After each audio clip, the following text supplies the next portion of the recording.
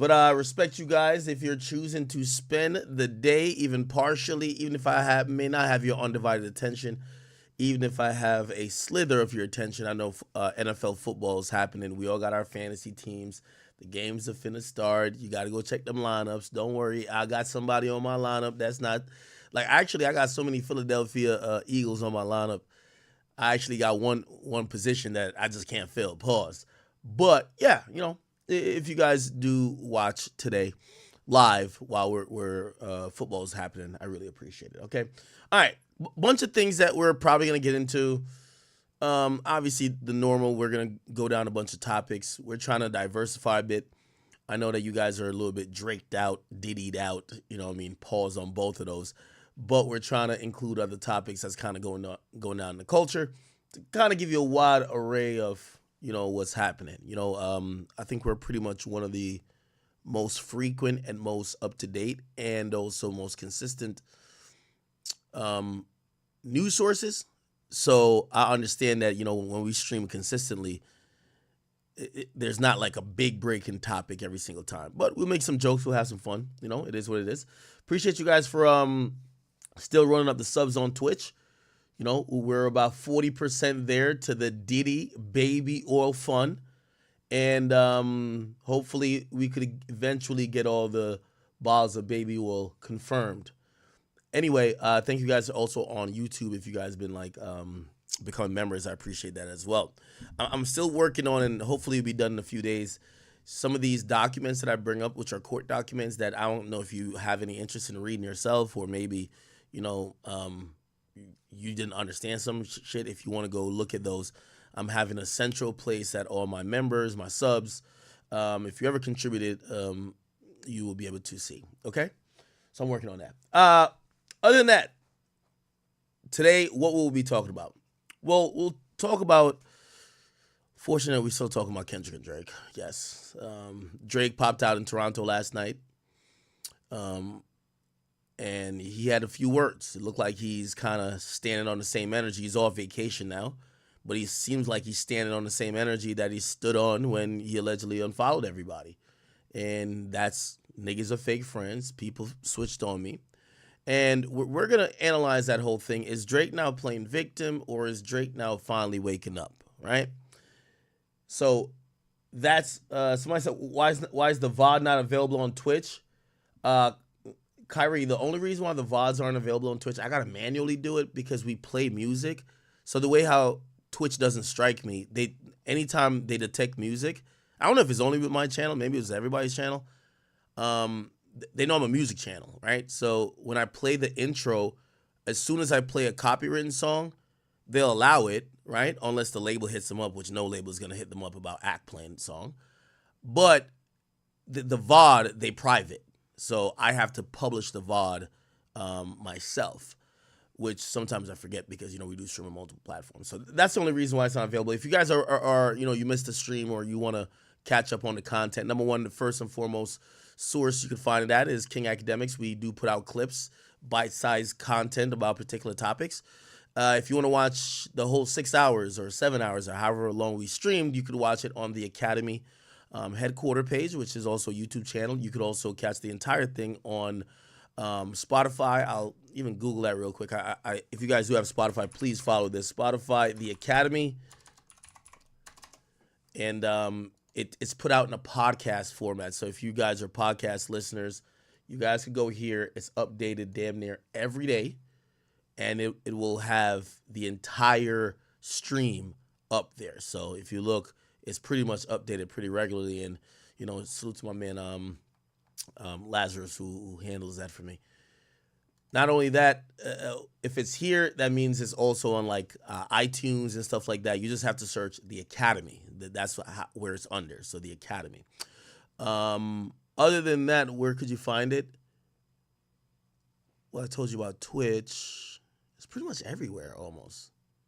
Okay, so Twitch, but I don't publish it as frequent. Definitely on the Academy channel, the YouTube channel, and then on DSPs. But it's available as a podcast. All right.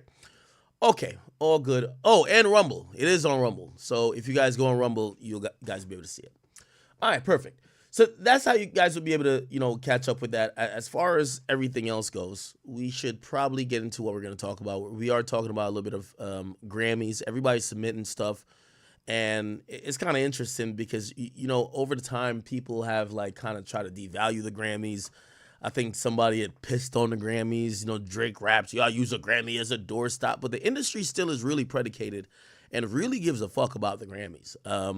Labels, they put tens, if not hundreds of thousands of dollars behind Grammy packages, and they're all rolling out now. I can be very honest and upfront with y'all. If you've seen anything that is any artist, and I'm including for every label, so PG Lang is gonna do it. Anything that says "for your consideration," that's a package they have created, right? They submit the songs, but then they also kind of work the songs. And all of those include marketing dollars. And all of those include, trying to remind people that, hey, remember this song dropped like 8 months ago? You loved it. And it's supposed to kind of, this is around the time that the Grammys start finalizing a nominee list. And this is why all the labels are doing what they're doing. So, that's happening. We get to find out that, not Drake. I don't know if Drake is submitting. Notoriously, he said he wouldn't submit anymore. Also, The Weeknd. But I'm gonna be honest with you, Republic will do it. These artists, they can say shit, but like the label run shit, right? Like I'm like, nigga, shut the fuck up, nigga. We're submitting your song. I do know PG Lang has submitted a few songs, including 2 of the diss songs to Drake, Euphoria and Not Like Us. We'll talk about that. A bunch of other artists are submitting stuff. I think I've seen some Beyonce submissions. I think I've seen who else? Offset submitting some stuff. Everybody's pretty much submitting stuff because, again, when you get awarded a Grammy or even nominated, it is a big deal, even though we usually criticize them as soon as the awards is over that they got it wrong in certain senses, right? So that's happening now. Drake did take the stage in Toronto, called out a few fake friends. I see some PRE stuff, obviously, like some documents leak allegedly from some of the paperwork gotten from the clerk that was part of like prosecutorial discovery that kind of showcase a hit list in the amounts that they had on the PRE members' heads. We'll talk about that as well. A few other things, and you guys, of course, can spam up topics. I see DDG still going through it. He went back and forth with Joe Budden recently, and we'll talk about that. Yeah, so any topic that we haven't, discussed, what are y'all saying? Who? Someone said, I need to stop. What do I need to stop doing? Come on, guys, what's wrong? Okay, we're going to talk about Diddy as well. Some Diddy tapes are allegedly being shopped. Supposedly features a underage or young. They keep using the word young. They don't use specifically underage, but they said the person was really young at the time. And it's almost kind of like hinting at maybe there was a male that was maybe involved. Not sure if Diddy's penetrating this guy, getting his dick sucked by this guy, or they're just having sexual intercourse with women. But it would strike you as weird, no matter what type of kink you're in, if a grown-ass man in his 30s or even 40s was having sex, even if it was 2 women, y'all doing a 2-on-2, and the dudes you're with is like 18. It's like, yeah, it's a little odd, right? So apparently it's being shopped. We'll kind of look into that and see what the fuck that means and what could we kind of gather from it. And I'm hearing there are people bidding on it, which kind of tells me it feels like this wouldn't be pedophilic because you can't bid on child porn, right? And we'll analyze it a little bit later. What else is going on? Oh, Pluto update. Oh, thank you. Okay. So for anyone that doesn't know, Pluto's my dog. Yesterday was kind of, that's what reason why I didn't stream, because trust me, Pluto is like, it's been the longest process ever. I remember the day he got hit by a car. I believe this was almost in May. He got hit by a car, and it's been a process from May till now in trying to get him better. I've told you I've spent over $60,000. I don't know if there's like pet insurance that covers all these bullshit procedures, but just paid out of pocket. I love him. And so he broke his foot. He got hit. he had a bad habit of jumping at cars. He ran to the main road. I don't know why he never does, because like he never leaves usually my land, really, because why would he ever leave? Like, you got in-house pussy, he got his girl, princess, and he got kids. The fuck, you know what I mean? But for whatever reason, he ran over, and there was a car, and he usually, like, when I used to walk him a lot, he used to jump at cars, and I used to have to just kind of whatever. This guy's like 120 pounds, like he's huge, and he ran out through like a little part that he could access to get out of the property, and then I guess he jumped at a car, and the car hit him. And when I found him, his right foot, the front foot was like broken, and I brought him to the hospital that night. They had a surgery, and they basically told me the complicated thing is that for a dog, I don't know if you guys have dogs, like he broke like right here, so it would be almost like your wrist, right? So like this would be the paw. He broke the wrist, and the way how they treat bone breakage or whatever and how they like repair it, if you broke like here, it's easier, but like when you break down to here, there's not much real estate, so they had to like almost attach it. They put a bunch of like plates and screws, and that happened for a while, but then he refractured it when he came home, because he's an active dog, so like he was jumping around a little bit and refractured the foot, so he had to get a second surgery. And after that surgery, that was May, probably that happened like in June something. And then he's been recovering from that. He had like a splint on, which is something that was like, really making that sure he don't put pressure on that foot. They took off the splint about like a month ago. So he had like a soft bandage, and, he was putting pressure on the foot. However, he still had like a bunch of plates and screws in his leg. So, he runs around fine, but apparently, according to the doctor, you can't keep these things in the dog's foot. So you got to take them out. And apparently they said, hey, listen, the problem we've been having with him is that he wasn't having much bone growth, and because of how close it is to like that joint, there's no more real estate for us to put additional structural whatever there. So if he refractures it again, or we're just not seeing any progress, we're going to have to amputate his leg. And I'm looking at them like, bitch, you must be out of your fucking mind, right? But they're like, yeah. And actually even yesterday, because I brought him in, so I said, what does amputate? Because they tell me, yo, we're going to take out the plates and screws out of his leg. And we do have to let you know, though. By the way, when you sign these forms, it's crazy. If you wonder how I spent $60,000, yo, you sign a form. It says if he goes under, because they put him full anesthesia, right? They say if he goes under and like says his heart rate drop, do you want us to do life-saving measures? I think I told you this before. And that includes CPR, all these other things that you would, okay, this is like, the dog's about to die. This is how much, the pet hospital, they're just taxing. They're like, we charge $750 per minute of every life-saving maneuver we do to him. So if we got to give this nigga 5 minutes of CPR, that's $3,000, okay? So if they give you the choice to say, all right, if he dies in surgery, just let him die. Or we could try to save his life, but remember, it's $750 per minute. And who don't love their dog? And obviously I'm a little bit blessed, so I'm like, what the fuck? Like, what? Like, I'm even like offended by the question, but I look at the price and I'm like, $750 for a minute of whatever. Anyway, right before they're about to take him in, because they came to me and they said that Pluto is he's a hazard to the entire staff. Like, what? They're like, yeah, he's, we've only ever had this experience with him and police dogs. And I'm like, so essentially, I can't even bring him into the lobby. They come to my car, and they have to sedate him. He has to be knocked out cold before he walks in the hospital. Well, he doesn't walk into the hospital. They bring a gurney out every single time. So they inject him. He's knocked out cold. They bring him to the hospital. He's knocked out cold the whole time, right? That's how he had bit me. But the reason why is like he be drunk. Like when they stick him with all this fucking fluid, like he's like he don't even know how to stand right. And I remember like I think he thought he was still in the hospital when I was taking his thing off, and he just grabbed me. Anyway, so yesterday they're bringing him in.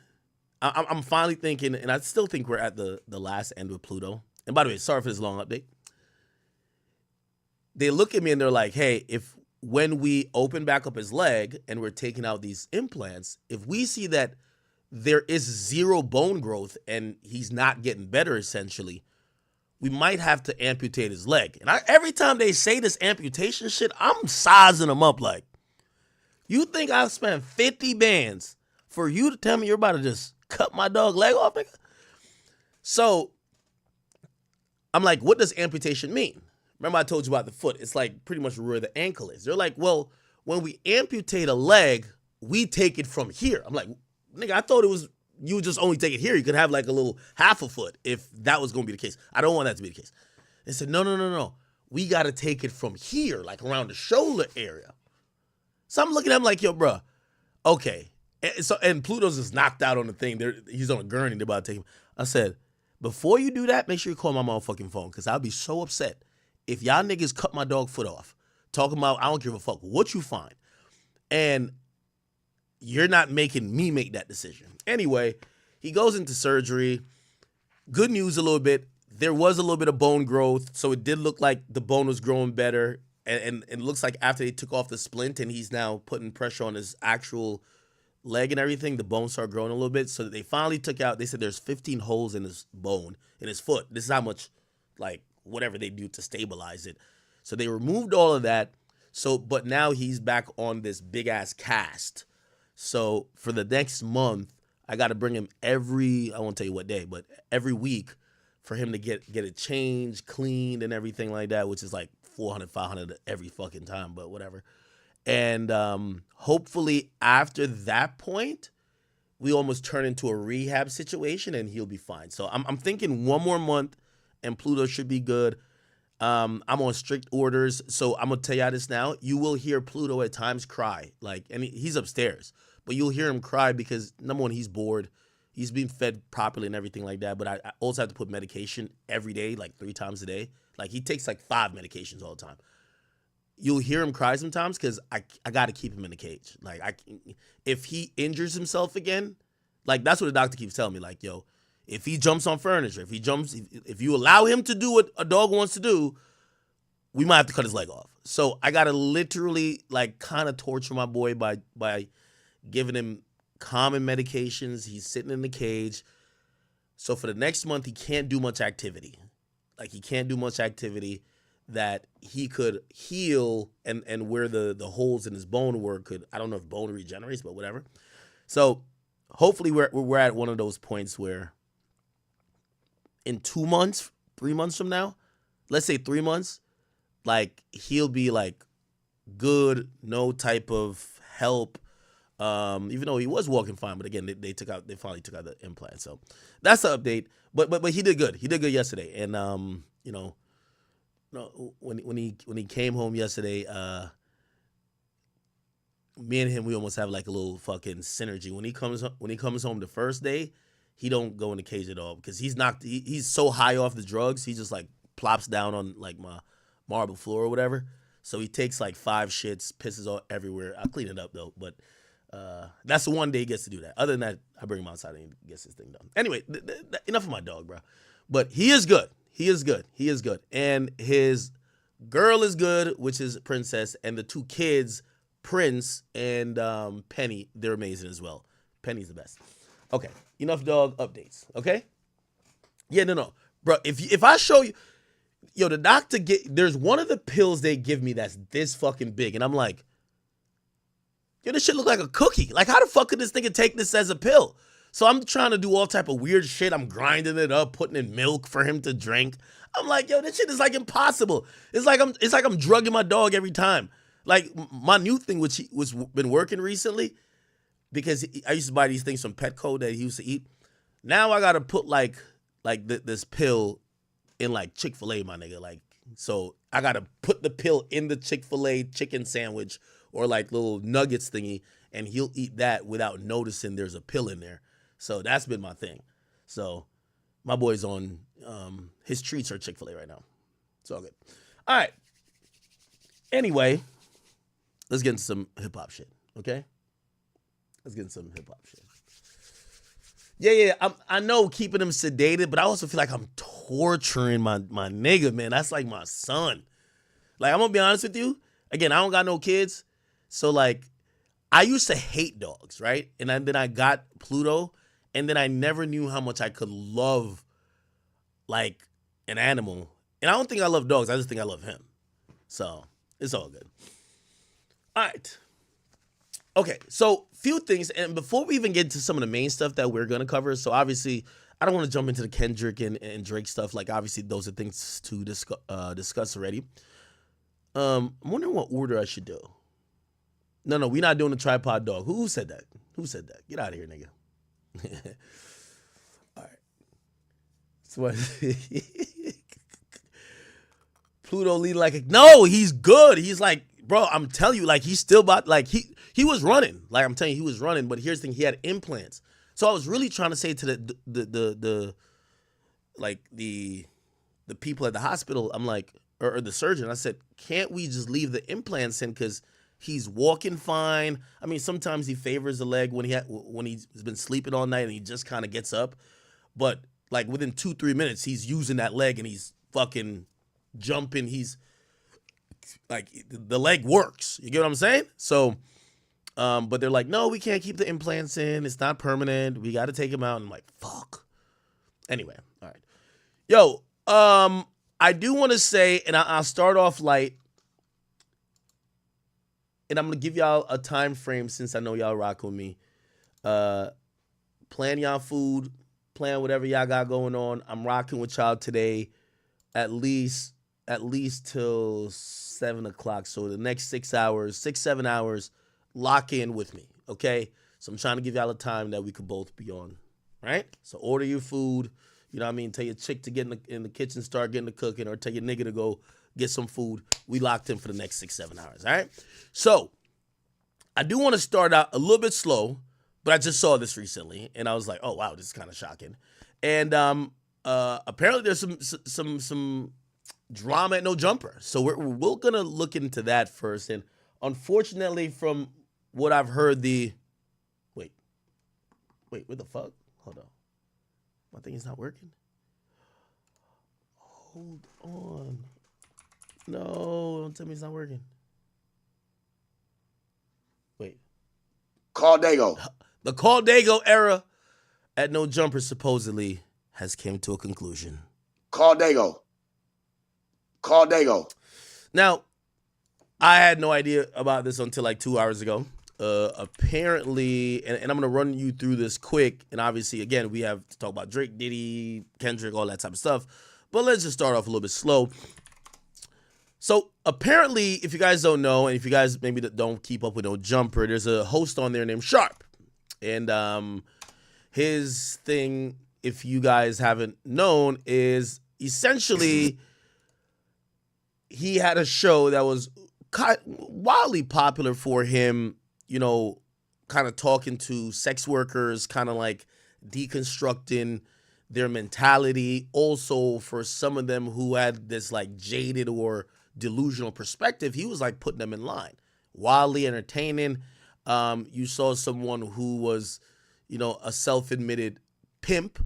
He would basically kind of like break these girls down on camera, right?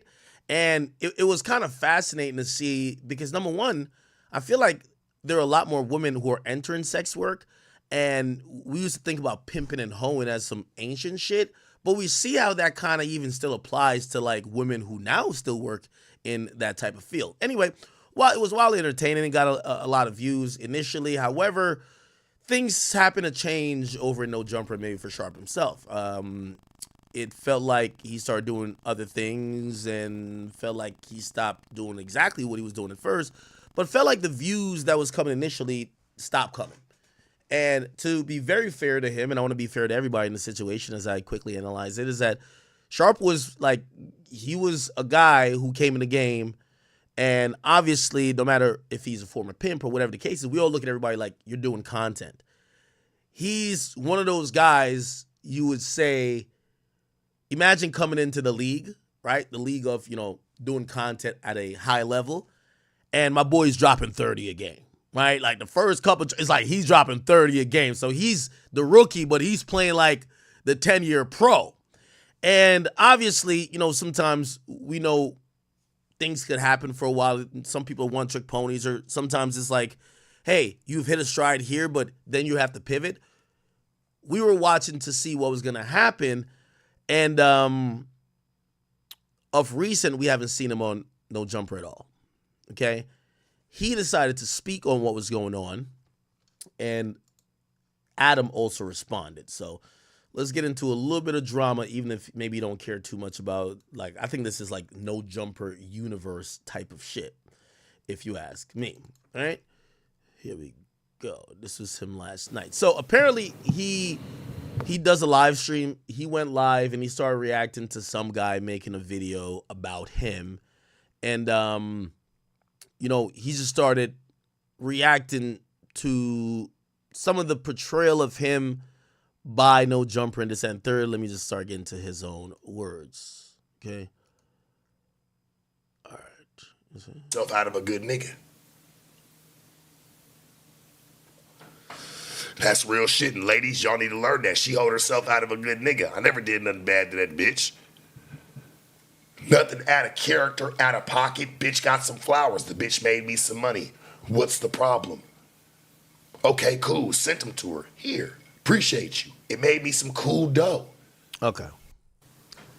He goes into his issues with everyone. This is him with another guy named Almighty Sus. None of this shit, right? Ass, bitch ass nigga. Okay. If I see him. I'm going to skip through this again. You guys can go check him out if you want to. I guess somebody made a video and they were pointing out how things have changed for him. He's like a pimp. I guess he brought a girl on stream and people thought he was loving. I don't know what the fuck. About that. Sounds like a pure, perfect, sharp episode. He do got a great villain voice. I think it's the cigarettes. Him, Brick Baby, have these voices that I'm like, dog, I think his drugs or smoking that has gotten their voice like that because it's just not clear. What the fuck's the problem? Anyway. Now, let me just get to some relevant parts. And by the way, before y'all say nothing, I know y'all like to act like there's a curse of act. There is no curse with me. People think that I'm doing some counterintelligence shit to break up everybody's situation. I've admitted that I have done that before with Rory and Mealy Mall.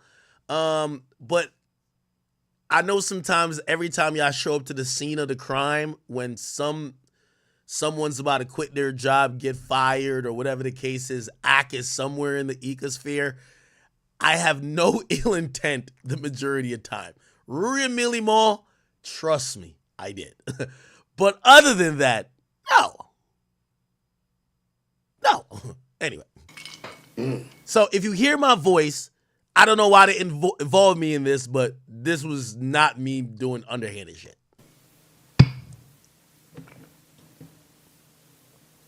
You say you look hurt and she look busy on Instagram. Well, shit, she wasn't busy enough to shit in her.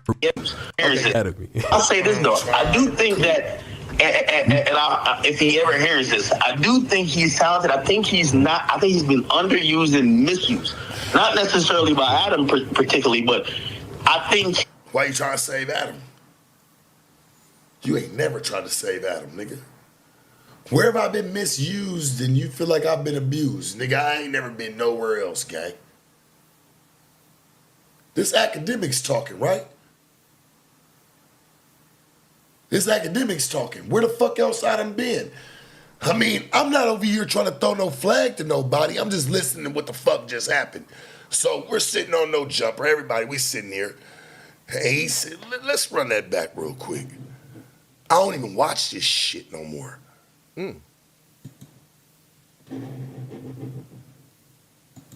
at no jumper. He's not there. I didn't watch this and, shit. Academics has something to say about that. I think he's trying to recruit for his academy. I'll say this though, I do think that, if he ever hears this, I do think he's talented. I think he's been underused and misused, not necessarily.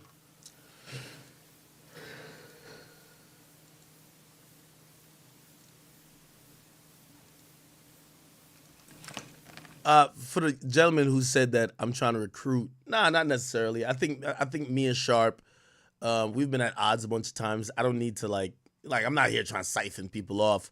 I do like Flacco, but Sharp, I'm gonna be honest with you.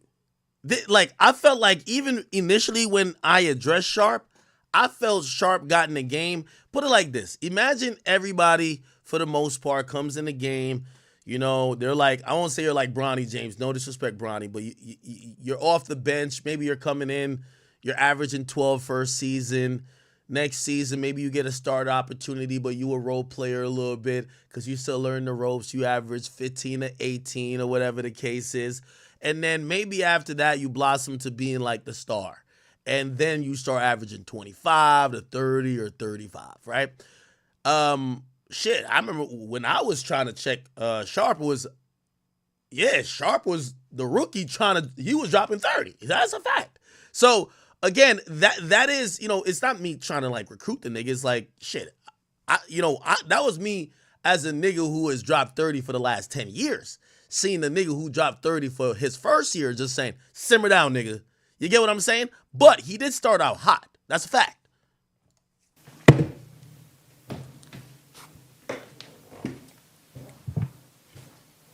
Okay. Let's keep it going. He goes to get a drink. You know what I mean? Drinks up. Come on, Sharp. Let's take a shot together, gang. There we go. Ain't that some shit?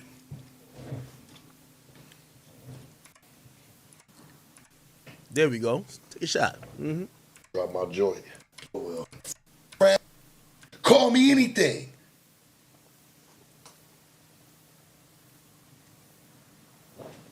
That's the fuck we on?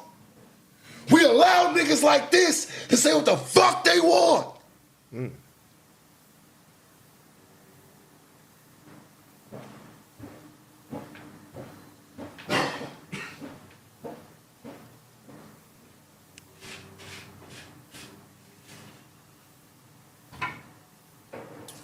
All right. Fucking bedroom room. Here we go. Let's get back to it. Man, We gave him the fucking room to say something. I've mashed and kept my name very well, homie. Can't much people, man, pretty much nobody pretty much say anything in how I've moved through media. Hand the nigga the knife, why don't you? Adam particularly, but I think he has a way with conversation that evokes certain shit that he's not tapping into. Like, let me tell you this: there's nothing wrong with if I'm a basketball player and I'm only good at baseline 3-pointers. It's nothing wrong with me hitting them shits all game as long as he keep working. So I look at Sharp and I think.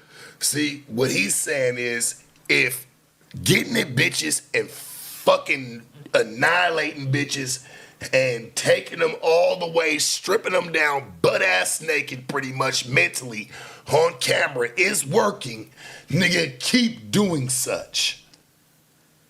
I'm saying that, Sharp, but I'm gonna expound on that, right?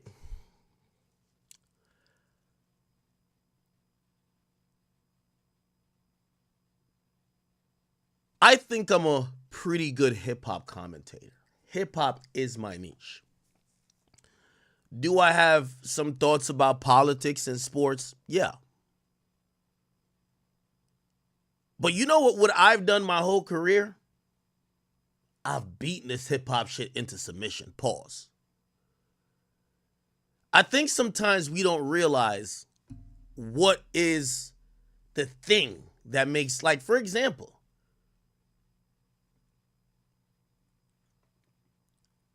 War in Chirac. Now, extrapolate beyond the war in Chirac. Just think about why people even watched it or what people thought about me.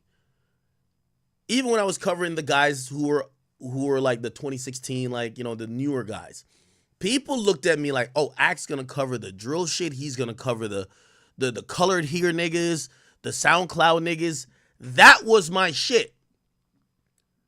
I remember realizing that I was drowning in a bigger ocean. This is 2012, 2013. When I talked about Drake in 2012, 2013, Kanye, when I talked about them, there were just way bigger platforms who were having access to them, who were having sources to them, whose voices was just louder. So you know what I realized? My little shtick, and this is what people have to realize in internet culture. There is no thing as niches. In reality, Playboi Carti is a niche artist, but it's not niche anymore when you got so many people. It's mainstream. You get what I'm saying? Like, most people who would acknowledge that Playboi Carti is one of the biggest in the game, they can't name 5 Carti songs. Yeet, same of the sort. These days, you don't need to chase mainstream. You don't need to be trying to appeal to everybody. Just appeal and dominate your lane. I'm giving free game here. And for anybody who want to pick it up, please do. Just give credit when you do. Whatever your thing is, just dominate it. So when I started covering Chicago, this is why college kid didn't like me. Because when I started covering Chicago, I started dominating that niche. I said, all right, well, I'm going to dominate this niche. 10 years later, they still blaming me for shit back then because that's how much I dominated that niche, right? It's the same thing for any of these guys, no matter what niche it is. If your niche is, and this is what I thought Sharp's niche was. You see, timing also matters, and we're going to get to Adam's video a little bit later. But Sharp's niche was dealing with women in a time that the red pill was booming. People wanted to hear ideology from men that counteracted how this newfound feminism / sex work culture were having these women operate. People like Sharp, and I know he might not, I don't know if he likes these guys or not, but Fresh and Fit, even Andrew Tate, they flourished during this time. That is y'all niche. By the way, I say to Fresh, I talk to Fresh from Fresh and Fit. I tell him, I'm like, listen, with all due respect, y'all could do politics, sports, whatever on the side. Fresh and Fit will never be known for anything else other than women conversations. Don't abandon that to go talk politics. When I want to go for, listen, there's a few things. Let me tell you how you know you got a niche. And this is what I'm saying, don't be scared of a niche. Because I know everybody likes, oh, I don't want to be put in a box, but don't be scared of it. I'm going to give you an example. When I want to go hear a political conversation, the vice presidents debated. You know who I go, whose channel I go to? PBD. Tim Pool. I go to, I mean, TYT is not as big as anymore, but like, I go to those, when I think politics, I think them. Do you get what I'm saying? Now, do I want to go hear a take about Drake and Kendrick from them? No. But there's nothing wrong with them just owning that. I've learned this the best. My nigga, you know how many people hit me up when Drake and Kendrick are beefing? I don't care who was on. Nigga, I was pulling Kai Cenat numbers during that time. Why? I dominated, if you want to call this a niche. When it comes to hip-hop shit going on, like, put it like this. Any day a breaking topic happens, if I get on stream, we're going to be at like 30, 40,000 people up in this bitch. Because who they going to want to hear from other than that? Let's keep it 100. So when I say that, I'm saying that, yo, when you have a thing, a shtick, you don't have to keep doing the same thing, but build off of it, but stay in the same realm. We don't want to hear the guy, like, we don't want to hear Shannon Sharp tell us how to fuck a bitch. We don't want to hear, like, you know who's trying to, I think he's trying to expand more and more, but even Stephen A, like even when Stephen A speaks on hip hop, it's like, you're the sports guy. You could talk about some other stuff, but like, that's your bread and butter. What I'm trying to say is that Sharp's bread and butter is when a woman is sitting across from him. I've never listened to Sharp for a hip hop opinion ever, even though he's on No Jumper. You don't have to scream at girls all the time, but you should be involved with women, whether coaching, whether like you have to be creative in your own lane, but that's your lane. And that's the point I was trying to say. I think some people feel like they're being kept in a box when they don't really know that they dominate and operate a niche. Hopefully that makes sense. Here's what he's saying. Don't try to evolve in any type of other aspect. Yeah, I wasn't saying that. I just said what I said. But realize what you dominate. Put it like this. We could have cumulatively 17,000 people watching me because you're like, oh shit, ask about it, talk about the Grammys and talk about the Kendrick thing and the Diddy thing and the Drake thing. If I say, fuck all that, I'm talking about politics for the next 6 hours, there's going to be 5,000 people in here. You know why? Y'all don't want to hear me talk about that. That's why even when I'll give my opinion on these things because I got an opinion on everything. But I know that y'all don't look to me as the master of opinions on that particular topic. And that's okay. So hip hop is like a base of mine. I build off of hip hop.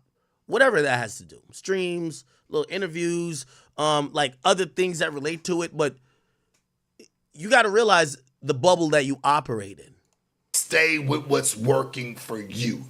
But the way I looked at it was, I didn't want to be that one trick pony, but it's like last thing, and I feel like I'm cutting him off a lot, even though I'm playing the video. The one trick pony is only if your formula, like the Warren Chirac, if only what I did was the Warren Chirac, that's a one trick pony as well, right? Which means, okay, I'm gonna call these people a coon. I'm gonna say this. I'm gonna say that. That's it. Now, the mere fact that I could also have other type of content and conversations. I sat with Vaughn at 1700. Obviously, I'm not in that era anymore, but still, and have like a qualitative conversations, the conversations that I subsequently had with G Herbo, even Lil Durk. That's showing that, for me, Sharp should always be involved in anything to do with intersex dynamics. That's your bubble. That's your thing.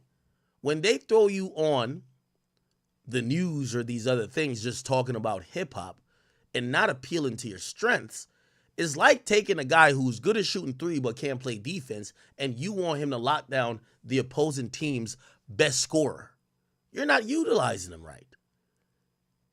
Anytime there's conversation, and No Jumper is more multi-faceted than like my platform, because we kind of talk a lot about hip hop oriented stuff or hip hop artists and the drama they're going through. They talk about a lot of other stuff than what I talk about. Shit, they got porn stars coming up there. You know what I'm saying? I put out so much content from fucking football players, boxers, all walks of life, to where the only content that matters to anybody is the controversy.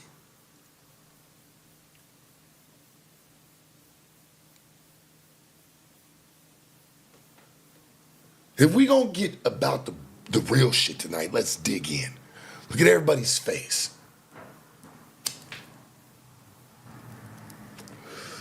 Everybody knows what I was there. They're listening. They're listening to this nigga talk about like, man, Sharp really has the it factor to be something crazy, but he's not diving into his bag this way. Maybe it's not what I can't see, my brother. Maybe it's about what some of the people around us can't see. Interesting. Okay. Call Dago. He could definitely. I felt. Well, we're getting people be saying it's fake. On the because he didn't understand. A. Douglas had this. We're gonna get to some of the. I'm trying to skip through this so we're not dragging this out too much. But he did do a long live stream. You guys should check it out. If you care to hear every detail. But I'm trying to summarize for y'all, okay? Sharp going on a no jumper, but apparently he has a spy. He questioning niggas and saying, "Hey, how does AD know this? How does AD know this? How does AD know this?" Like, nigga, everybody tell me everything. And it ain't just one person. It's multiple motherfuckers. I know everything that go on in that building. I could been catching fire, doing all type of shit, burning shit down if I wanted to.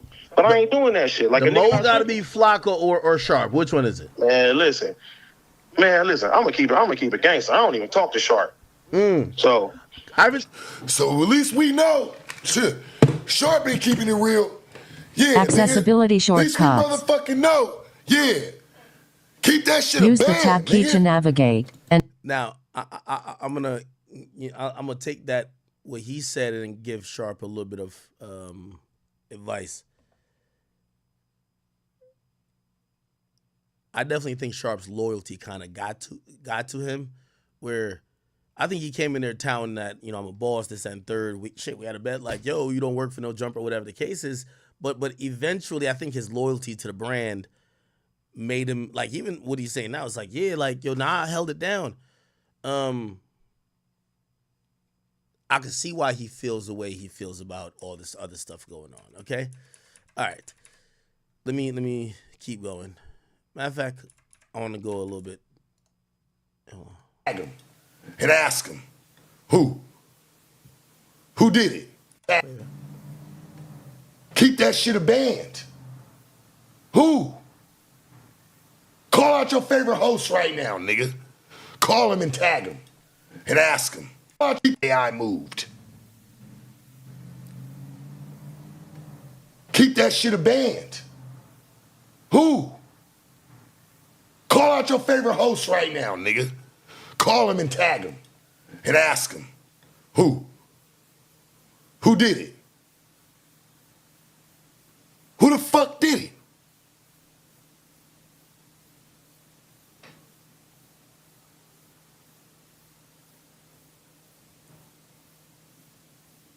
Even in them interviews, says you ain't gotta have the strongest good man muscles in the world. You ain't gotta have 100 good. Okay. All right, let me get some more interesting shit. Sorry. You know, when incidents happen over there and he questioning niggas and saying, "Hey, how does AD know this? How does AD know this? How does AD know this?" Like, nigga, everybody tell me everything. And it ain't just one person. It's multiple motherfuckers. I know everything that go on in that building. I could been catching fire, doing all type of shit, burning shit down if I wanted to. But I ain't doing that shit. Like, the mole gotta be Flocka or Sharp. Which one is it? Man, listen. Fuck. Why the fuck would Adam do that to Sharp when he was loyal? Tell me everything. And it ain't just one person. It's multiple motherfuckers. I know everything that go on in that building. I could been catching fire, doing all type of shit, burning shit down if I wanted to. But I ain't doing that shit. Like, the mole gotta be Flocka or Sharp. Which one is it? Man, listen. I'm gonna keep it gangster. I don't even talk to Sharp. So straight up. I thought I was gonna see Sharp in this. Is Sharp still there or did he leave? Man, listen, I don't know what. Listen. I know what the fuck going on. They doing Sharp wrong over there, straight up. Told that nigga they gonna cut his pay. They can't pay that nigga no more the way that he was supposed to be getting paid and shit like that. When he was keeping the lawyer over there, they doing that nigga wrong. I'm gonna keep it G. Yeah, I ain't gonna lie. I think Sharp fucked up by getting on the news. Hold on, that's crazy. That's crazy. Academic said Sharp should have never fucked up by getting on his knees.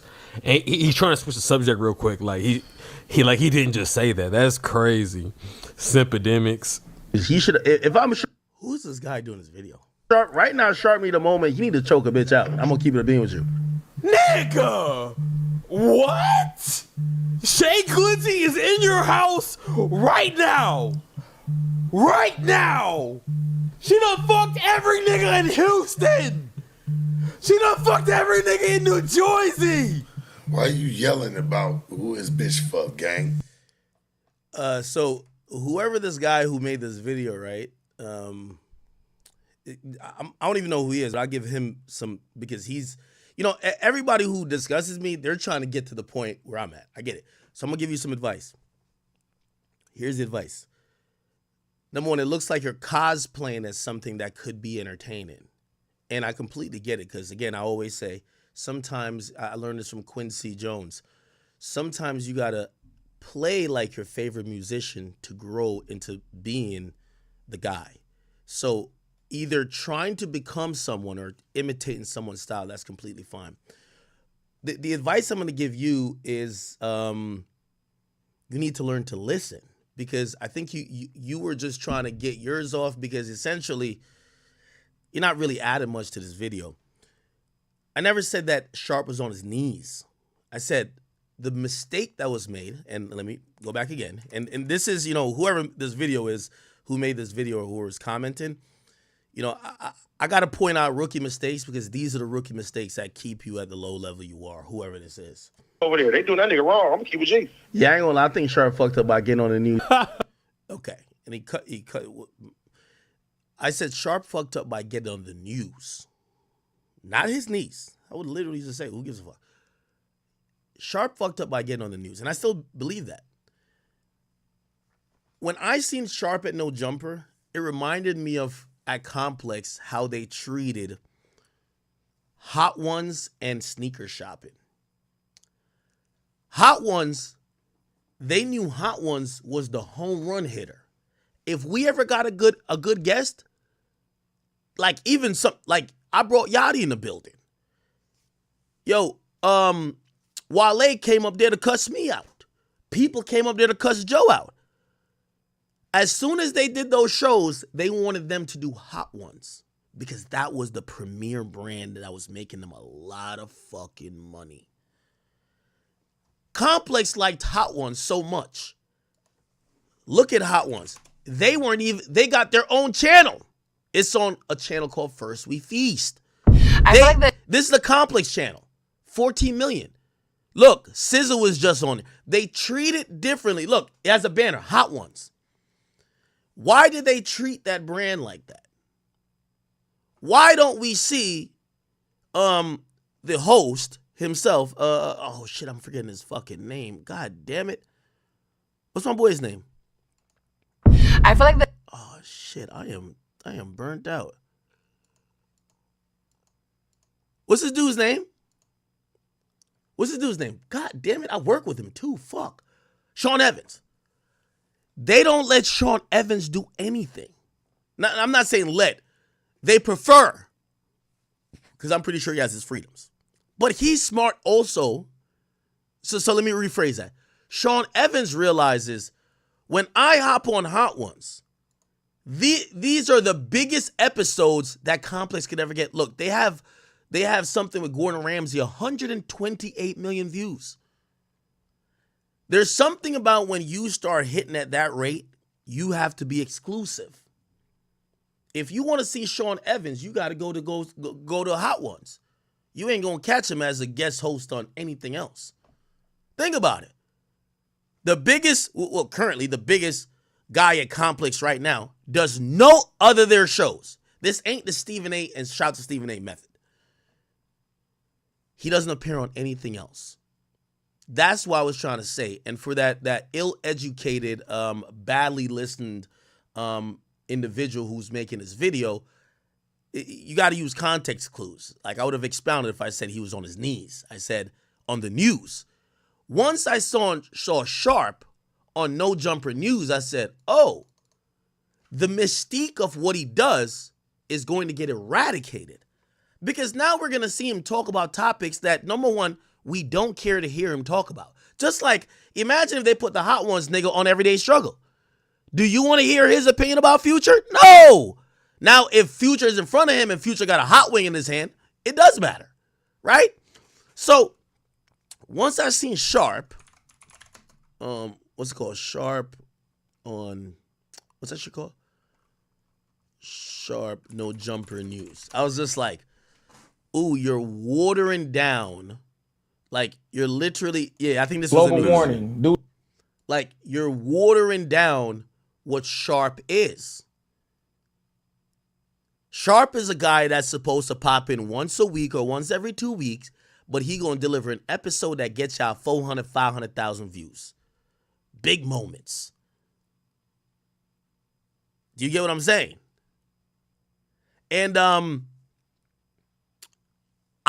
once I seen them put him here, I was confused because the general public starts to normalize Sharp as, oh, he's just one of the talking heads on No Jumper, while I thought the Sharp Tank could have been just like how I just mentioned Hot Ones.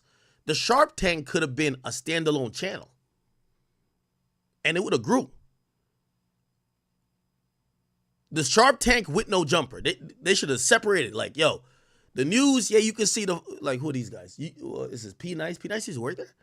I just did something with P Nice. You could oh, Flacco's here. You could see these guys, like all these guys just like randomly talking, like who cares? You know what I mean? Obviously, shout out to Flacco. Like Flacco's, Flacco's there to just kind of agitate. But you don't put your star. And maybe I was incorrect for thinking like that. Because I thought No Jumper was going to treat Sharp, even if they don't believe in his talent, but by raw numbers, that's the star. You don't ever put the star on the daily program. If you get what I'm saying. So that's what I was mentioning. Anyway. Hold on, that's crazy. That's crazy. Academic said, okay. He's trying to switch the subject real quick. Like all right, this guy doesn't know how to listen. You need to choke up. Dude, that's a Sharp when he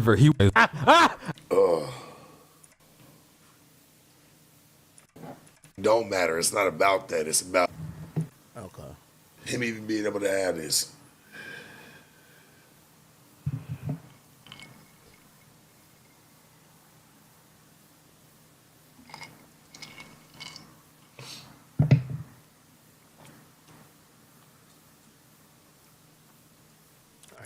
Even in the mix, no matter what the nigga said, it's because he know what type of nigga I am. Not a lot of niggas is made like me. But I get it, gang. And nothing but love to you, bro. It's all good. I'll take mines, my nigga, and how I come.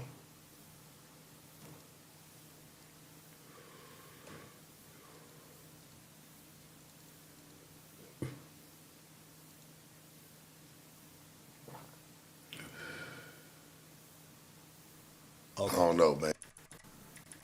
All right, so he goes on a rant. I'll still go shit if we cool with it. Shit. Here we go.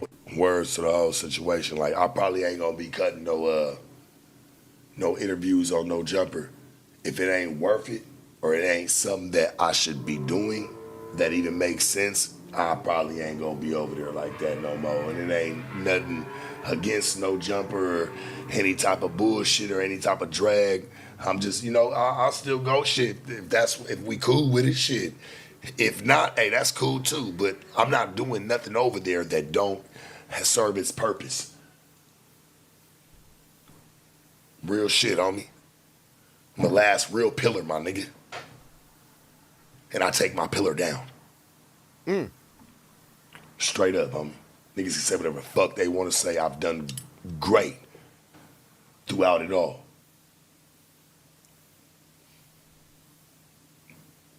I take my pillar down, though, my nigga. Mine no longer stands. Okay. Little. This is where certain people wanted it to be. Like, they didn't want to do it themselves. They rather it be this way. And that's cool.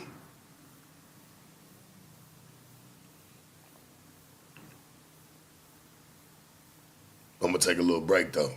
I ain't got no diss towards nobody. Shit, I put some content on No Jumper. Hopefully it do cool. If it do cool, it do. If it don't, it don't. I'm not gonna let that be, that's not where it's gonna be no more. And I ain't trying to take it to nobody else's platform neither. Damn, I never thought I'd see like this feeling. I never thought it'd be this.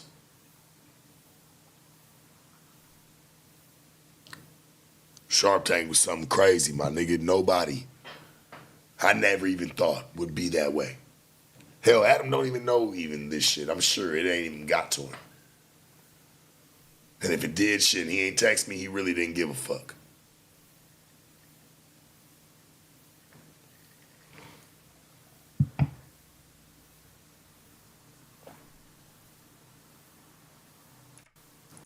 Stop the bullshit, dog. This ain't even got nothing to even do with that.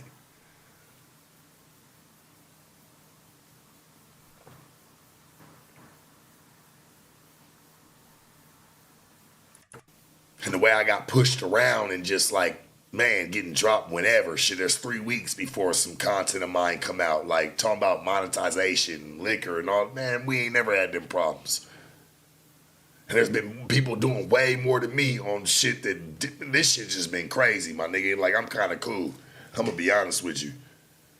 Like, I'm really fucking over it. I ain't even going to hold you.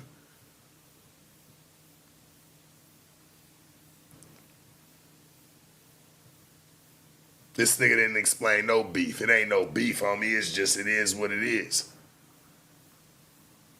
And I can get it. Some good things have their dead ends, but this one right here I feel like was kind of forced.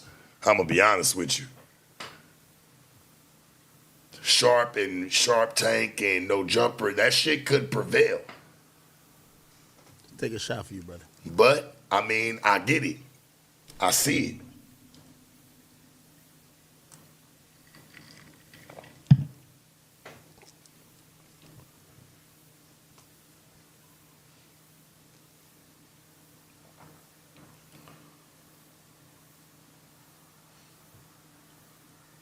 That shit's insane, my nigga. Like, a 5-star motherfucking vet over in that bitch. Damn, y'all ship all y'all vets out like this one.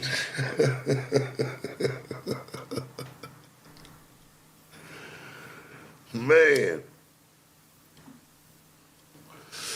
I've had to flex on niggas behind No Jumper, dog. Like, real shit. Like, nigga, I'm at fucking the Hollywood Impact Awards. I see fucking little fucking, what's the nigga name? YK Osiris. That nigga want to talk to me. He don't want to talk to me because of nigga, shit, he feel like he done got slandered so bad. Shit, the nigga didn't even want to talk to me. I had to like kind of flex on the nigga and be like, hey, bro, that ain't me that be doing that shit to you, so don't even treat me like that. Anyway. My travels. Nigga, that shit didn't do too much of nothing. Okay. Shit. Real shit.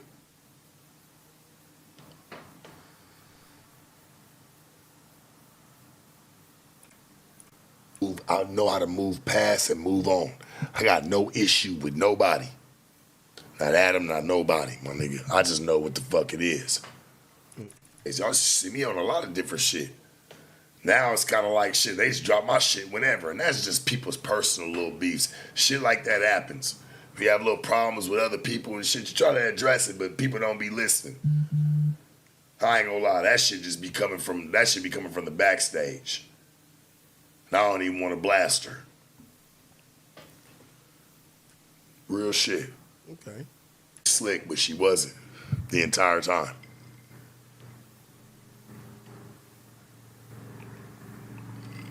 Should go from like 3-4 weeks talking about some monetization. Come on, my nigga. We done monetized some of the most demonic shit. Diabolical shit of mine. Now all of a sudden it's a problem and that shit's cliche. Damn.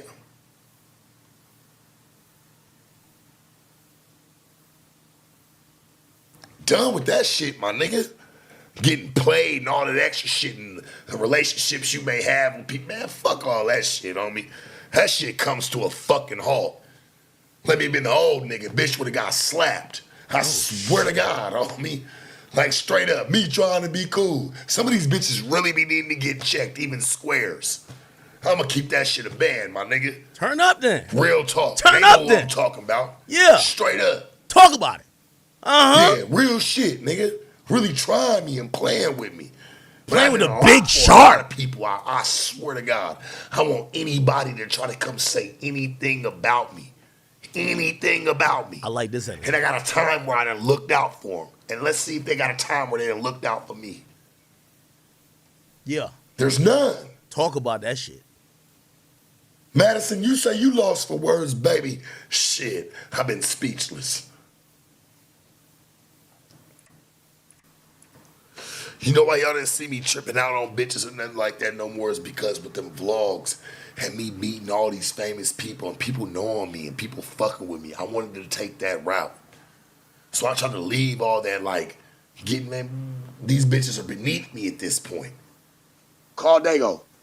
Like, what am I doing? Like, that shit should be, that's where we started. That's not where we end. Call Dago. Shit, I'm meeting people who I grew up on. Call Dago. I get it. Just want y'all to know I love y'all, homie. Like, it ain't no, like, I get it, my nigga. It's straight.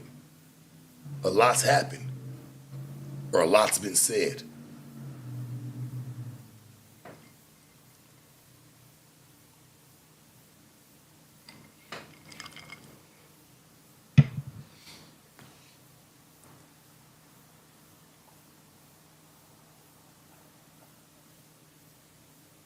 We will keep mashing. Since, hey, cool, I will do it. Got no problem with it. But if a nigga tell me after this, and this is just me being honest, if you tell me after this, like, oh, Sharp, we don't need no more of your presence, nigga, fuck you. Straight up. You don't need me after this, my nigga, and anything for what it is, shit, I've been let it be known. Like, just on some real shit of, hey, man, we can do this, we can do that. Motherfuckers don't want to listen. Hey, that's cool. Some content that fits. Shit, hey, man, run me through. Just like the Sauce Walker, nigga, shit, he wanted me through the building. Nobody else. I want to play with, dog. I'm just not. But, oh, well, it's just you and this is just what, nah, nigga, motherfuckers been shut me out. I've been seeing it. And they ain't even like Adam, homie. It be like some of your people that work around you, dog. You don't be watching what be going on. Like, I'm not over here, hey, I hope everything happens the way it's supposed to happen over in No Jumper. Everything flourishes and then call, hey, that's gonna deserve that. Shit, I deserve really to walk with a bag, but I get it. It's cool. Can't say, nigga, I walked with your bag already or anybody's bag over there. Shit, I walked with my own and you walked with some of mine too. Okay. What you mean? Talk about it. That about a bitch. What you mean?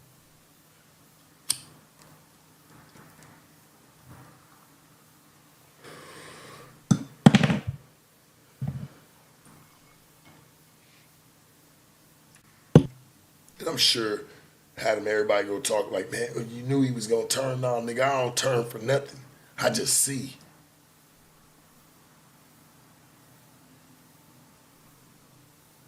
I just see what it is, homie. And a nigga don't want to fight me about nothing either. Yo, chat. I knew I should have did this topic towards the end of the stream. Y'all don't give a fuck about the No Jumper universe. It's kind of interesting. Like, my audience don't give a fuck about No Jumper. I be watching them though. I do. Well, I watch my main media compadres. Like, you know, I watch Vlad. I watch No Jumper. Adam. I watch what Charlemagne does. I watch what Joe does. I guess that's like my job to like be aware of, like, essentially we are competitors, even if like maybe not doing the same thing. So I be knowing it and I care about this stuff. Some of y'all like, bro, come on, let's talk about Drake. Fuck this. Sorry, y'all. I'm gonna get through this quick. Sorry. Nothing. Company will thrive without me. Company's wrong as fuck, homie. Look, people's jobs and what they're doing to where shit's getting sloppy. Shit, I remember when we was putting out filet mignon.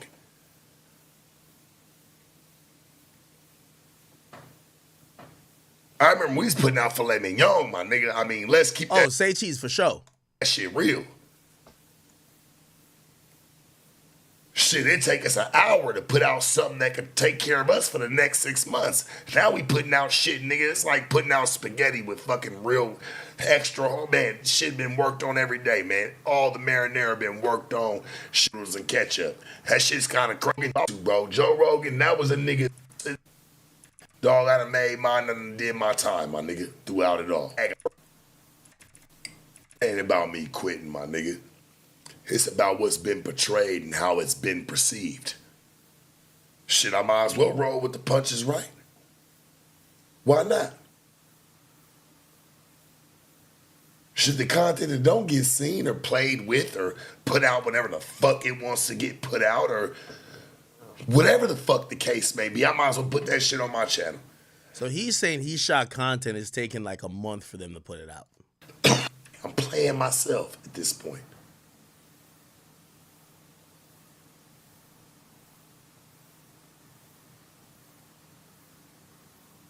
Anything I do at No Jumper, hey man, it's when somebody call me, or that's where they want to be.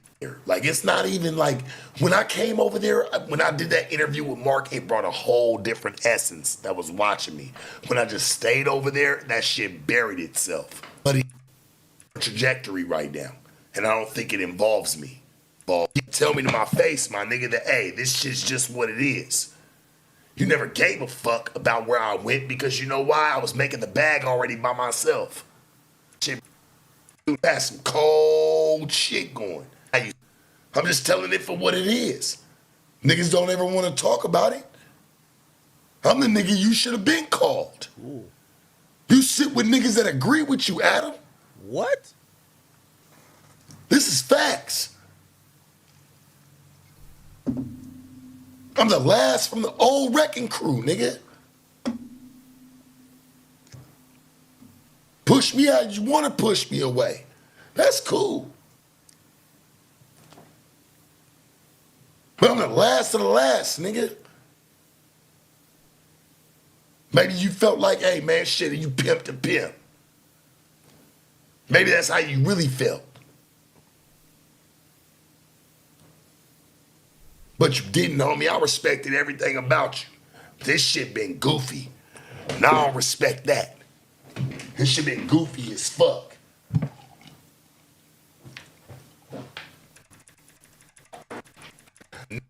Some of the shit that probably done went on that I missed out on money on. I don't give a fuck if I ain't never on that channel again. Nigga, I don't care if it makes me 50 cents a month. I want all my bread every month. Shit, I ain't even went and backdated some of the numbers of some of the shit that probably done went on that I missed out on money on. Nigga, straight up. I done had to do that before. Shit, I'm missing 4,500, 5,500. Nigga, I'm having to go day back for it. Like, hey, man, let me get mine. And I'm still staying down.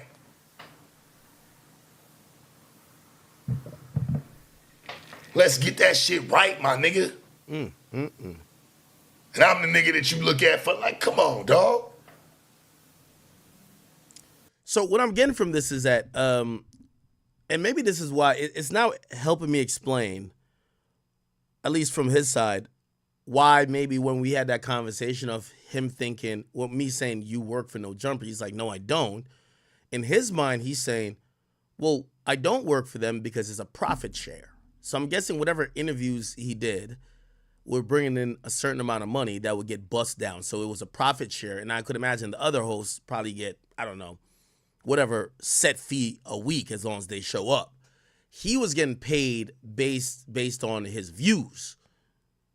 Oh, okay. But by the way, technically that's still an employee, even if that's your agreement. You know what I mean? Like, shit, there's a bunch of incentive bonuses with Spotify and Rumble. I'm still an employee. I don't get to be like, nah, I'm not an employee. We're partners. We just bust it down. Like, who collects the check and who pays who? Let some buster ass bitch out of whoop the fuck out in that building. All types of shit go down. Man, please. Man, I wish a motherfucker would too, nigga, at this point. Who? Man, who, nigga? Who got a problem with me, dog? Anything I ever did, I stood on a bitch neck. Half you niggas stand on these niggas' dicks. Keep that shit real.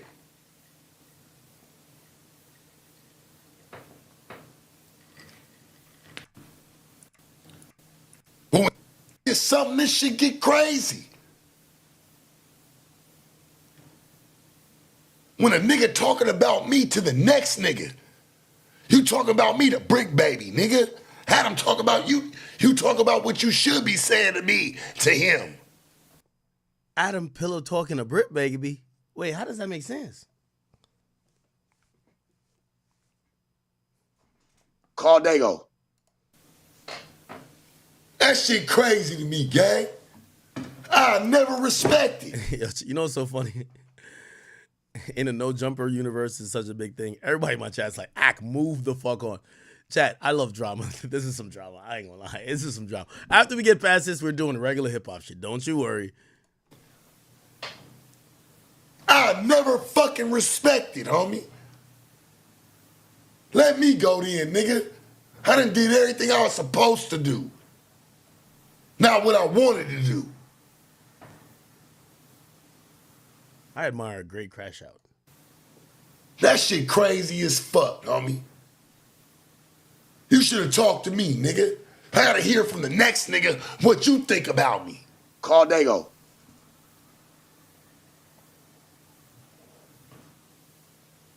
That shit funny as fuck to me, homie. Straight up.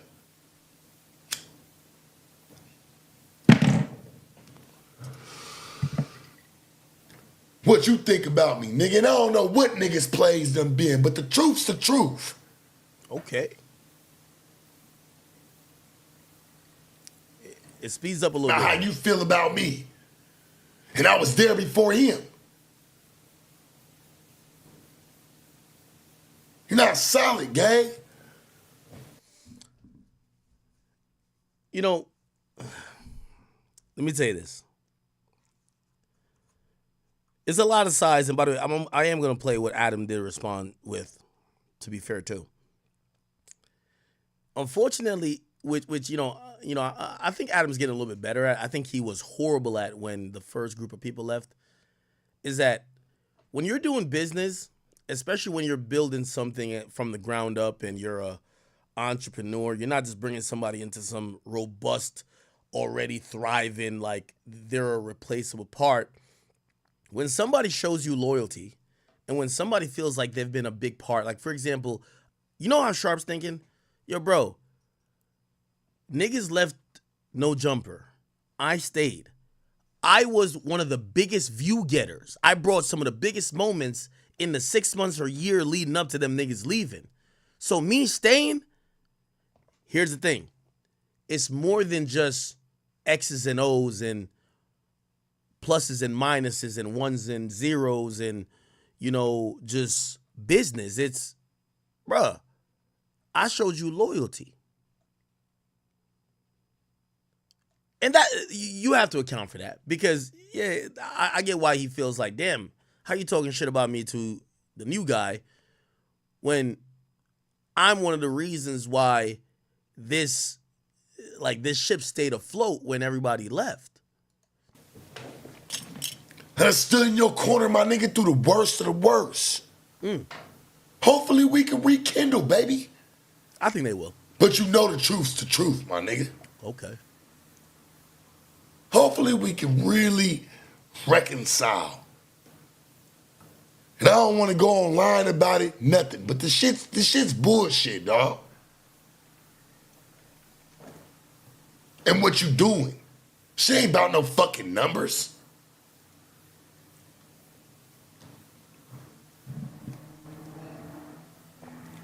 Nah.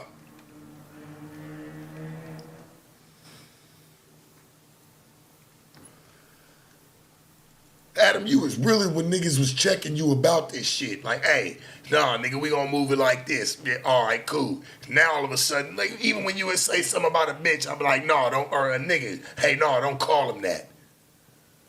Nah, bro, you ain't like that type of shit. I don't know, bro. I thought we was on some real shit. Now all of a sudden, nigga, I'm the shelf to nigga, huh? And you don't even say nothing about it. You let niggas say, man, hey, Sharp got fired, quit, nigga, all that. Nigga, I done made the most money at that company and done made that company money for the, man, over 3 years.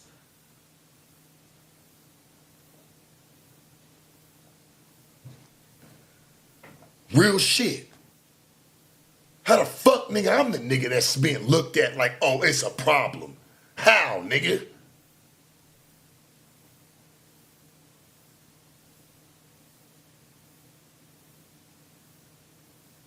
Keep that shit real? Gets a little bit deeper. He gets to talk about even Adam's wife, Lena. I don't know when that's going to come, but he eventually says that he felt like he was devalued the whole time. Fuck. There's no excuse.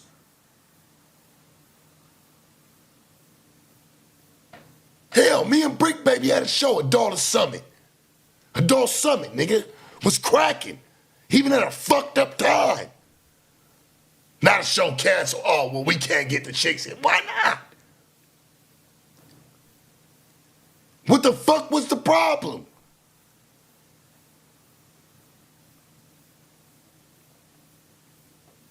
This shit be crazy as fuck, my nigga. This shit made. All right, let me get through this because I want to cover this Tussie thing that's happening right now on Twitter. So let me just hurry through this and chat. You know, I like to take my time. We got all the hours in the world. You know, I know we have a little bit reduced viewership because of the NFL. Trust me, I'm watching my team too. I think I'm about to catch an L this week because Jay Taylor from Indianapolis Colts is inactive and he's in my starting lineup. Anyway. Let me just get to the last part, and then I'm going to go to Adam's part. I'll do a little sum up, and then we get to Tusi, and then we keep the stream going, all right? Sorry, chat. Standing this shit, gang, and you don't talk to me about it, my nigga. So I start to take my own outlook. And why you doing what the fuck you doing? Yeah, nigga, I'm a Colts fan. Marvin Harrison, Edgerrin James, Peyton Manning, the GOAT 3 combination in terms of running back, wide receiver, and quarterback. What are you talking about? Like, yeah, I'm a Colts fan, and I'll tell you why I'm a Colts fan real quick. When I first came over here to America, like, we got a demo of, like, some NFL game, and the demo you could only play practice mode, and the only people were Colts and, like, Rams or something like that, and I like playing with the Colts. So I started liking the Colts from then.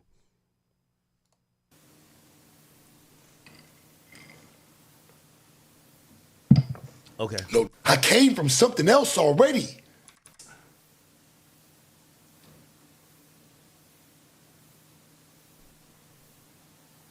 Let's not use that outlet shit tonight, nigga. Should be some bullshit. Body, I'm not having no issue with anybody. It's just the truth. Well, past all of them. I genuinely how you should treat a situation. And to be real, homie, this ain't nothing emotional. I feel like it's gonna kill a lot of the trolls off. That way you know what you know, how I feel. Got nothing against Adam, my nigga. Nothing, but the truth's the truth, homie. I'm cool with that. We can move on past that. They threw him to the shelf, so what the fuck's it even matter? Gave a lot to that company, my nigga. A lot. No jumper never fired me, homie. Let's you know, Adam, it ain't even your fault, gang. To be honest, it's the people that's behind you. She know who she is. I feel like he's blaming the booker. She's trying to act like she cool with it all, even in tech. Now I already know the whole play. Don't even get me started, my nigga. And I wish she would try to call me out, boy, because you set yourself up for failure. There ain't even nothing that you can even say to me. Nothing you can say to me. Okay, so I think he's blaming the talent booker over there. I don't really know her. But, I you know, this is going to happen at companies. Like, you know what I mean? Shit, especially if I'm Sharp, I think I should get perfect. Again, remember I told you about Complex, right? Yo, if we ever got, like, say me and Joe, because like we're doing the show, it's being provocative, like artists are responding to it. Some of them want to pop in. Like I remember when 21 Savage and Amber Rose came in. I remember when some of these people who like they pretty much came in because we were talking about them and they came to respond and do an interview. Complex was just piggyback off of it. And more important than them doing our show, like, yeah, they were going to do our show because they came for that, was them putting those people on these other shows, like whether it was like Hot Ones. Like, you know how many times I walked out of Everyday Struggle and I'm walking to the green room, me and Joe, and the artists, they're ushered quickly into the Hot Ones room. Why? That's their priority. Like, their priority, like the booker, like the person who booked the talent, when you now bring in somebody because you've been whatever, getting into it with them, they quickly start, oh, hey, blah, blah, blah, blah. Hey, I work for Complex, blah, blah, blah. Hey, I'm glad you're here. Like, they almost like take that person away from you, and then they just bring them into a bunch of other Complex like priorities to get the Complex shit off. So I say that to say, like, I'm pretty sure whoever books for No Jumper is probably like they have a priority list. And I could imagine Sharp, who's thinking, bro, I'm like the star here. Like, y'all should get me every big interview. How are y'all not booking them for me? How are y'all booking them for this person? How are y'all not making these calls to say, do you want to sit down with Sharp? Yeah, I'd feel a way too. I get that. Man, the person that tried to do. By the way, when that happened at Everyday Struggle, bro, I didn't know what the fuck was going on. Like, Joe would peep these things. Joe would peep like, yo, you know Hot Ones don't shoot at this time. We shot it at 7 a.m. 9 a.m., right when our show's gonna be done, Hot Ones already set up that the guests that we had just walk right in there and go do their show. And the whole time we like, since when Hot Ones shoot this early? No, they're just piggybacking off our guests, but really they don't give a fuck about Everyday Struggle that much. They care about getting Hot Ones to guests. Why? Hot One's the moneymaker. Or Hot One's the preferred one. Hot One's the marketable one. You know what I'm saying? So, I even though this is not on that much of a corporate level like that, even though still kind of a little bit corporate, I get what Sharp is saying. Do that shit. Then when she worked for me, like, man, motherfucker can't even say nothing to me. It's cold. Shit, do No Jumper. Yeah. Because to the ones that know. And to the ones that know that nigga, shit. Nigga, bro, come hop in my car. I get it. You can be upset with me about the situation with House Phone and why I said what I said, but if you took that shit wrong, nigga, you was upset with me anyway. And I get it. It's cool. So not forget. Bring you in on other shit that I possibly could bring you in. Where we done did the shit with, who was that? It was, Kazumi and the little white bitch. What was her name? I fuck with that little white bitch too. The little. I was making sure you was making money off me. I was coming. Okay. All right, hold on. And I still had the Kelpie interview lined up that same day, which Almighty sat in on. There's no bullshit.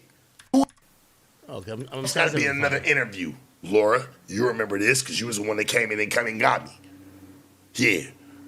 Say, hey, Sharp's got to be in another interview. I got Almighty about to come sit down with me. Hold on. I never, when Flacco asked her about me and said, what do you think about his name? Kind of low. This is where, sit down with her. And I ain't gonna lie. If you didn't think that this nigga's fire, let me tell you this. One thing for sure, two things for certain. Never mention the boss's girl. Let me tell everybody in the world this.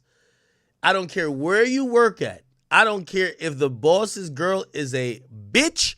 I don't care if she's the most horrible person ever. The moment you talk, you can say anything about the boss. The moment you talk about the boss's girl, you're fired. It's over. It's over. I'm telling you this. It's a fact. So he mentions Lena. And this is when I realized this shit's over. And be on some drag even though she bashed me. Here we go.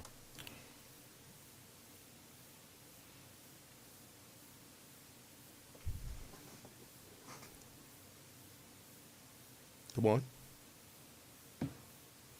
I've been trying to get the Lena interview. Shit, nigga, I never wanted to sit down with her and be on some drag even though she bashed my name kind of low-key, nigga, back in the beginning. And it's all dated. So it's not even no playing. When Flacco asked her about me and said, what do you think about Sharp? Nigga, I'm thriving through the company. She said, I think I could poke a hole in Sharp's little thing. And you know what? I ain't never had nothing against Baby or against her, and had him like, even though he say, oh, if somebody ever talked to my wife like that, I'm going to go crazy. Hey, homie, I never did. I've always kept it respectful, even though every time she walked through, my nigga, she always looked like she way bigger than me. Every time she look at me, she looked down upon me. Straight up. And I've always kept that shit respectful. Now, to your credit, Sharp, I'm going to be honest with you. This is why I believe a man's woman should stay out of the workplace. Real talk. Because here's the thing. Sharp works for Adam. Every girl I've ever been with, I've seen this one fatal characteristic in all of them.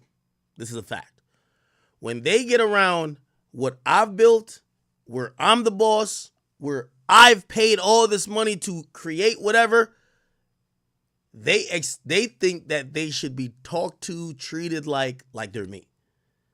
So trust me, women who date a nigga that own a company think they're the boss too. You know why? A lot of them chicks be like, well, you know, usually a nigga who working a lot, you let them girls run, like, all right, do whatever you got to do in the house, take care of the kids, take care of blah, blah, blah. When they come to your job, they think they're the boss too. That's a fact. So I could see Lena walking through there like, you bitch ass niggas, like, real talk.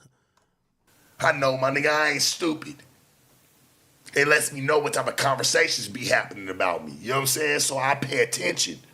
I'm a real one, my nigga. Can't nobody ever, dog. If my bitch is sitting there, and I ain't calling your woman any of that, but I'm just saying, like, if my bitch sitting there and like she acting a funny way towards you, that lets me know, nigga, that should let you know what type of conversations are being had about you at home. That's a fact. The conversations going to include, why don't you fire that nigga? That nigga's trash. Why you be letting him talk about women like that?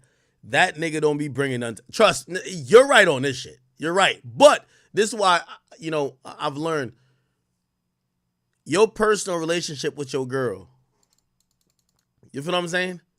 Don't belong. Like, I'm gonna, you know, and I'm gonna sound like a hypocrite with this because I could use mad personal examples, but I won't. But I'm telling you, all this is true. So if you're thinking about any personal example with me, it's true, whatever. I remember, so Dana White, Rumble invited me to, this is when I met the president, Trump, at a UFC event. Logan Paul is sitting right next to me. We're sitting at the exact front row. I'm sitting next to Logan Paul. I think it might be his baby mom. So, and by the way, Logan, if you see this, bro, I don't want no smoke with you. Thank you. You guys send Prime to my headquarters all the time. I love you. But I just gotta be honest.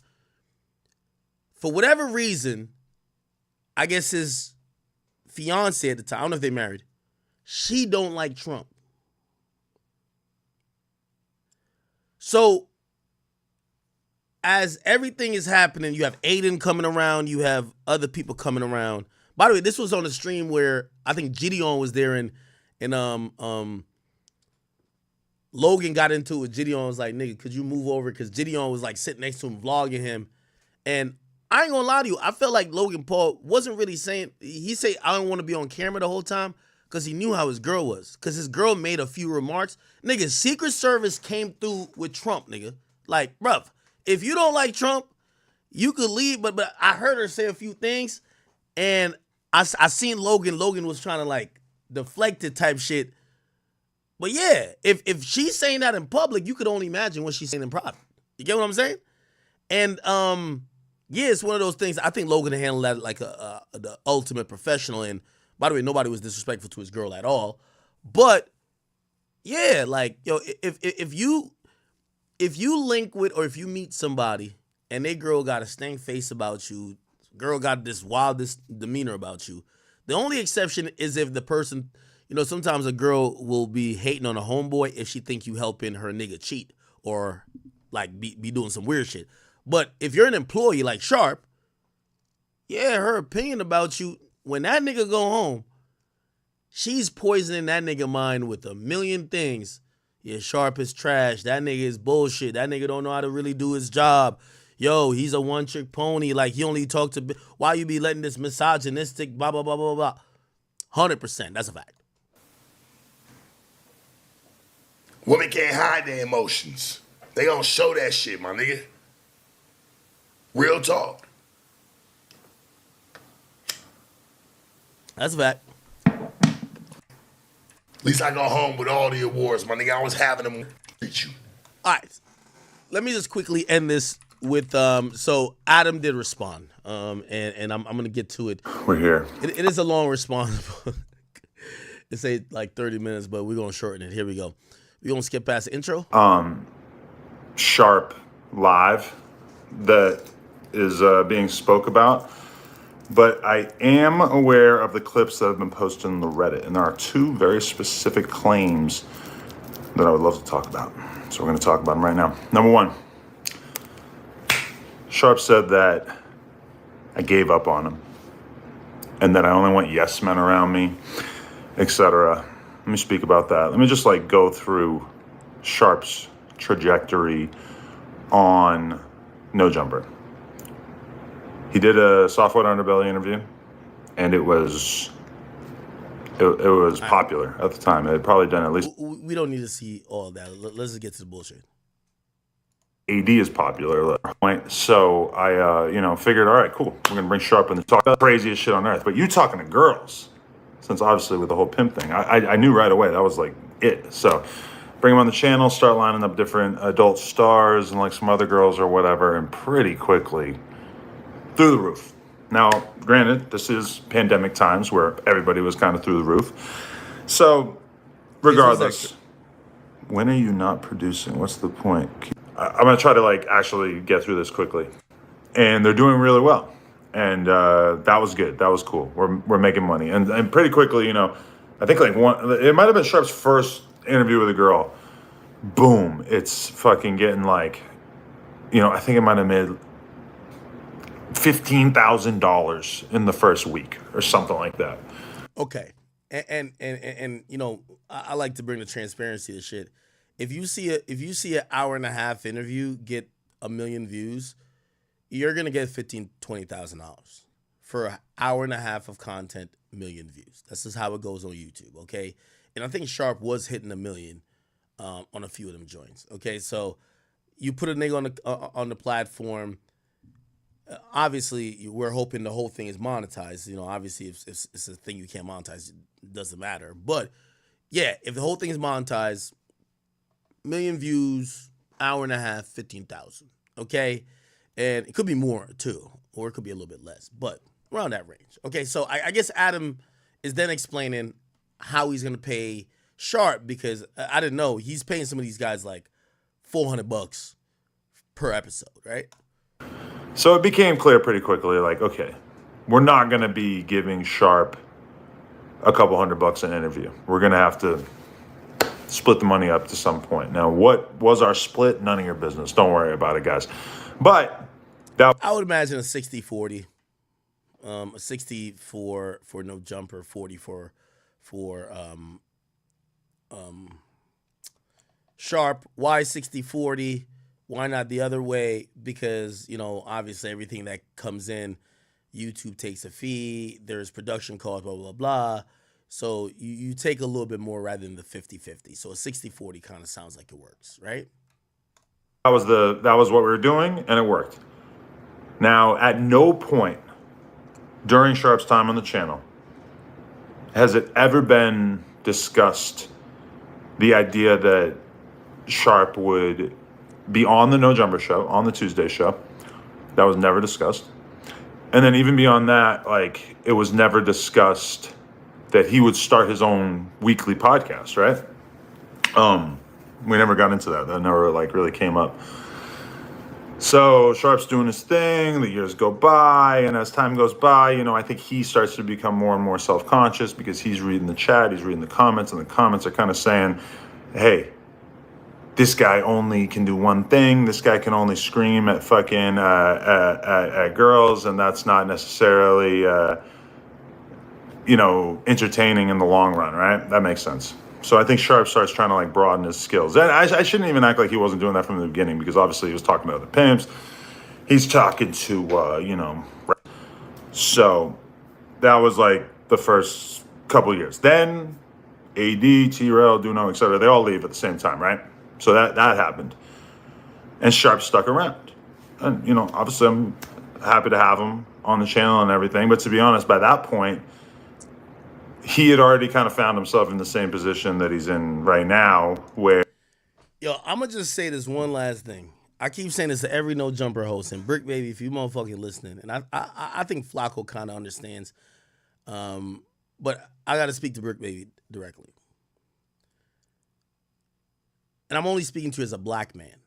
Because a lot of times I keep seeing the same thing among black men who don't know the business that well and get into it, and you feel like you've played such an integral part.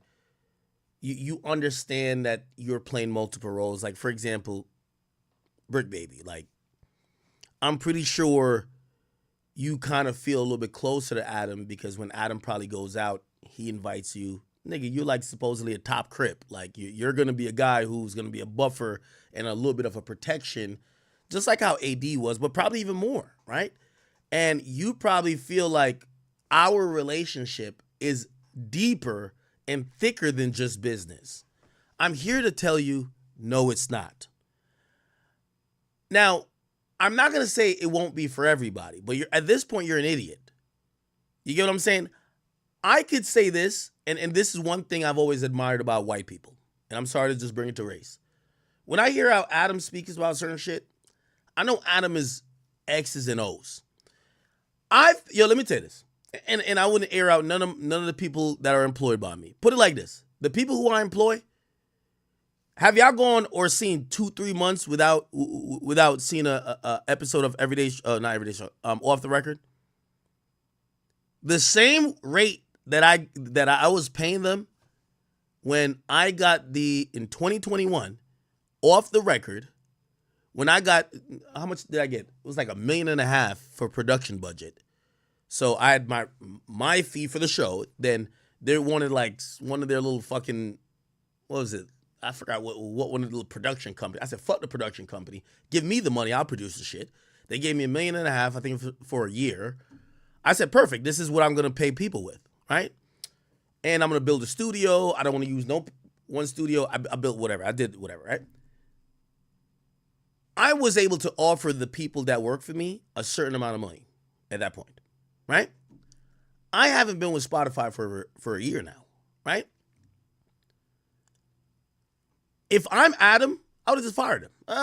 Get out of here. It's over. Bruv, y'all know I don't put out everyday, off the record that frequently. Bro, I'm going to be honest with you. I do value loyalty a bit. And I'm not saying that I'm going to be stupid or completely dumb and just be like, I'm going to pay your bills for life.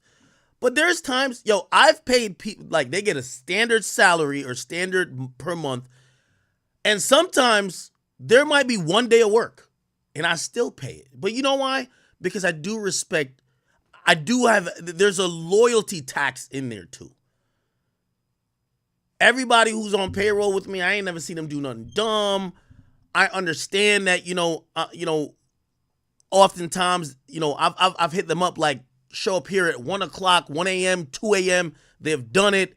And it's on me to create certain business because I turn down a lot of stuff. Like these days, me streaming is way more beneficial than even me interviewing. I'm going to be honest with you.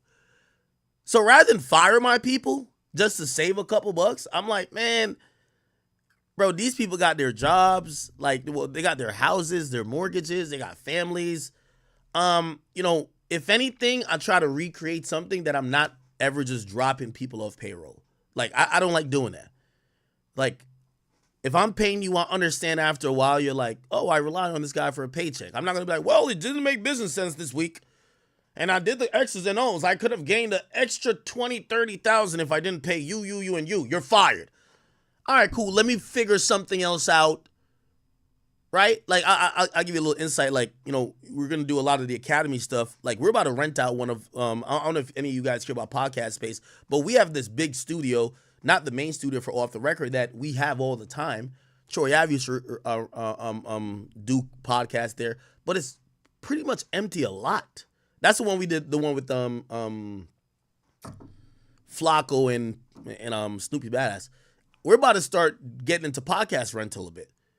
And that's an alternative rather than me telling the people that work for me, you're fired. Or, bro, like, I'm paying you this wild amount of money and you're not working.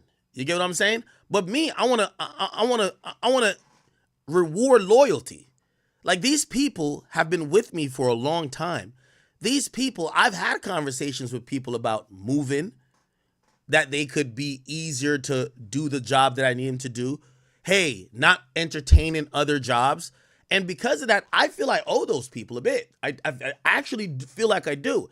Now, that's when you're dealing with maybe somebody like me. And I'm not trying to say I'm better or worse than Adam, because I think Adam is probably better business-wise, because nigga, I've lost tens of thousands paying. Yo, play like this. If you're paying people, like I just had to approve payroll. When you have to approve payroll, nigga, for $50,000 and you think I only recorded 2 episodes, and again, that's just only payroll for that. You might be like, man, I could just fire these niggas and I gain extra. But I understand, like, yo, listen, there's ebbs and flows in this industry. The hardest thing to find is good people. The hardest thing. That's how I look at things. So I've taken losses with still keeping people on payroll, still paying people, despite me not having the amount of work or the volume to justify maybe what they're getting paid, if we're really being real. But I blame that on myself. Create more shit. Like, they work for you. Figure out some more shit that they could work. I don't think that's how Adam looks at it. And there's nothing wrong with how Adam looks at it. But I think when we hear people like Sharp, people like AD historically, people like, and I'm saying this about Brick Baby now, I don't care how many fades you down to take for Adam. I don't care how many times you prevent a nigga from getting on his ass. He doesn't look at it like that. Me, I do look at it like that. I do look at it like, bro, I've told some of my employees who have kids at a drop of a dime, we're going to Miami. Yo, we're going to Miami. We're in this situation. I don't know when you're going to get back. Just play it by ear. And yeah, they're being compensated for that time, but I want to compensate them also in the times that I appreciate that loyalty, because I know when I really need you, you're always there. And there's a balance for me in, not being stupid and just like paying people for not doing nothing. But I do think there's a little bit of loyalty that you owe, right? And every time I hear these guys like start complaining about Adam, it's like they're like, yo, bro, like, yo, when everybody left, I stayed. It's like they want that extra credit for being loyal. And I don't think Adam gives any extra credit for being loyal. He's a businessman. He's a white dude. He's a white dude that goes by business, right? So, AD, if you thought that you prevented some Mexicans from jumping him, or what's the white dude that think he black, like, you don't get no credit for that. The moment you're not needed, you're fired. The moment you're hurting the business, you're fired. Sharp, you were doing great. You were one of the people that made people be like, oh, you know what? Actually, I know people leaving, but Sharp's still there. You were the pillar. Yeah, but now you're not the pillar anymore. So fuck it. You're out of here. And I'm saying that to Brick Baby right now because he gonna find himself saying the same thing. And I'm not blaming Adam. I'm gonna blame them. Y'all got to realize that y'all are doing business. This extra shit y'all are doing, like, yo, nah, I held it down. I stayed down for the team. Like, none of that matters. That's like a sticker on the refrigerator.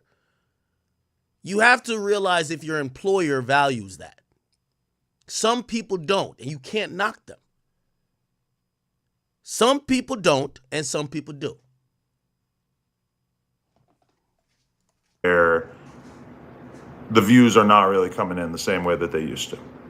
Now, I'm not hating on him for that. I'm not getting on his ass. I'm not telling him like, hey, Sharp, you need to start yelling at these bitches, whatever. I'm just leaving it alone because I figured like this is his path to figure out. Now, obviously, if he's getting millions of views screaming at girls or whatever, that would be great from my perspective. Money's always nice. But If he doesn't want to do that, if he feels like that's kind of just lame at this point, whatever, then I guess that's probably, that's fair. Like, I'm not going to try to, like, convince him to do another kind of content if he's not comfortable with it, right? So that's pretty much it. Like, that's what he's been doing. Now, I do want to mention also, holy shit, $50 donation, shillions of the camera like this as a thing. Like, we never talked about Sharp having like a weekly show. Like, he came on the No Jumper show like a couple times around that period. Now, I'll stop here, and there's 2 more stops, and then we're off of this. I am gonna blame. So I blame Sharp a little bit by thinking some loyalty is gonna result in maybe additional respect maybe in the workplace. It don't work like that. At least at No Jumper, he's made it very clear that my boy goes off X's and O's. Yo, what do you bring in at the moment versus what we could return to you? And he might take some smart investments, but there is no loyalty tax. There is no, yo, man, niggas left me for dead. So like, yo, like for example, Yayo gets loyalty tax, right? Yo, people have switched sides on 50, blah, blah, blah. Yayo ain't never switched. Memphis Bleak gets that from Jay. Hey, no matter what, this person gonna be good, right? That don't work in every situation. Like, in a lot of situations, people are like, well, if you're not making me money and I still got to pay you, you're losing me money. And you hope you're cool with somebody, or you hope you have type of experience with them, but that's not the case. That's not the case with everybody, truth be told. Yeah. And it just like, like as a conversationalist, like I fuck with him as a person, but me and Sharp are so different. Like, I've never been around the pimp shit. I've never been exposed to that shit. Oh, this is the next point I was going to say. I fundamentally disagree with Adam here. I think Sharp is trash on the news. I think he's not gelled with Adam, because what happens is when you have somebody like Sharp come out the gate knocking, and I watched his interview with Sauce Walker. Sharp, even if he's not a polished A mic, Sharp's an A mic. And Adam will know what I'm talking about. Adam, your show now, I think it has Brick Baby and Lush on it. They're not A mics. You're allowed to be the A mic. So you speak, they react. They might bring up a point, but they let you expound, you lead, this and third. That works. With Sharp, because of his success and because of his big personality, he's an A mic. So Sharp fitting into the Tuesday show or the news show doesn't work. What should have happened is you should have said, hey, you're an A mic. Now, granted, I don't think building a hip-hop show around him would be good, but building a show around him that deals in the realm that he operates in would be amazing, I think. He's a mic, or he's attempting to be an A mic, right? Like, I think Flacco also is an attempt at being a mic, right? When you have Flacco on an episode, his job is never to just chime in. His job is to bring up hot takes, points, call out people, rants. That's a mic type of person. You can't have 3 A mics. It doesn't work. This is why the current No Jumper shit works. Adam is the A mic. I think maybe, Sharp might not understand these things I'm saying in terms of like A mic, blah, blah, but I know Adam will. Well, Adam should have, in my opinion, and by the way, I look to Adam and I see him make mistakes and I'm like, damn, I would have made the same mistake. So I'm not saying like he's just wrong and I'm perfect, but I think he should have given Sharp his opportunity of being an A mic within his realm, build things around him. This guy's not a plug and play. He's like Russell Westbrook, if that makes sense. Does anybody understand basketball in here? Sharp, Russell Westbrook. You don't put him on a team if you want him to sit in the corner and wait for the ball to shoot a 3. It's not going to work like that. You need him to be controlling the offense, trying to make some shit work. And if it doesn't work, he passes to a guy that makes the 3. That's what Sharp is, and that's the A mic type of personality I believe he is. I've always wondered, I'm like, yo, why aren't they doing that with him? Because every time I see him on the news, it's hard to be an A mic on the news. Also, he's not well versed in hip hop.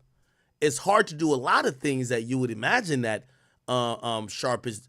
And again, I don't know if Sharp has cognizantly seen that, but I've seen it. Anyway, I'm gonna skip into this where he talks about Sharp mentioning his woman, and then another part, and then we're off this conversation about. And then I quickly realized, like, oh my God, Wack is gonna argue with me about this. So he basically says that Wack is a better person that he could argue with, and I of course agree, but like Wack is one of those people. Like, for example, if we look at the Wack and Adam show, those are 2 A mics. But Wack knows how to be the B mic temporarily to let the A mic Adam get it off, and Adam knows how to be the B mic temporarily to let Wack get his shit off. It's a perfect synergy. This is expert broadcasting, and as much as you don't like Wack, anybody who's listening, Wack knows how to broadcast, because just listen to how he manipulates and controls everything on Clubhouse. Like, he knows what he's doing.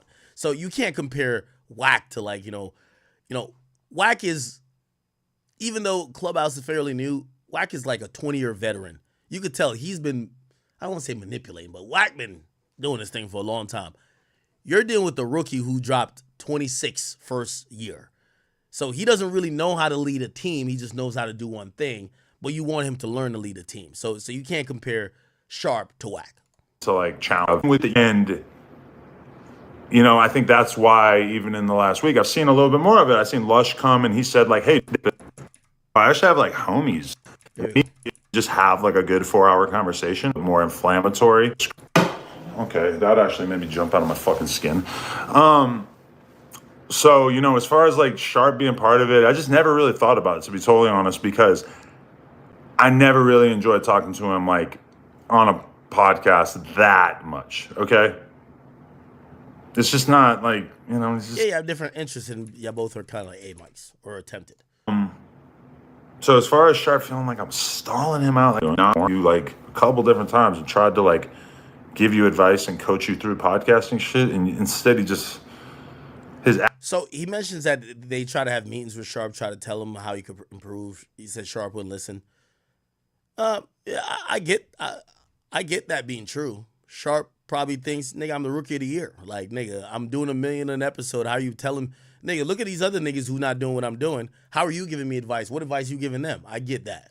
Attitude was basically just that like shit was fine. All left. Snakegate, as I've called it. To just a pure profit split. We're gonna give him X amount of dollars so that he can move out to LA and that it'll make sense for him to be out here. And I'm kind of thinking like this is like a pretty good idea. I'm thinking so Sharp moves LA. I'm trying to skip through this. And, I don't know, like maybe he has been doing that and I just don't know about it. But for the most part, that hasn't really happened, right? So like we paid him, I think, for like a year, like a set monthly amount, right? And at some point when we stopped doing the news.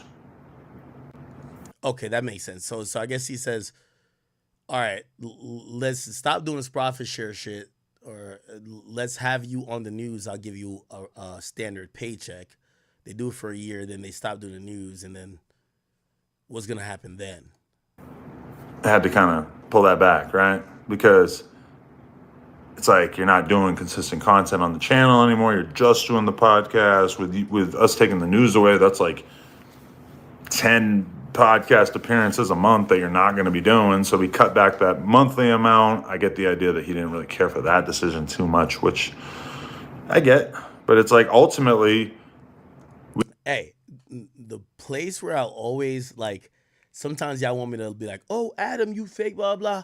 As I said, Adam is moving directly off of business. As I said, if Adam was running my business, half of the people who claim they work for me would be fired. Because he would be like, yo, when's the last time you worked? How many days you worked in the last 3 months? How much we paid you? You're fired. That's his demeanor. I look at it slightly different. We give Sharp free rein to do whatever the fuck you want. That's strange. City 2 Fly, you a legend, Adam.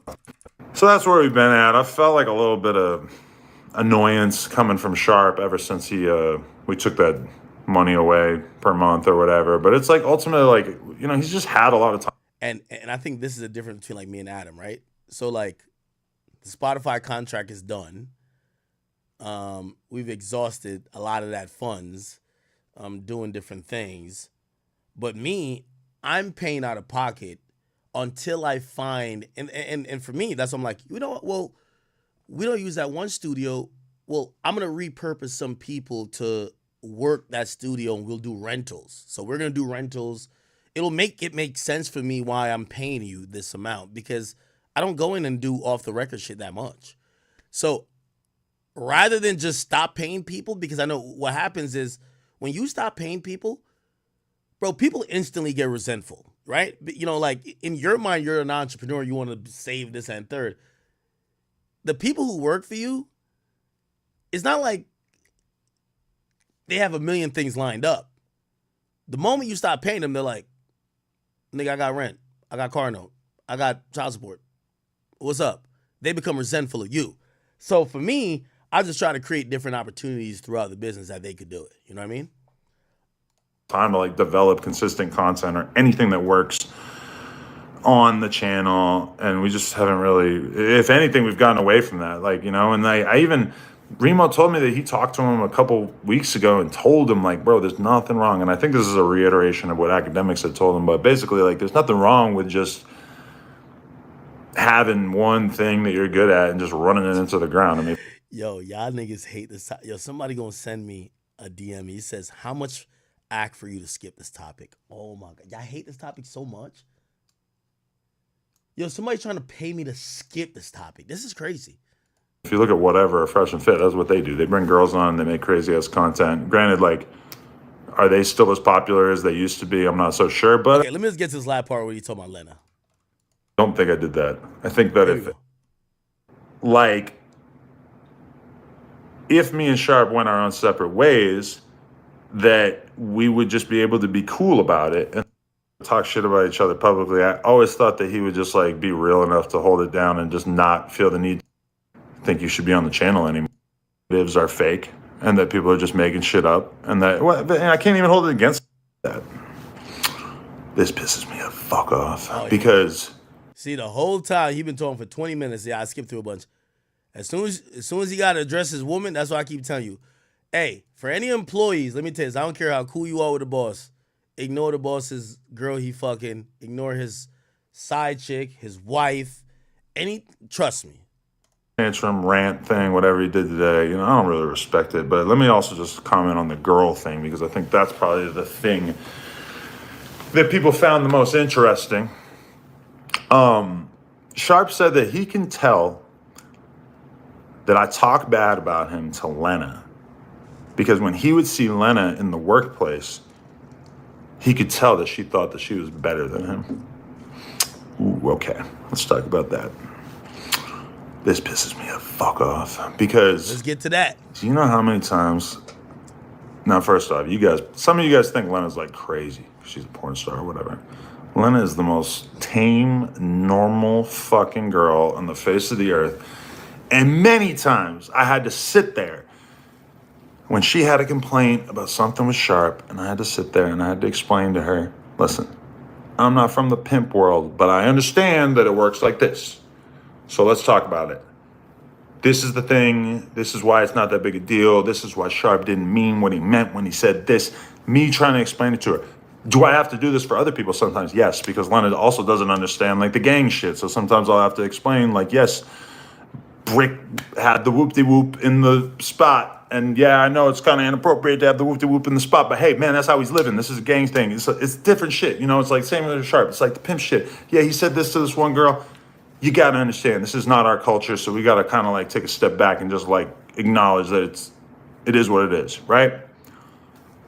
So that's me spending some significant percentage of my life defending Sharp to Lena. Why does Lena feel some type of way? He's not wrong. He's not wrong that Lena definitely probably feels some type of way about him. You want to know why? Ooh, this is the juicy part. Because there's been multiple times where Sharp, arguably under the influence of alcohol, at noon, at 1, at 2 p.m., whatever, when we're filming Plug Talk episodes at the office, there's been a couple different times where the girls who work for Plug Talk have had some shit said to them by him that was inappropriate, that was not great, that we didn't like. those girls who work for Plug Talk, you know how you guys, right now you're thinking like, who? Yeah. I don't even put them on Front Street like that. We don't even really talk about them. We tag them and shit. One of them doesn't even have an Instagram. But we love them. They're amazing. They're so great as workers and shit. They're fantastic. Adam, you capping, man. I'm going to keep it a beam with you. I'm going to take up for sharp on this one. Because I be hearing when you're talking to, when I don't watch your Plug Talk content respectfully. But when I hear you talking to niggas, whether it's Whack or your other two co-hosts that you be having on your weekly show, you don't be talking about these women like too upstanding. You call them bitches. Like like I'm not saying you shame what they do, because obviously you do what they do, but you kind of throw it in the air that it's okay for people to expound their own opinion, because it's like you right here talking about them like they're like nuns. Man, I heard you call these whores. You feel what I'm saying? And I want nothing but respect to be coming towards them at any given time. Now, this is where I think Adam's picking and choosing. Adam don't care if y'all violate bitches. He just don't want y'all to violate the women that his wife works with, because that's her colleagues and it's gonna fuck up his household. Completely get it, but don't act like this is your demeanor. This is not your demeanor. Because they're just girls with jobs, and they don't need to fucking get made fun of. Hoes. Or not made fun of. They don't need to get hit on. They don't need somebody to use the B word towards them. They don't need anyone giving them a hard time. This is a workplace. And I understand that to a random... Now, maybe he's talking about some behind-the-scenes shit. I'm talking about in front of the scenes shit with Common. I don't know if he's saying that. Which, by the way, I think if I'm sharp, I would have a bigger problem with what Adam is saying here, because you're almost making it sound like I'm doing creepy shit behind the scenes. If it's in front of the scenes, we know how Sharp operates. He's vulgar. He talks his shit. But if you're saying behind the scenes, now we're thinking, uh-oh, what creepy things has he done? Is he sexually harassing? Now we start thinking about a different type of level, which I do think that, respectfully, I think Adam has to be very careful about. You run a hip-hop podcast that, first of all, you run a hip-hop platform that almost unilaterally shames sex workers, calls them whores, bitches, talks down on them, and then in the same building, you run a sex platform that supposedly is almost like a feminist platform to be like women could do what they want.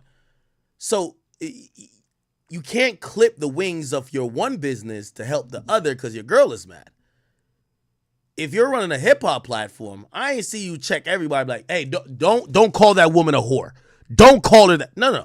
Yeah, that's how niggas talk on a hip hop platform. This fucking bitch, this whore. That's how niggas talk on that. And you run that platform. So not because you run the other platform that seemingly is protecting those people or don't like that type of tone, don't throw your guys to the wolves, because now you know what time we in. When you saying that, oh, whatever, now niggas is thinking, yo, is Sharp like doing some sexual harassment or anything else? That's the worst type of, you don't even want to throw that in the air, bro. Like, truth be told, come on. Fucking get made fun of, or not made fun of. They don't need to get hit on. They don't need somebody to use the B word towards them. See, they don't need to get hit on. Now you're making the nigga sound like a creep. Like you have like this like thirsty pimp who's just there just like salivating like, which one of y'all could I recruit into sex trafficking or some shit? Like, it sounds crazy, Adam. I'm gonna keep it a beam, bro. You know what I mean? You gotta remember, you do run No Jumper too. They don't need anyone giving them a hard time. But somebody in chat said it right. This is happy wife, happy life. Cause damn, bro, like you can't talk like my nigga. Like I know how y'all talk about these chicks. Man, I seen Adam roast the bitch for licking his ass. Say, yeah, this bitch was just eating my ass. She was licking my ass, man. I had to, like, he was basically roasting her as a nasty whore. But that's on No Jumper. But clearly he's picking up for the issues that his girl got with this. You know what's so funny? How come all the fucking porn stars that love getting banged by all type of niggas, they all feminists? Like, what's going on with that shit? How come every porn star is like super like we're feminists? Like, bruh, come on. So Adam, you do got to pick a side. Are you a feminist nigga, or are you with the? Because when I see you with, because one thing I ain't gonna lie, I'm gonna respect about Brick Baby a lot. Anytime they come to a topic and they talking about intersex dynamics and they be like, oh, a rapper, yo, this female said this rapper like beat her. Like, he gonna keep it real. He ain't gonna be like, oh my God, a rapper putting hands on. He be like, man, I ain't gonna lie, man. Some of these hoes, like, this is how it go down in the hood. Like, he be keeping it a bean with that. Like, I ain't gonna lie, dog. In the hood, like, a bitch be doing this. This is what happened. And I'm like, oh, he keeping it real. Like, you know what I mean? Again, I'm not saying that's how it should be, but he's giving a real opinion, and you don't check his ass. This is a workplace. And I understand that to a random ass hoe, you could talk to him a certain way. And maybe in another situation, 5 minutes, you might run into these girls and talk to them a certain type of way, and maybe they'll like it. I don't fucking know. But either way, it's not appropriate for the workplace. And I believe, yo, that's the craziest thing I ever heard. It's not appropriate for the workplace. Imagine, yo, Adam be on the podcast with these niggas telling them that he had his fucking prostate massaged, that he fucking had a 5-some, he nutted on some bitches. If that's for the workplace, but these niggas can't comment on the whores that y'all fucking, come on, bro, come on. We gotta be fair now. Come on. believe that point has kind of been made to Sharp, like probably not from me, but from, Josh or Laura or whoever. I feel like people have probably like mentioned this to him, that it's like, there's just a way that you don't act in the workplace. And that is aggressive towards girls with that kind of energy, whatever. Adam, I'm gonna warn you right now. As I said, remember, nigga, I don't care how much Plug Talk paying you. You run no jumper. You saying this about your employees, throwing them under the bus. Oh, you're acting aggressive towards women who come in here. You know what that's perceived. Again, maybe he is acting like that. I don't know. But you saying that is giving the vibes of, yo, this nigga's a pervert and a creep, harassing and possibly could be approaching with women. You got to be careful about that, because these are also your employees. And y'all deal with hip-hop content where y'all operate a certain way. And you hiring gangbangers and pimps. You can't hire gangbangers and pimps and then be like, yo, why are you being aggressive in the workplace? It's like hiring a gangbanger, be like, yo, why are you so violent? Like, come on, bro. Like, why are you hiring a gangbanger? You hired a pimp. Yo, why are you so aggressive towards women? Bro, you hired a pimp. I think, honestly, I think that, there was probably other incidents as well. And Leonard... Nah, that's how white people speak. You can't talk about other incidents. That nigga look guilty now. That nigga look crazy. Now I'm looking at it like, damn, you trying to tell me Sharp was sneaking pussy on the side? I don't fuck around with that shit. Like, she don't want anybody being disrespectful to her girls. And me too. I feel the same way. And in addition to that, the mere fact he said Leonard don't want blah, blah, blah. Happy wife, happy life. And I respect it. Now, listen, I respect it. But Adam, trust me. I ain't gonna lie. And by the way, I've gotten to those, tough situations too. I'm gonna keep it a beam. I've had women who try to, what the fuck?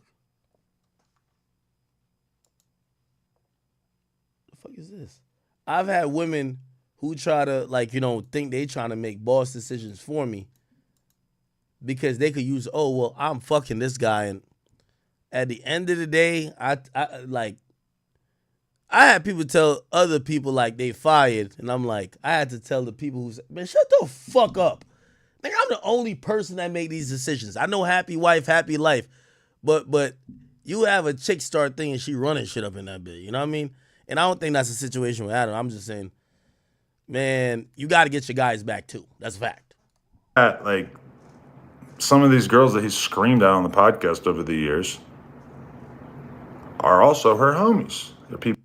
See, that's fucked up.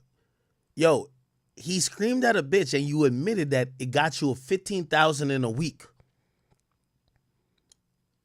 But then you're kind of penalizing for it because maybe the girl was the friend of your wife. You got to pick a side. You feel what I'm saying? Yeah, he screamed at the girl, but we know what the content did. $15,000 a week. Probably did $50,000 over a year, right? You enjoyed it. Are you going to take it out on him? Or it's an interesting thing. People that she fucks with that are in the same industry as her, porn star girls. Give me 3 And minutes, chat. There's never really been a time where like some girl was really mad at me and Lena over something that Sharp said to them.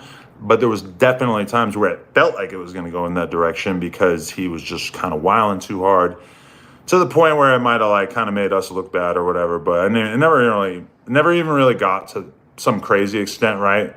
But it definitely was not something we approved of when it came to saying shit to the girls who work in the office, right? On the Plug Talk side. That's the only thing that I believe would make Lena feel any kind of way towards Sharp. It's just the fact that she doesn't fuck with like dudes being disrespectful to girls in the first place. She's very girl power. She's very. Adam, I'm gonna keep it a bean with you, bro. You got to listen. I can't tell you what to do, but you gotta separate. Apparently, they got that Plug Talk shit and No Jumper in the same building, bro. Get your girl to do that sex shit elsewhere. Let me tell you this, Adam. You run a platform that the mantra is fuck these bitches. That's how it goes, gang. Like, your platform is roasting the Ruby Rose when she start acting goofy when it comes to Drewski and shit like that. That's your platform, bro. You can't have the other platform saving the hoes. Bruv, you could do that personally, but you can't expect your coworkers to like balance that.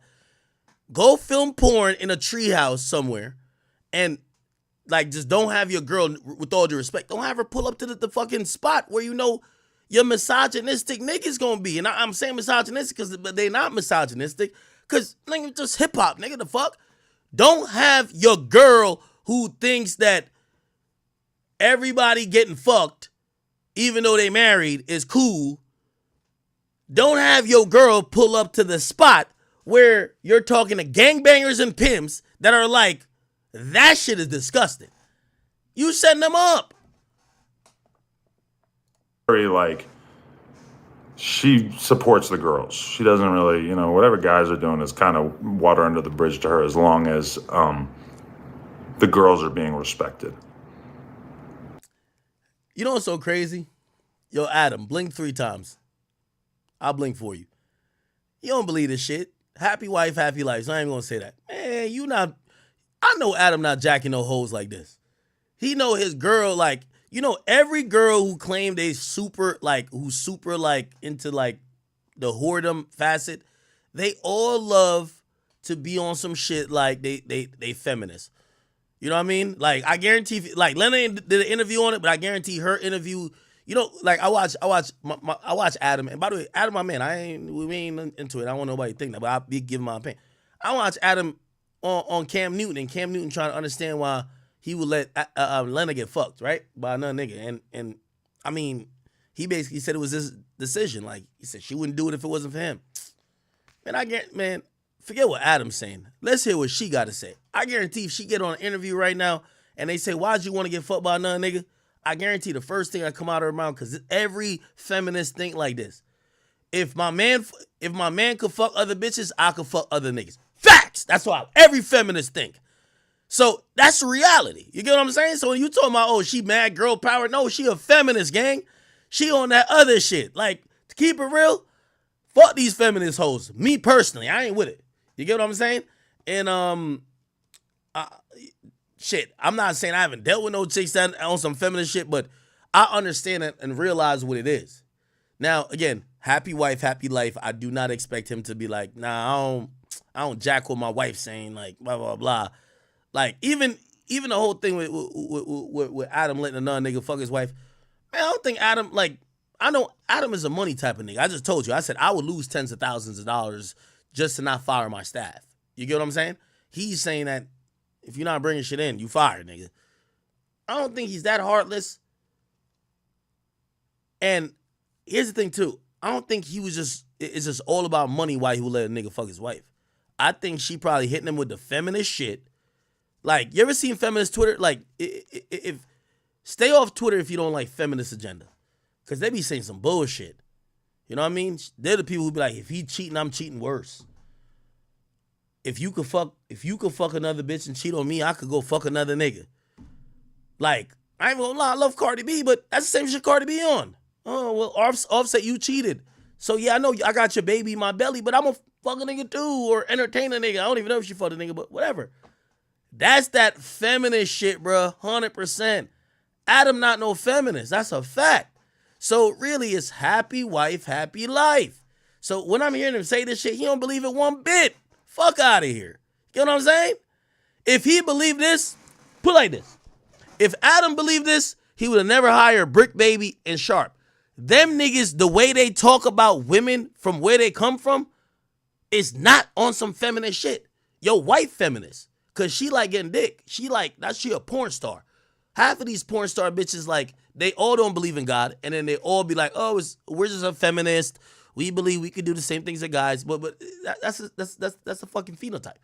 So like, that's really what it is. And that's it, honestly. Like, if she ever felt like a way towards him, or ever like in any way sort of acted as if she didn't care for Sharp or didn't like him too much, it was 100% that and nothing else. It's not like, what am I agree. You think I'm just laying around pillow talking to her and making her hate you? Like, I don't. Yo, Adam, I've been there with you too, my boy. Matter of fact, I can tell you right now. Me and an ex of mine, she don't like Flacco. Like, yo, man, fuck Flacco. Why you gon'? Man, I fuck with Flacco. Flacco be having my back. That's my boy. I think he gonna be good. I wanna collab with him. Don't collab with him. Look, that nigga stutters. That nigga this. That nigga that. Man, shut the fuck up. Yo, Flacco, what's up? When you pulling up, nigga? Now, pull up on you, nigga. What the fuck you talking about? That's really what it is. Sometimes your girl definitely gonna be hating on some shit. So I don't think he pillow talking, right? Like, I don't be pillow talking about no damn Flacco. But have I had a chick who would be like, yo, hating on Flacco, man? Yo, why you even want to do content with him? He's trying to be like you. Yo, he's this, he's that. Man, shut up, man. Yo, Flacco, when you pulling up, gang? We finna run this shit up. I don't come home from work and talk about no jumper drama with her. You don't come home and do yo. The only reason I'm addressing this is because I be in the same position as Adam. You don't come home and do it. Yo, bitch, do it. Facts. Yo, girl be in your business. Trust me. Because a nigga never need to. Let me tell you this. Only a bitch ass nigga need to consult his girl over what he do at work. Do you think I should put Sharp on the Friday show? You know, you're never saying that to her. You know what? You go home, you trying to have a good time, your feet hurting, your brain is about to explode, you just want to chill, your back hurting, you've been sitting in this fucking chair all day, and then your girl gonna be like, you need to fire that guy. Like, yo, he disrespected one of my friends. She was crying to me today. She don't know why the hell you employed her. You employed that nigga. Now you got to deal with the fact that your girl triggered over something your employee did, and you're over here trying to explain the ways. You ain't bringing it to her, but you dealing with it. There's so much no jumper drama that she has no idea about. And everyone... That's good too. We're about done. Maybe a minute. Once in a while, she'll like go look at the Reddit and she'll hit me up and be like, what about this thing? Like this person said this to this person. I'm like, yeah. I mean, I just don't want to. This is why. I don't want to be in the office all day where I like talk about a lot of these things on camera. I don't want to like come home and then have to talk about it again. Why would I want to do that? So I don't like fill her in. Like any Sharp drama over the last year, for sure she has no idea. I just don't mention it. So the idea that I'm like pillow talking and shitting on him to her is crazy. And the idea that like... Yeah, you not shitting on him to her, but she's in your ear shitting on Sharp the whole time. That's going to put you in a precarious position where it's like, damn, do I really want to keep putting my energy and my company's resources behind this guy? The more I push him, the more problems I have at home. The less I push him, the less problems I have at home. Do you see? All right.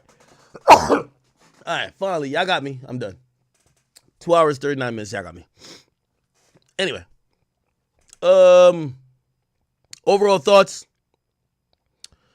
Sharp, I did think you did some things wrong. Sharp, you were invited to do Fresh and Fit along the way. You turned it down. Thought that was a bad decision. You and Fresh and Fit, no matter if you think they were like you or not, operate in the same space. People were looking to guys who knew how to deal with women, who knew how to talk to women. You were one of those guys. And I think you missed out on certain opportunities. It could have also diversified how you were perceived. Clearly, you had a successful show on No Jumper, but it was seen like you were the guy who was screaming at women. And after that, it was about how you were going to pivot or how you were going to grow. And I'm going to be honest with you. I think you abandoned the lane you were good in, and you went to like, oh, I'm going to just do No Jumper content. What you were doing on No Jumper is a one-on-one. Talking about hip-hop, it's plug and play. They could put anybody who's listened to 5 hip-hop songs in there. So I think you're to be blamed a little bit. Adam as well. Obviously, we just mentioned the Lennon stuff. But of course, you know, he should have recognized that you did have, if we're treating this like sports, you were like a rookie that came out dropping 30 first year. And you got to cherish that. You got to build around it. It's what's called a franchise player, right? You can't turn a franchise player into a role player. It just won't work. And you gave, whether you had the necessary prerequisite skills at that point, you had franchise player quality, and it should have been built around rather than trying to make you plug and play, right? You can't do plug and play with Carmelo, who needs the ball all the time, who needs to blah, blah, blah. You get people away from him. You draft a new team to help him, and that's how you create a team that could probably prosper, all right? All right, chat, y'all got me. I'm off of this shit. We're on to some new shit now, and apparently Tusi, why Tusi going off on Twitter? They say Tusi going off on Twitter. Chat, yo, could y'all do a poll? How many people here gives a fuck about when I speak about, who cares when I speak about No Jumper stuff? Because, like, I be thinking y'all care. Then I realized we have very different audiences. Okay, cool. Where's this? Oh my God. Did he delete the spaces? What? There's the spaces he did. I'm going to be tight if he deleted it. No, don't delete the spaces. Do I have it here? Oh, I could play it here.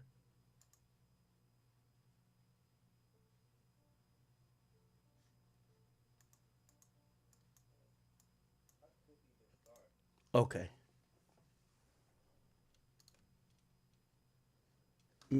Could y'all hear this? All right. So I don't know what's going on, but Tusi's beefing with Asian Doll. Okay. Only thing I remember, like, I've posted a bunch of stuff from Tusi recently in the last day or so. He did say that if he don't get 20K in sales, he was going to quit the rap game. He said this. If my project don't at least do 20,000, I will quit rapping. Y'all got my word. I quit rapping. I'll go get this some other way.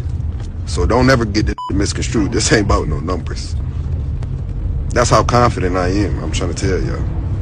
This project selling and this project moving. After what we number 4 right now on all genres, like, come on, this my shit moving. Don't get it misconstrued. It's not the numbers that got me talking like this at all. It's just the fact that I hate that the game don't respect good music. That's a point. I do believe that music is devalued at this point. And it's not, he's right. I don't think fans respect good music. I think they only at this point respect great music. So before, if you made good music, they were like really entertained and still cared. These days, I don't think he care about, I don't think fans care about anything other than great music. That's my problem. It's not the numbers. My shit moving. You feel? Watch his IG story. Hold on, give me 1 second. So he said he would to see Instagram. He said he would quit music if you don't sell 20K, but apparently he posted something on Instagram. He's posting women. This is him. 17 hours ago, 12 hours ago, 12, 12, 12, 12, 12, 12, 12, 12, 12. Okay, he's posting different women. Don't he got baby mama? Hold on. I be talking about this celebrity shit. I never really cared to be. Okay, all right, bet. So before we get to that, and I know you want me to get to it immediately, we got to play this other clip. So a part of the same rant where he's saying he's 20K or he's going to retire, he then went off on a rant on, he said women who are getting famous by just getting pregnant by a rapper. So we all know like Shade Room and a lot of these female sites, they're built around females who maybe aren't musicians, aren't artists, aren't celebrities, but their only claim to fame is that they had a baby by someone who's famous or someone's a rapper. And Tusi went off on them by saying, how are these women getting famous? Listen to this. When the fuck did being somebody's girlfriend make you famous? When the fuck was that ever a celebrity? You could go on famous birthdays now and you won't find being celebrities and you don't even know what the fuck they do. They just somebody's girlfriend or fucking baby mom. It is crazy. They don't got a product they selling. They don't do nothing. They don't got nothing going on. They just famous because the world done blew them up. It is crazy. Like, you actually had to put in work to be a celebrity back in the days. The internet is blowing people up. I be seeing with 7 million followers. I don't know what she do. I be seeing, and it's really, it's not even like the for real, because it's really, it's the, I'm gonna tell you what it is. It's the freaky out here that got all these girls blowing up. You feel me? You don't even know what the fuck they do. I ain't talking about nobody baby mom in particular. When the fuck did being somebody's girlfriend make you famous? Okay, everybody went off on this. Like, I was on Shade Room. I was on the Teen Shade Room. I was on Hollywood Unlocked. I was on Neighborhood Talk. Every female space was going off on this. Why? The people who they care for are all baby mamas. Like, they love Krishan more than they like Blueface. They love Ari more than they like Moneybagg Yo. They love Holly more than they love DDG. They love women and just women who's had kids for these guys. That's what these platforms were built on. They were covering the women in the lives of famous men rather than the famous men, right? Like, I cover the rappers, they cover the baby mamas. And these days, a lot of the, like, for example, like, arguably, social media-wise, now granted, could she sell a ticket to a concert? No. But, for example, Tusi's baby mama might be more popular than him. And no one knew her before him, but because of him and him having a child with her, they love her and they gravitate towards her, so they pay attention to her socially. Why do they do that? On social media, women, you know, it's a sick thing, right? But you have people trying to vicariously live through other people. So you have single bitter baby mamas who probably had babies with bums looking at, yo, damn, how could my life have been different if I had a baby with a celebrity? So they don't really necessarily, they can't identify with Tusi's life because he's a man and he's a rapper and he's a singer. They can't identify with him. Who they can identify with him is the guy, is a woman that he nutted in. They're like, well, what would I have done if he nutted in me? Imagine if I was this pretty. Imagine if I met the apple of his eye and he cared about me. So they love the women that these guys are dealing with more than they love them. So that's why he went on that rant. Everybody is roasting him. Shade Room Teens, Shade Room, the Hollywood Unlocked, Baller Alert, the Neighborhood Talk, all of these sites. And I guess Tusi comes back around because I don't know what Asian the Brat said, and I could probably figure it out. Let me just go to it's probably on Shade Room somewhere. Asian doll probably said something somewhere. What did she say? She probably was in the chat or comments. Was she? I don't know what she said. She must have said something. Actually, let's just go to Twitter. Asian doll 2C. And let's see what she said. So, Word of my. Okay, so we're gonna get to that. When the fuck?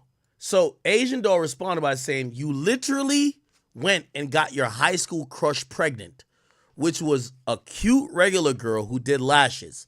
You showed her off to your platforms of millions of fans, put her in your music video, brought her on stage while you performed to her. Now you mad she got fame?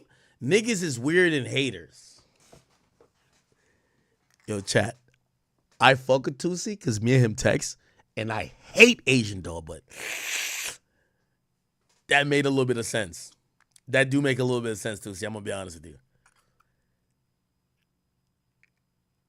A lot of y'all rappers keep showing off y'all girlfriends. Yo, chat. The next woman I'm with, if y'all see me and her, it's by mistake. I would never. The worst thing I've realized you could ever do to a woman is to publicize a relationship. You know why? You have fans who hate you, gonna gas her up. Man, that nigga, yo, I heard that nigga over here fucking another girl. I heard that nigga do it. Worst thing ever, bro. Trust. So, I think we gotta take some responsibility. So, Tusi going off, Asian doll is making some points. You got your high school crush pregnant. Well, that's none of our business. She's a cute regular girl. She just did lashes. You showed her off to your platforms of millions of fans. You know why? Everybody know. One in the chat, if you've heard me talk about Mama Demics. By the way, I'm about to drop 10K in her account today. You know, I'm actually a couple days late on it. I gotta give my, you know, Mama need. You know, I retired my mom. Get a little 10K, let her run through it for the month. And her birthday next month.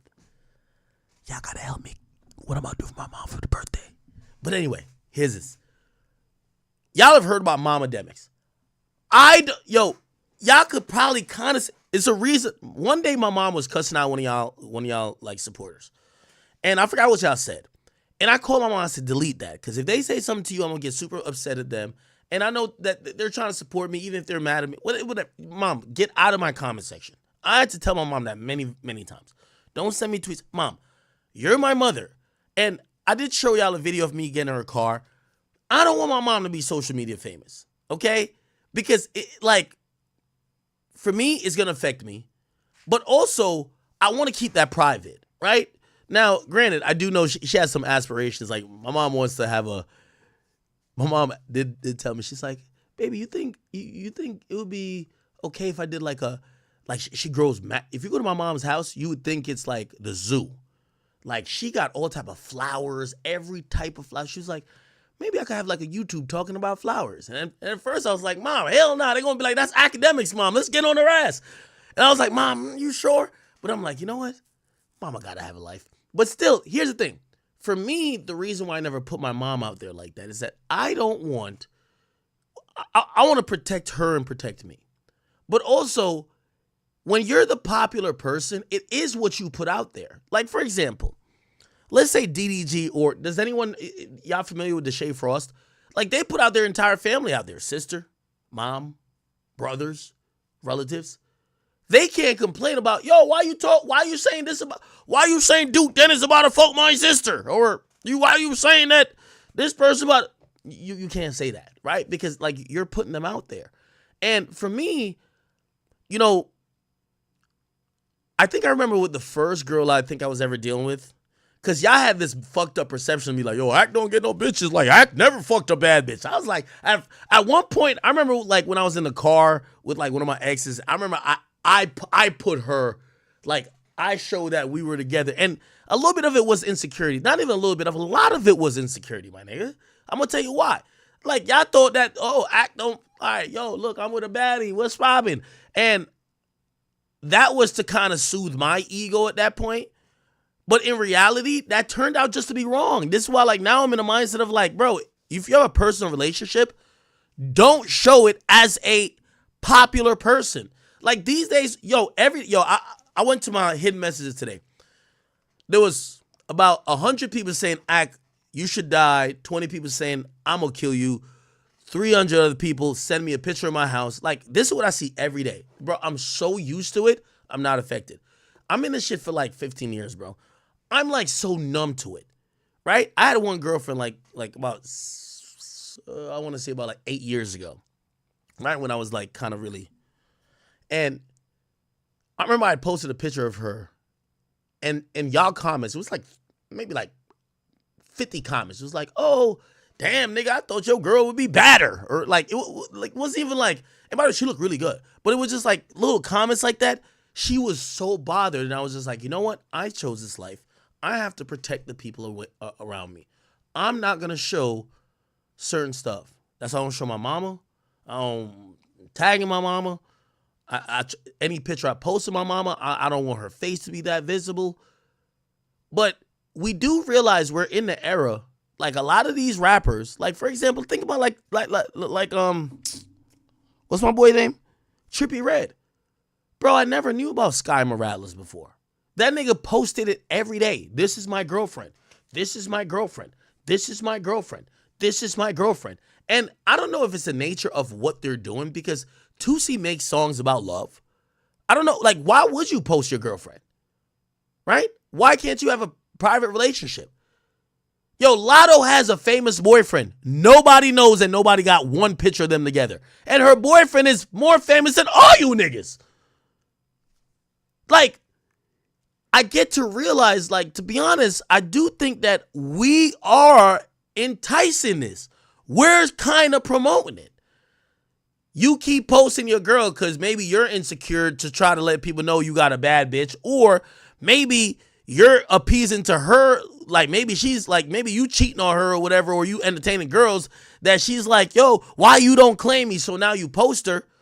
Then you post her, people start getting involved in y'all drama, realize you've been cheating on her, realize she got a kid for y'all, realize now they're following her. They care more about, they could identify more with her because she's a regular human being who's just a girlfriend, and you're a rapper or an artist, they can't identify with you.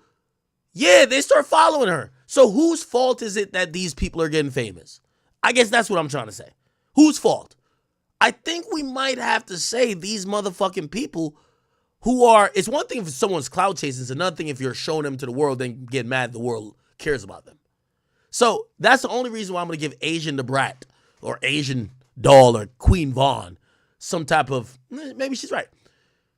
Say she was a cute regular girl who did lashes. You showed her off to your millions of fans. Put her in music video. Did he put his girl in music videos?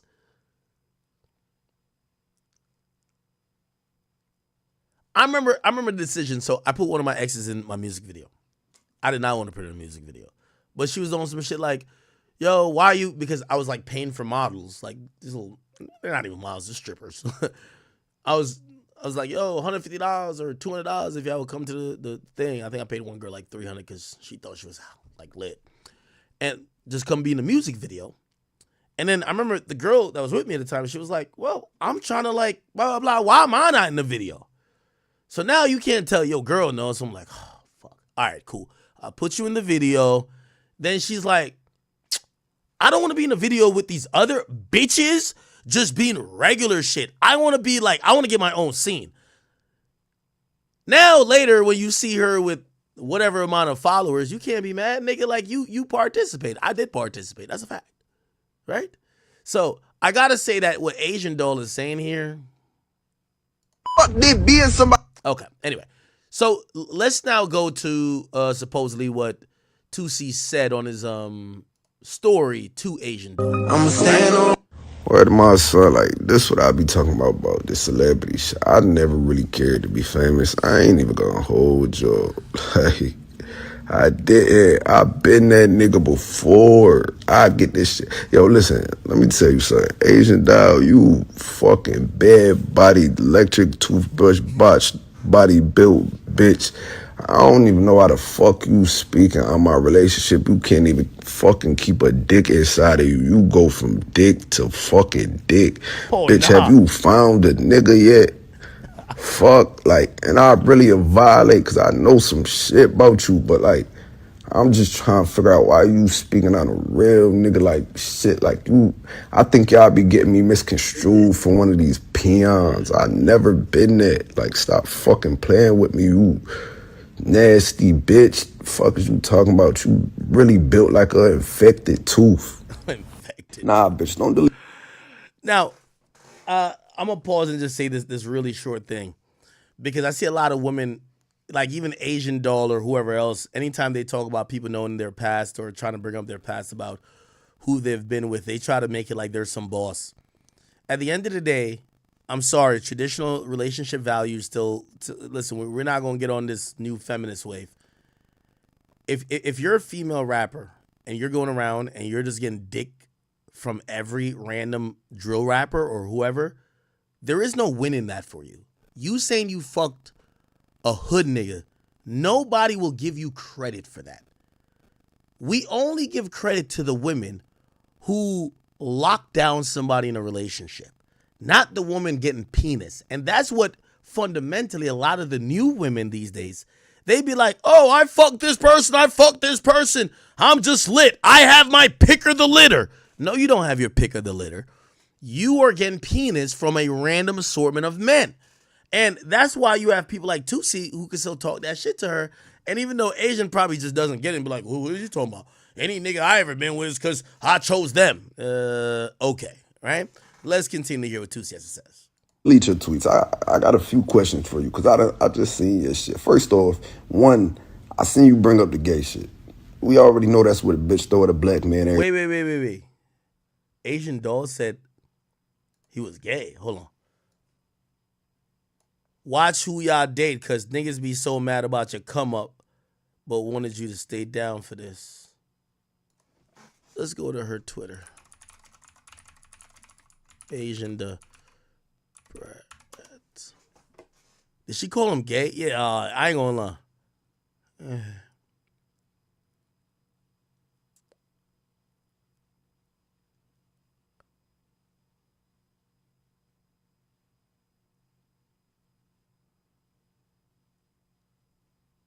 Oh my God. Why you always got something going on with one of Von's homies? Whether shit's beef or you trying to fuck him. Von fucked his bitch for fun. The nigga wasn't his friend.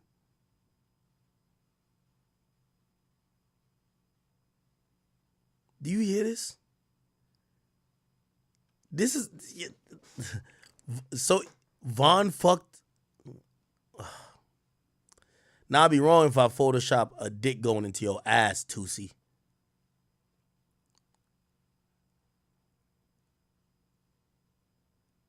Then she posted a video. No, she posted an old tweet of his saying, Von stay calling me little folks. And she says, gay! And then then Asian Doll says, nigga ran to space to beef with a female. Gay! And be like, yo, if I send this to you, just know I'm trying to do some gay shit tonight. So she's calling him gay. Okay. And then she said, boy, you is a trade. I don't know what that means. The demons is his sexuality. From here on out, we're going to let Tusi make it, man. He fighting demons. The demons is his sexuality. So she said Tusi's fighting demons and the demons is his sexuality. Niggas want clout because nobody posting that album, so you pick me out of all the bitches that said something. Fucking sissy. Sissy ass bitch. And then she posted a few pictures. Who this?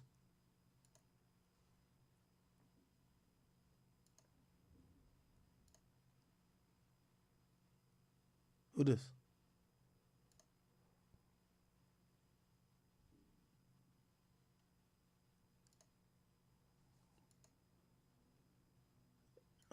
Are these his cousins? Yo, who is this?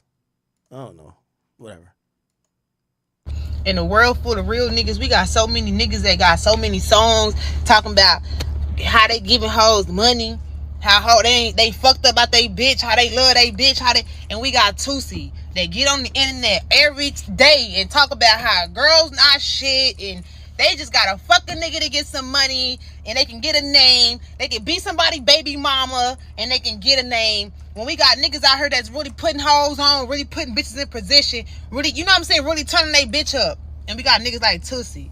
Get your pussy ass on, you punk ass nigga. On my mama, your ass a bitch. I'ma keep saying it. Your ass is a bitch, boy. And you played with the right one. You should have just let me say what I was gonna say and keep it pushing. On God, we got all these rappers talking about how they turning up hoes, how they don't give a fuck about a bitch past. Yo, Tusi, man, I'm gonna be honest with you. And I'll say this to you publicly, I'll say this to you in private, bro. Tussy, you are a rapper or artist that your music resonates with women more than men. That's the fact. These days, what Asian Doll just said, women are being fueled by the rappers saying, we don't care about your past, and we turn up our women. We trick on them. So that might not be you. But I'm going to be honest with you, she is right. You should have sat that one out because of the music you make. Again, it's one thing if you're making fuck these bitches music. You're making music that women gotta fuck with. So you can't really, like, you might feel in your heart, but you can't really say nothing. You can't really say nothing. Because you need them women. Right? Like, put like this. Tusi talking like me. You know how many women done? Yo, there's women who just hate me because they heard that I've said whatever that seemingly they have taken to say, oh, that's not what. If I'm saying, yo, fuck a nigga who paid for titties, be like, what? Fuck academics then. So, like, but I'm not here trying to pander. My content isn't made for women. If I was dropping nails and shit like that, shit, I wouldn't be saying them shit about females. Fuck out of here, right? Like, I need them. Like, that's why anytime, every chat queen knows.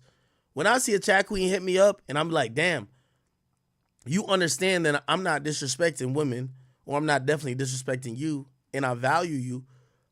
I speak to a lot of my chat queens, and y'all can ask a lot of chat queens who have DM'd me either on Instagram or whatever. I'm not even trying to fuck them. I'm just trying to be like, damn, you a female, you fuck with me, you support me?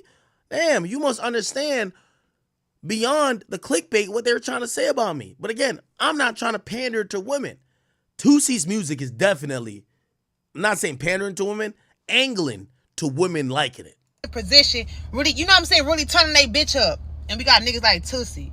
Get your pussy ass on, you punk ass nigga, on my mama, your ass. Yo, it's like Chris Brown. I'm pretty sure Chris Brown been sued by so many women.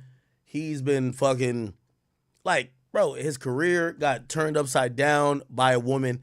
You think Chris Brown probably have never said in his mind, man, these bitches ain't shit, man. Fuck these bitches. But who goes to all Chris Brown concerts? Why is Chris Brown selling out stadium or arenas everywhere? Women. So he ain't gonna say that publicly. He'll say that to his homies. He ain't gonna come on the record and say, man, fuck all y'all bitches. Y'all bitches ain't shit. Y'all bitches be hoes. Y'all bitches be lying on niggas. He ain't gonna say that. Because he know where his bread is buttered at. That's why that was shocking from Tusi, I'm gonna be honest. Pussy ass on, you punk ass nigga, on my mama, your ass a bitch. I'ma keep saying it. Your ass is a bitch, boy, and you played with the right one. You should have just let me say what I was gonna say and keep it pushing. On God, we got all these rappers talking about how they turning up hoes, how they don't give a fuck about a bitch past, how they don't give a fuck about this and that. Help me, all type of shit. Can you help me? By the way, random plug. Yo, chat. Oh, I got to get into with the ladies for this one. Oh, for all y'all ladies, the Academy, just type this in y'all browser, presents Boston Richie. The Academy presents Boston Richie. I want all y'all to know I'm bringing Boston Richie to New Jersey. Can you help me? By the way, complete simp anthem. But here's the thing. Y'all think that Boston Richie, I be seeing people comment on his relationship. We can talk about it afterwards. They be like, oh, he dating like a 19-year-old, some young girl, whatever. Damn, how he crashing out, looking so stupid over her. Bro, I'm pretty sure Boston Richie stand on business. But here's the thing. He realized he has a song appealing to the women that's like his girl. So he's going to act like, oh, no, it's cool. Anything for my girl to make the record go up. The fuck? You're not going to be like, fuck these hoes when you got a record saying, can you help me? You get what I'm saying? So again, when you're making records that's appealing to women, you got to almost seem as one of them niggas that women could, like, you know, do whatever with. If you get my drill. All right, the next thing. Then we got this punk ass nigga over here with these tight ass leather pants on with these long ass boots. But get your bitch ass on, ho, and go kick rocks in them big ass long ass boots. Why y'all say call 1090J? What? Stop playing. Okay, so now Asian 2C's back with this shit. Here we go. Every time she get mad, like we know that the fuck you don't got no receipts, no nothing. I'll buy you out of your deal if you even still got a deal. All right, hold on. Here Word to my nah, bitch, don't delete your tweets. I got a few questions for you because I just seen your shit. First off, one, I seen you bring up the gay shit. We already know that's what a bitch throw at a black man every time she get mad. Like we know that the fuck you don't got no receipts, no nothing. I'll buy you out of your deal if you even still got a deal. I'll buy you out of your deal right now if you got some proof. Two, I got a question. Why the fuck is one of your titties bigger than the other? Like, oh shit, I'm confused by that. Did you go inside of the doctor and ask for a D and a C cup, bitch, or did you just go ask for the same size titties and he fucked you up? Which one was it? Oh nah. What are we looking at here? Oh, I don't know what we looking at, bro. Holy, all right. Okay, cool. So she comes back on. From here on out, we're gonna let Tusi make it, man. He fighting demons. The demons is his sexuality. Okay. So then Tusi gets on Spaces. He gets on Spaces, and he start running it up. Here we go. He says, "Asian stank butt ass." Let's hear this. All right, wait a minute then, huh?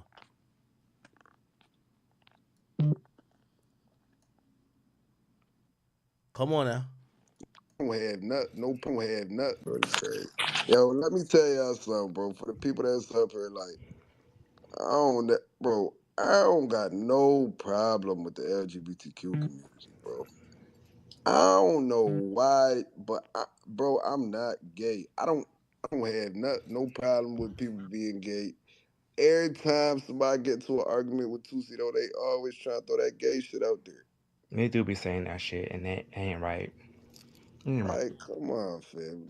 Where's Shorty at, though? Where's she at? Come here. I just want.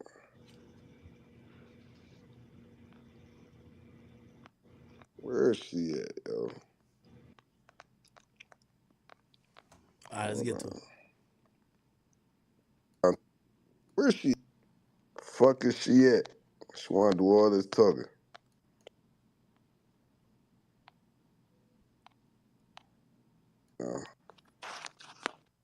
I guess he was trying to add her. I don't think they got surgery for that. If they did, yeah, tag her in the comments. Fuck. Like, when the fuck was that ever a thing? Like, back in the day, you used to have to put in work to be a celebrity. You either had to be an athlete, you had to be a rapper, artist, painter, something like that. You were. Nowadays, you could just get on the internet and motherfuckers be having followers for being in a relationship. This shit is weird. The game is weird. It's oversaturated. People gas up anything. Motherfuckers get a few likes and think that they famous. Like, this shit ain't it no more. Word. And that's a fact. I don't give a fuck how nobody feel about it. But she gotta get her dusty ass in here, though. Oh, he was trying to get her there. Okay. Did she join? You gonna slap me? Give a motherfucker a chance to lie in your face. I want this bitch to come in here and lie to the people right now and let all these people that's up here know whatever the fuck she talking about. I want y'all to hear the truth. So y'all can be like, yo, this bitch is really psycho. She's really crazy. That bitch pop pills or something. I swear to God, I think she do pills, yo. She really crazy. Well, I mean, with a shape like that and being depressed, I wouldn't see why not. And too, bro, one thing I wanted to say, like, these little pictures people keep bringing up from 2014 and shit like that. First off, I'm bow-legged. Like, I can't help that. That word, I'm just a bow-legged nigga. But stop trying to act like we wasn't taking pictures like this on MySpace and Facebook and shit like that back in the day. We all got pictures like this on our parents' pages and shit like that. I was like, stop trying to fake like these is just gay poses. These wasn't no fucking gay poses. That's just how how niggas used to be back in the day. That's when a nigga used to jerk, reject. I was dancing, doing all that shit. Like, fuck out of here. And around this time, I was dating one of the baddest bitches in the city. Like, I don't know what. And I was beating niggas up. I was beating niggas the fuck up around this time. Like, what is we talking about? One thing about me, bro, I ain't never been pussy. Like, I don't know why niggas just try to, like, play like this shit something bigger than what it is. Like, this ain't never been that. Those was really the times. The toughest niggas was really outside doing a jerk. That's what I'm trying to tell you. Like, they got this shit misconstrued. Don't never get this shit misconstrued. Like, The niggas be on Tumblr with that shit. That's what I'm saying. Like, nah, there wasn't no fucking gay poses. Like, I was, don't get it twisted. I was a pretty boy now. I used to be lifting my little shirt up, trying to get the girls to see my abs and shit. I used to be doing all that. That's a fact. I don't never try to play like that shit was something else. It was never that.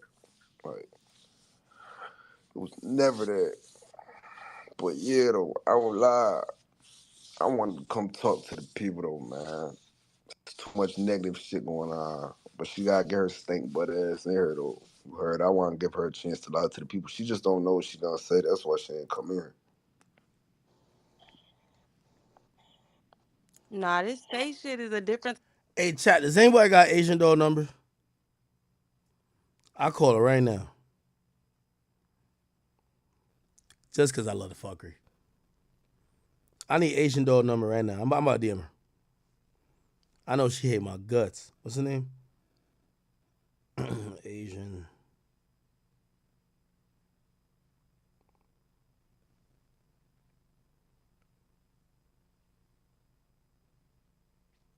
I want to call Asian doll right now. Should I call her?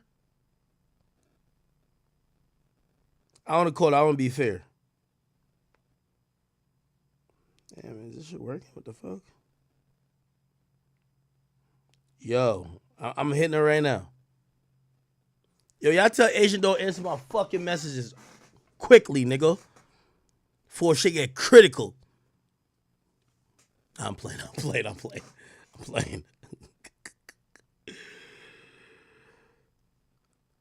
Oh, man. Yo, how much y'all bet I get Asian doll and Tussie on stream right now? How much y'all bet? Chat, if I do that, my goated, I get both of them on stream right now. Watch. Tussie, I could get on stream easily. I just gotta get Asian doll.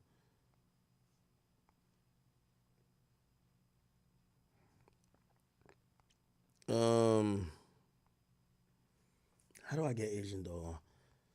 All right. Y'all hit her. I did DM her real quick. We gotta try to get Asian doll on this bitch.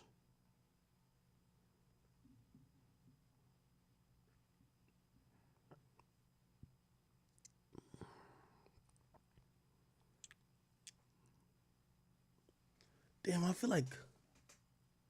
Oh, I know I could get her on. Hold on, watch this. Yo, watch. I'm so messy.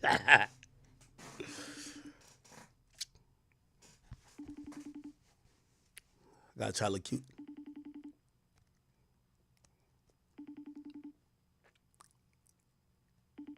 Fuck. It's your fucking phone. I don't even know who I'm calling. Somebody put me in a group message and they're like, this is whoever. I'm like, fuck. Answer the question. Answer the phone. Give me a second, chat. We're going to get this going. We got to compete with NFL games. We got to get to it. God damn it. All right, hold on. Let me just call him regular. This person ain't got nothing going on? What the fuck? An automated voice message. What? No, hold on. One more time. You ain't got nothing going on. Your call has been forwarded to an You ain't definitely for my call.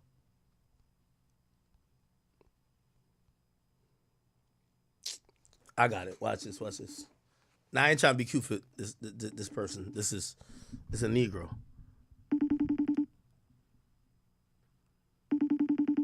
Yo, nobody answering me? I'm getting left on red?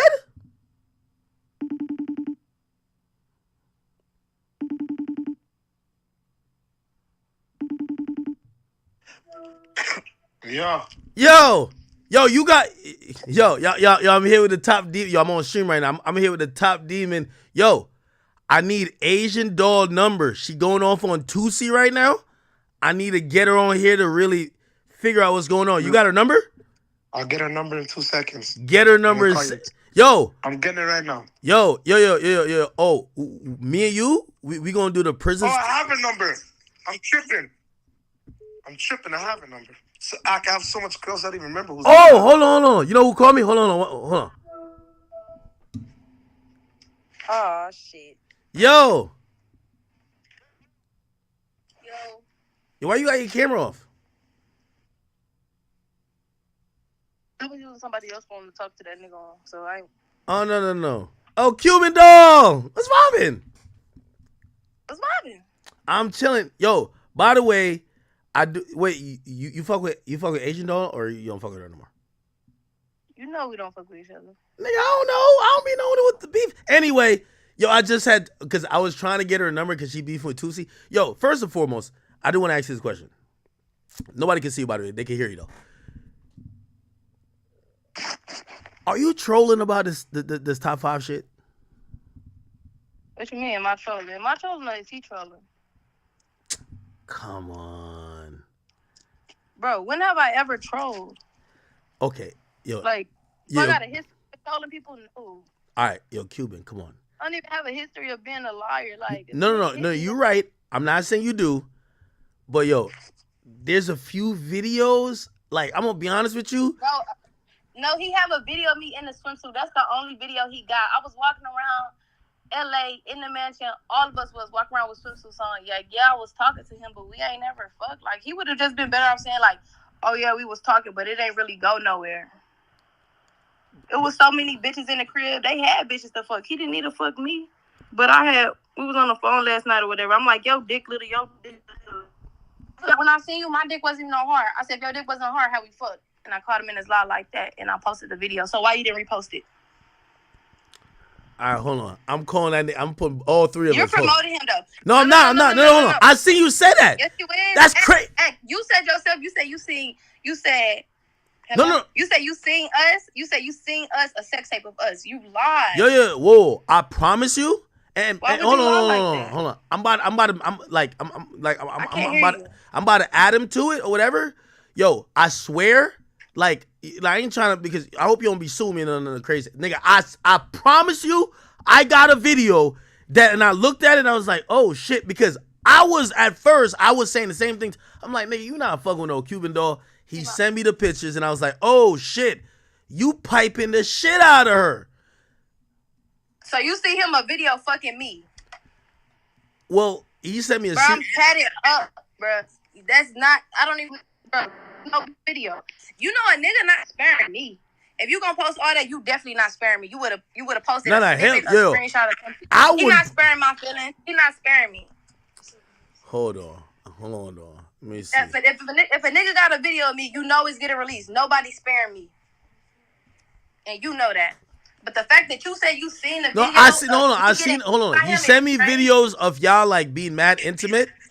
He sent me videos of y'all. None of them we kissing. None of them we doing nothing like that. Top 5 exhibit. I was on the bed and that was it. I'll be honest with you, didn't even try to fuck me. Yo. Ak. Yo, what's good? Did it freeze? Fuck all of that. Yo, fuck all of that. Yo, Ak, what are you dealing with, my dog? Fuck all of that. Yeah, no. I was trying to get Asian. Put it on your dead man's. You hit me. I sent you the number, Ak. I'm just doing something. Yo, listen. When you come to Toronto. Now I'm coming to Toronto soon still, but like, yo, Cuban, you gotta stop denying your ex. It's cool. Like, yo, put it like this. Yo, let me tell you this. Yo, everybody told me this about top 5. When he was in LA. My ex so bad. You know that's not gonna do nothing for his career, right? No, I'm not. You're only relevant. Your Ak. Hold on. Tell her you're only relevant because of Pedro. I don't even want to be relevant because of this situation. You make a motherfucker look bad. Oh my God, Ak. I'm gonna hang up because you're not even relevant in the United States. People don't care about you. Relevant? Oh my God, yo, Ak. Yo, what's good, man? Yo, let's do it. Yo, are you on Twitch or YouTube tonight? What are we doing tonight? Yo, whatever you want, man. I'm gonna be honest, bitch. Yo. So hold on. Listen to me, Ak. Yo, we gotta get it lit. Yo. The sit down with me and you, we gotta do it like. We gotta do that different. Like we gotta do that in person. You get what I'm saying? That's what I'm trying to say. I want you to break down like you going through the whole case and how they try to persecute you. They're trying to frame you because they couldn't get you out of the way. We gotta do that in person though. But yo, Ak, let me ask you a question. Yeah. Let's do this tonight. Me, you, Asian Doll, and Tootsie. I can call Tootsie on the phone right now. No, I got Tootsie. We just gotta get Asian Doll. I'll get her. I'll get her tonight. Let's do it tonight. No, I'm with it. You get what? Not you. Wait, hold on. Yo, Not wait, you. Cuban. Why you don't fuck with Asian no more? I thought y'all was all right. She's scared. Oh, scared of who? Scared of Asian Doll. Oh. Anyway, so.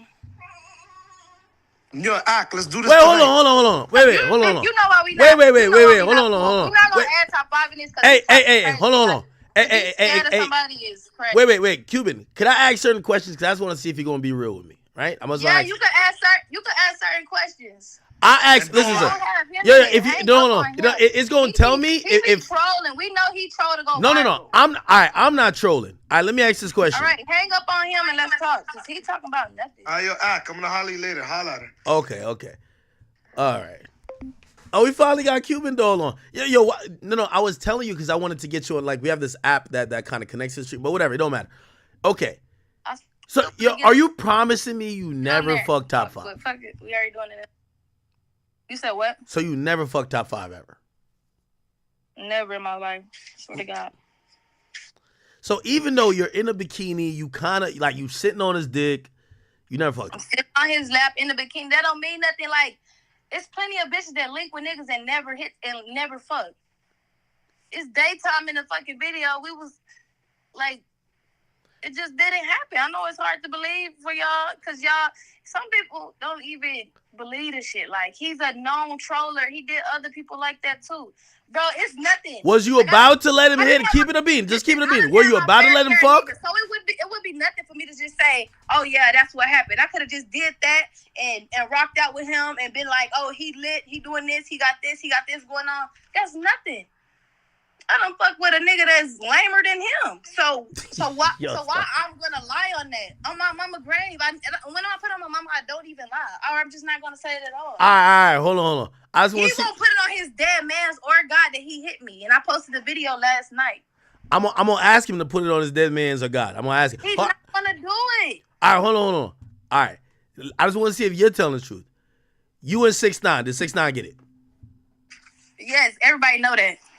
Okay, all right. So you being truthful about that? That's something that was a thing. Like, okay, all right. No. Over me. I thought you was trying to erase bodies. I'm like, nah, that. Come on, we can't do that. No, okay. Bro, I never been a liar. That's not even my character. Like, anything that ever came out about me, I stood on business with it. Like, I'm not even gonna do nothing that I'm ashamed of, anyways. Like, all right. I promise you, and I'm not trolling you. I promise you, I'm not trolling you. I promise you I'm not trolling you, and I know you think I'm promoting him, but that's not what it is. Yo, I remember him sending me a video. It's on my other phone because remember, he's been locked up for 3 years. No video he could send of me butt naked. No. I'm not saying I necessarily seen your face on the video. It was actually a sex video. I'm not saying I seen your face on it, but it was sent after, like, you know that video I posted of y'all taking a picture and you're bent over. So I seen those pictures, and then I seen the video of you in the bikini. Then I got the sex video, and I was like, oh, that's her fucking him. Now, granted, I don't think your face was in the video, but you're lying though. Like, what? That's stupid. What's the point of lying and saying you seen me? No. Hold on. I'm saying I didn't see your. It's a real video of me getting fucked on the internet by Tato. That bitch got leaked years ago. Add that up, bro. Me from the back, I got tattoos like on my whole side. This video me for here. If I'm getting hit from the back, look. If I'm getting hit from the back, you gonna see my arm tattoo for one. Then I have this whole thing right here on my shit, bro. Like, it's not me. All right, hold on. Then they sent the video. I seen a bitch. She had a tattoo down the middle of her spine. That ain't me. I didn't have no tattoos on my back at the time. Now I Yo, do. okay. I'll be honest. It's a picture of a girl with a tattoo on her spine. That's not me.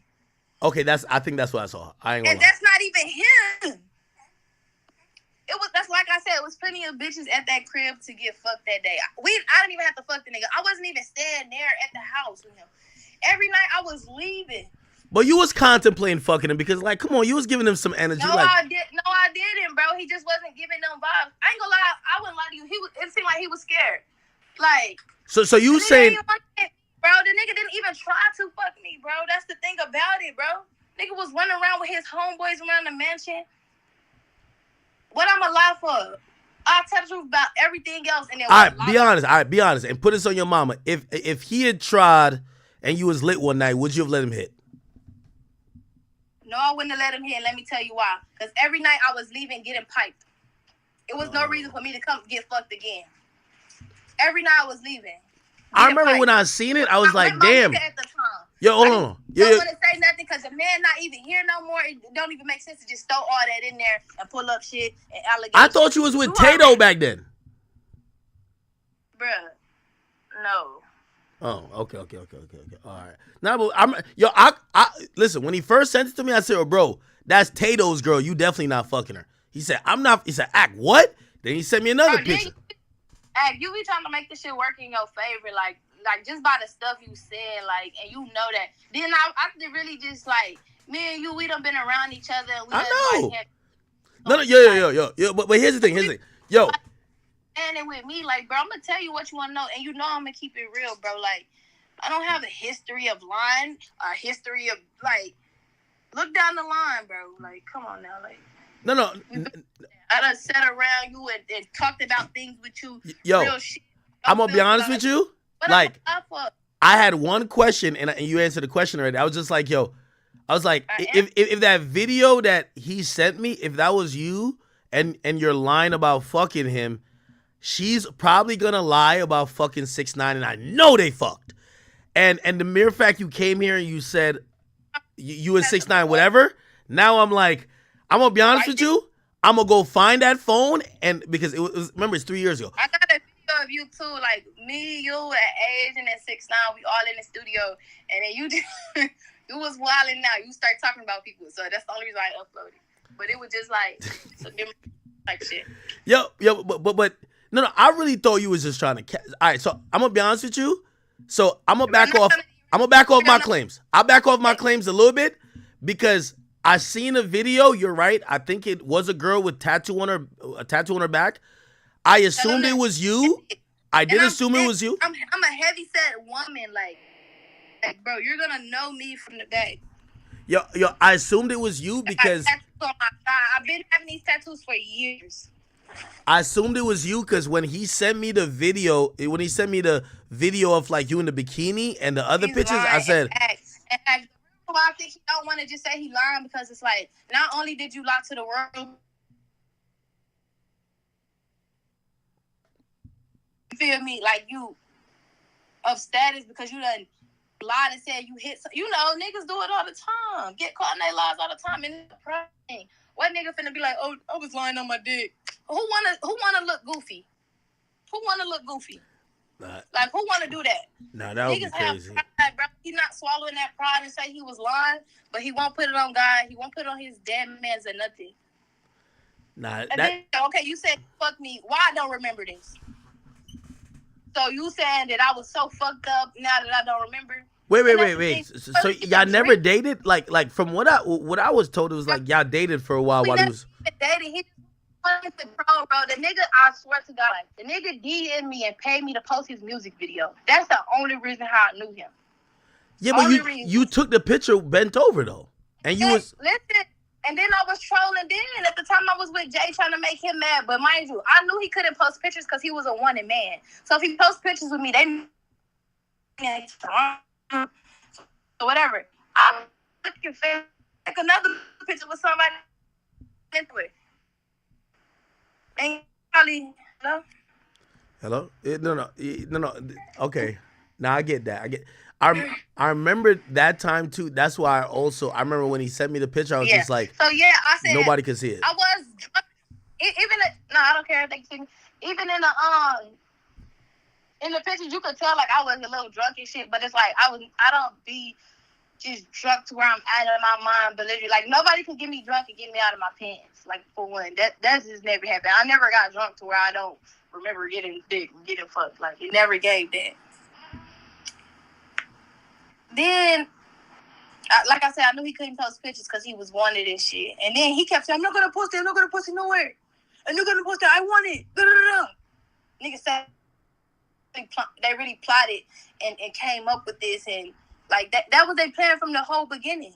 Like that nigga didn't give a fuck about fucking me. Long as he had pictures and videos of me, he was straight. Like I ain't gonna lie, I felt like the day after I got the picture. I'm not relevant, so why you keep saying my name if I'm not relevant? I don't give a fuck about being relevant. I know how to get active. If I want to drop music every day, all I gotta do is stay consistent, and it's gonna pick up.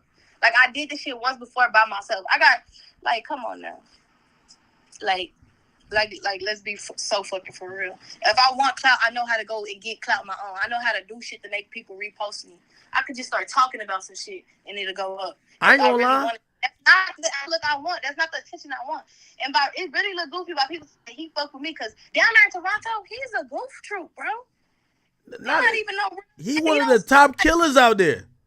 Bro, that man is not know nothing, bro. Yo, he's like the King Von. Yo, and then you another internet nigga, so everybody got their own outlook on life. No, yo, Cuban. He's like everybody the King Von of Toronto. How do you? All right. Come on now, stop playing. Like, come on. He just beat a body. That's not a good look. If he was that, I'll be hell. That's my nigga. Okay, his image probably look good to you, not to me. I don't like his image. I don't like what he talk about. I don't like nothing he did. I don't like what he stand for. Somebody he killed this, he killed that. Okay, cool. I don't like that. That's his image. I don't care about that. That's why I say everybody got their own opinion of the nigga, of how they look at him. Everybody look at people different. You look at me different. He look at me different. Other people look at me different. He not nothing to me. And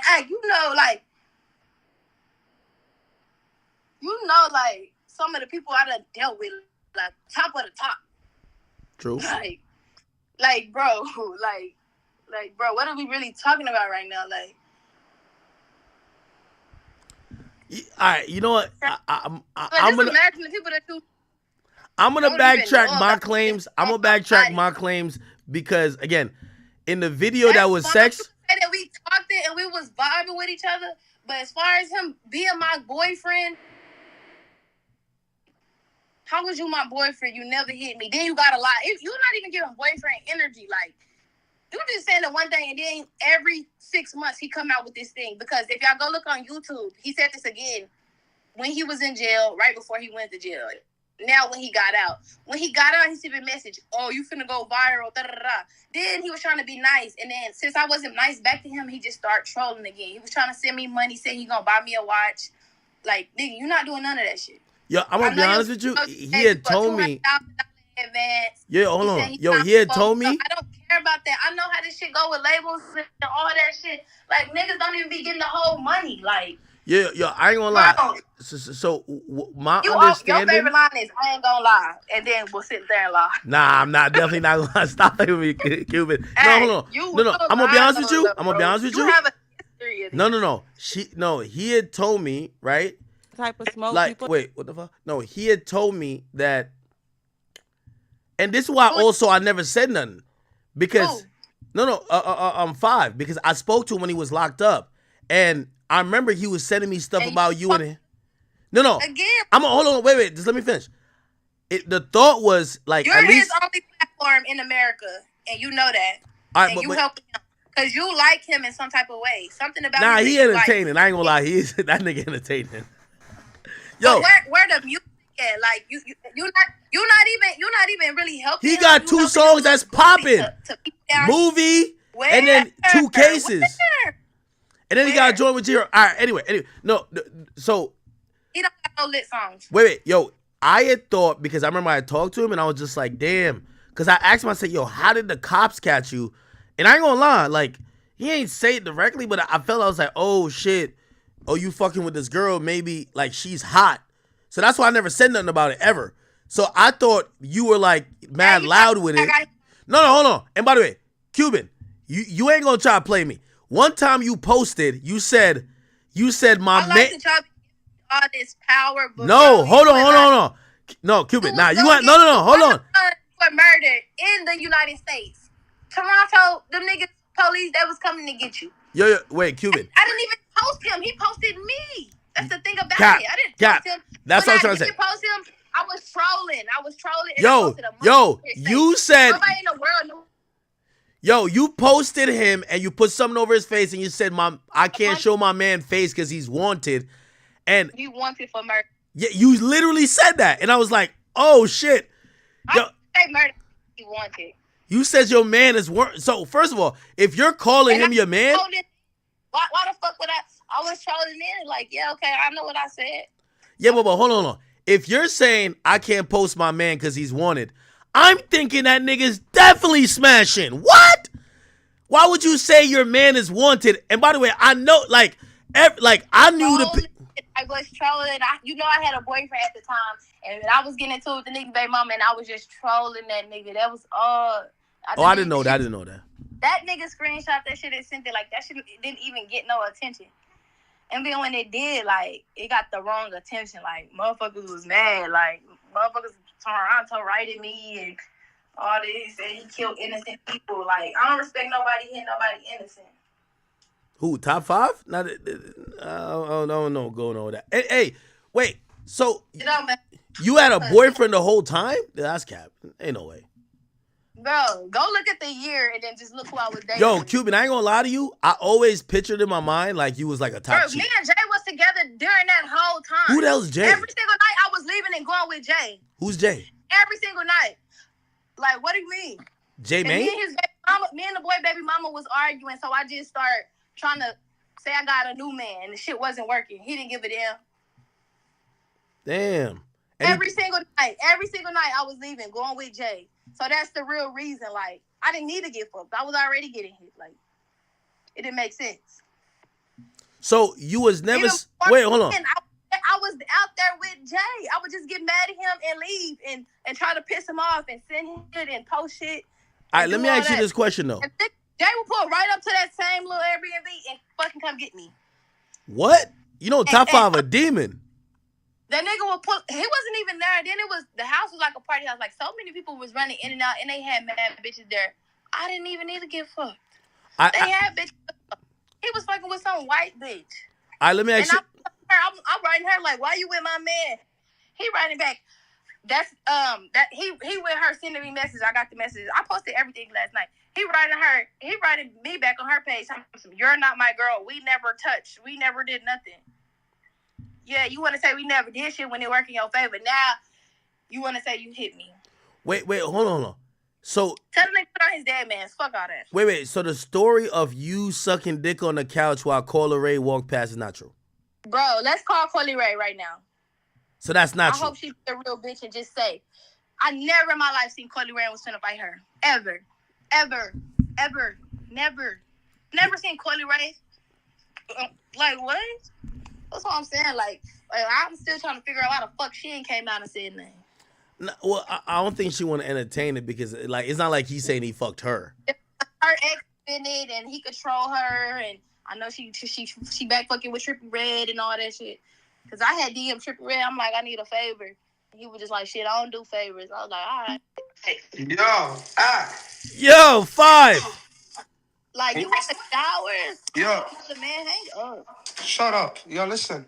Yo, Cuban, you gotta treat your ex a little better than that. My boy just beat a body. He's a top demon. Yo, Ak. What's good? Yo, tonight let's go on Twitch tonight. Nah, we here. Yo, hold on. Yo, who at the door?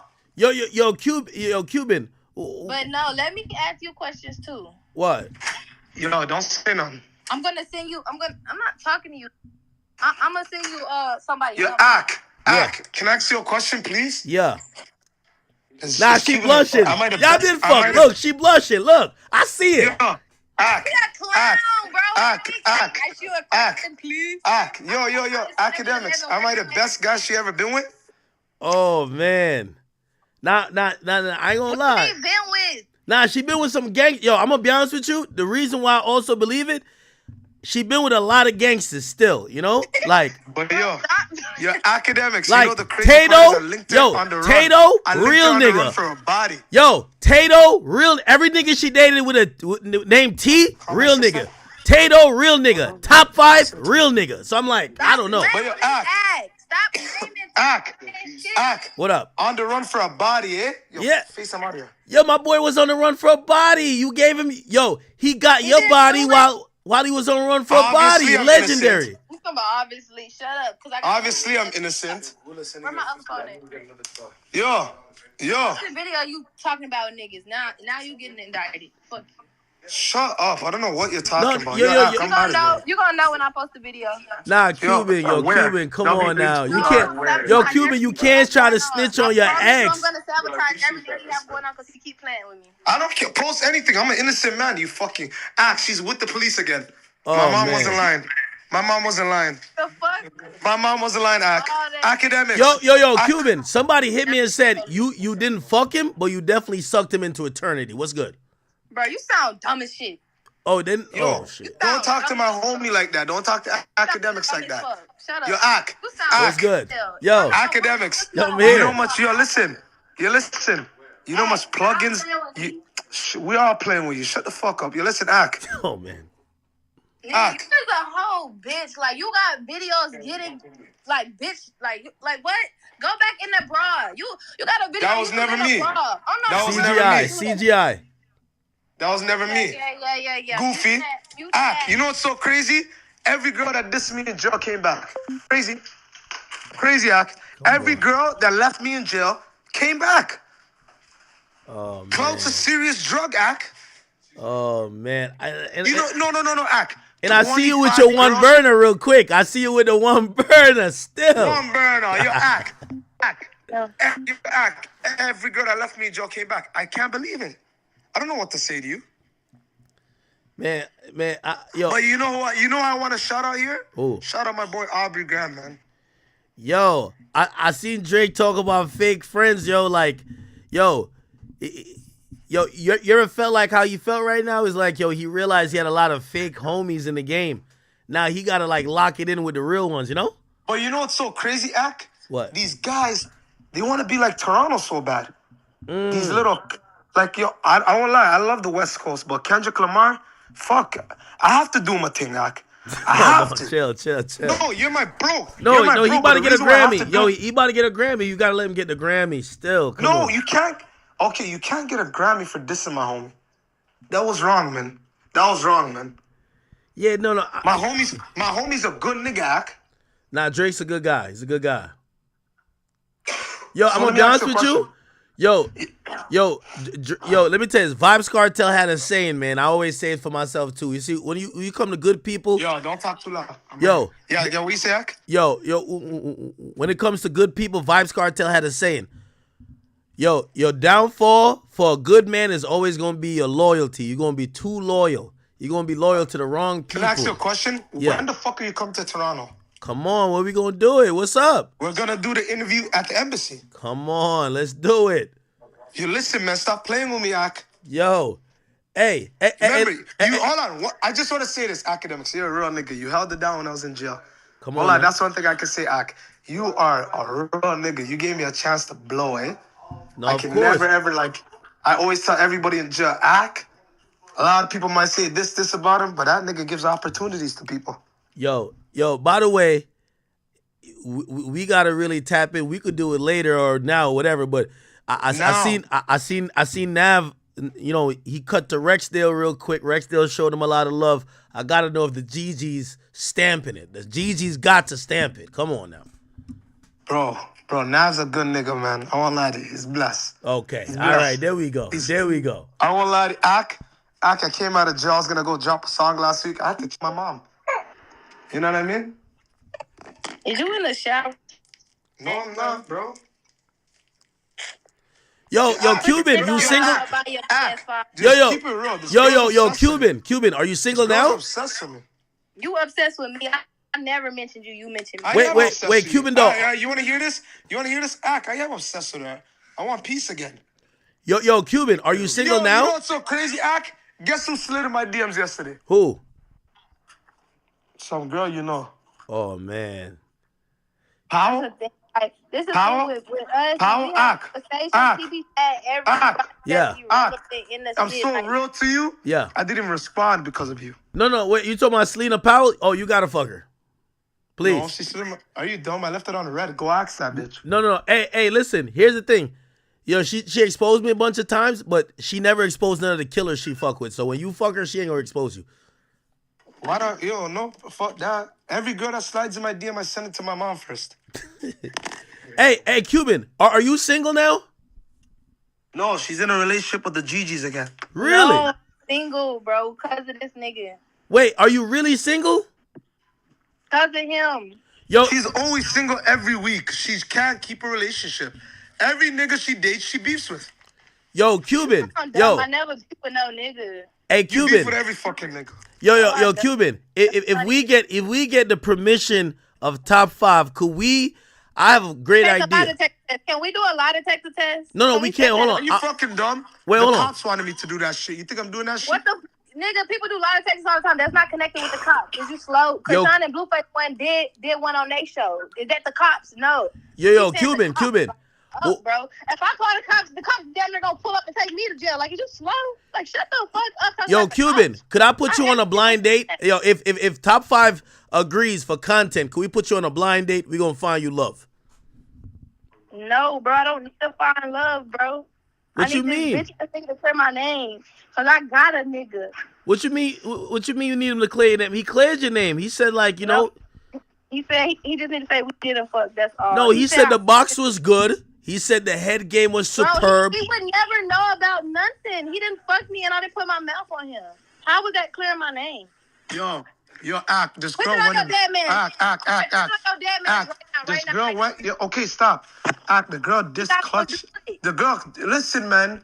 Act. The girl dissed Clutch when I was with her, and she went and followed his people yesterday. Don't you think they're gonna kill her? Bro, nobody gonna do shit to me. Let's make a bet. In 5 years. Are you Clutch gang? In 5 years. Are you Clutch gang? Did we fuck on your dead homies? Are you? I'll answer that. Are you Clutch I don't gang? even know what Clutch is, bro. I don't give a fuck about nothing. You were smoking on him. I don't care about nothing in Toronto. So okay. So do you want me to call King Von's sister? You can call who you want. Act. Wait. Why do you always gotta add somebody else to the equation? Like you. Kayla B's big stepper. Wait. Stepper act. You cannot stand on your own. That's how I know you not no real stand up nigga. You always bringing up some. I was by myself for fucking 3 years. Okay, How the fuck can I not stand on my own, you I'm goof? for the fan. That's on the internet. Whoa, call whoever you want. No bitch out here playing with me though. Bitches see me and walk past me. Nobody give a fuck. We falling out. Wait. Cuban, are you beefing with King Von's sister? Bring up other fucking people in the shit, bro. Anybody that you saying that I beef with is always fucking beneath me, and I done bitches don't stay in my crib and they done hopped on songs with me. It's never the other way around. Like, but why do you always gotta bring another female in the situation? Like, you can't stand on your own. Do you see me naming niggas? It's fucking Yo, what day is it? Sunday? It's Sunday. It's fucking Sunday afternoon. Why is this girl so negative? Why Holy fuck. People, I'm not negative. I'm defending myself. And go to church. Every Go time pray. I defend myself, it's a problem. Bitches can't defend Why do you always listen, Act? I came out of jail. This girl's crazy. You in jail. You'll be back in that bitch. Oh my gosh, she's a snitch again, Act. Then you saying here we go, Act. My name when you snitch. Here we go. My mom's gonna text me in 10 minutes. Act. Here we go, Act. Just be smart. When you snitch on somebody, it's recorded. When you, especially as a rapper, it's body cam. It's like that don't even fit. I never even. Do you even have makeup on right now? I never even been in the position to snitch on a nigga. I never. Yeah, you did. You fucking snitched on Tato, bro. Shut up. Snitched on him about what? Tato never been to jail. So what? He beat you up. You fucking snitched on him. Shut up, bro. He I never only call it Glory Boys. Sound dumb, bro. This is facts that can be proven. I hate girls from Dallas, Zach. Wait. Cuban Dog, did you ever put Tato in jail? Never. She did. Never. That's what the Rolling 60s told me when I was in LA.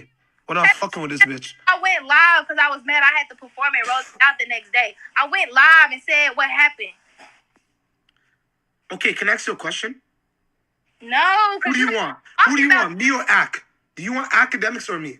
Who do you want? Oh, you a dick sucker. Like, just I'm not getting y'all relationship issues. bro. Academics is my big bro. Academics changed my life. So it's most He changed my life, you dumb it's bitch. most likely for you to We don't need you. We don't need you for clout. So why you keep saying my name if you don't need me? If I'm irrelevant, you don't need me. So stop saying my name, bro. I would not even be on the phone right now. Your Wowzers was crazy. So don't say my name. Your Wowzers was crazy. If I'm lame Your and I'm Wowzers was irrelevant, crazy. why do you keep saying a lame and irrelevant person name? I said to you last week. Wait. I left you. Wait. Top 5. I don't give a fuck. I'm saying something this week. Yo, top 5. You saying the box was crazy? Crazy, Ak. Put you to sleep. On your dead mans. On your dead NyQuil. mans. On your Stop dead talking mans. about my dead mans. I don't want to fucking pack you. Shut the fuck up, bitch. Nigga, you ain't gonna pack shit. You ain't I'll gonna talk pack about my shit. dead You homies. ain't gonna pack nothing. I don't want to fucking leave you, bitch. Bitch, please. Don't do that. You never packed nobody in your life. I didn't. Everybody knows Never. that. You never. Everybody knows I never did none of that shit Never. before. Your man shot an innocent person. And Oh my god, you Ak, I gotta go. This girl's a fucking. your man goof, shot an bitch. innocent person. Like who claims that body? Like let's None of be us. for real. None of us. We're Yes, innocent. you. By the way, we're innocent people that got framed for 3 years. You don't have, accidentally because y'all You thought Ak, love to the max. I'm gonna call you in like 10 minutes. at the store that made you get out the store and they fucking yo bitch. Damn. It's lame. You lame right along with that nigga act like you dead. No. Listen. You know, like bro, it's so much other stuff you can say to try to bash me, but No. You know I'm not trying to back. Yo, honestly, yo, play this. and then he still won't put it. But no, listen. No, He not I hear putting you. it on- I hear you. He didn't put on his dead man. I get it. He's I not get it. doing none of that. No, I get it. The only thing is, and I've talked about it with my homies. I said, I know, I get it. Don't try to brush me off. Bro, no. I get it. I get that he's not putting on his dead man's. I get that he's not. But I'm gonna be honest with you. But he put everything else on his dead man. Wait. Everybody who I talked to, they said, what if I send the same pictures and video to them, and I said, what if you've seen those pictures of your girl? Would you assume that nigga fucked your girl? Everybody said, of course. Bro, I done chill with plenty of niggas and they never fuck. Like, bro, there's plenty of bitches do that. There's so many rap bitches out here that chill with niggas and they never hit. Like, it's not always giving that, bro. It wasn't giving that. If I did it, I would have just said yeah so he could honestly stop bothering me.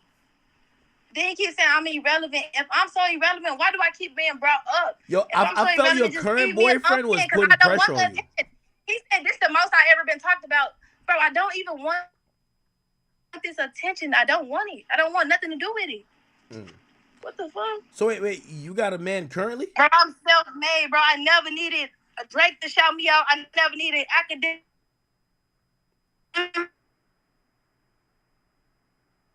Use platforms for myself. I always been self-promoted. I never did no goofy shit, bro. Okay, all right. When I was coming up, bro, you couldn't even pay me to post you. Okay, let me ask you a question. I don't know when or ever if you're in New York, do you want to do a sit down interview? Because I do want to do the Cuban doll story. Not no blind date. No, not a blind date. No, we're not a blind date. Fuck that up. No, not a blind date. We're you both know you're promoting him. We know you're his only. Not. Yo, that nigga's just funny. I ain't gonna lie. That nigga's hilarious. People that you want to promote and push because you know you have that power. Like. All right. Okay. All right. No. I'm saying whenever you're in New York, I would like to do the Cuban doll story. Okay. Your music, your journey. I feel like there's a lot of things. Like even questions I have now that got nothing to do with him, but I don't want to bring it up on here because like it's more for a better, deeper conversation, just solely about you and your whole journey through this shit. So I think we should do that at a point. Yeah, because it's a lot I want to talk about, stuff I did experience in the industry, and I got things I want to touch. Also, real interview time, nice. And me and you know each other. We done sat down and talked about some shit before, and just like, this nigga really just trying to throw my character off. I don't fucking know. Like, and by the way, I respect you for saying that too, because I'm one of those people, when I've been around somebody in person, I do expect more of them. So like, even the fact that you bring that up, like honestly, if I never seen them, because he sent me those pictures. He sent me those pictures like, oh yeah, like, yo, guess who I'm hanging out with in LA? You send me the picture, I'm like, oh, no fucking way. Send me another picture. Send me a video. And I'm like, oh, shit. Okay, they're clearly fucking.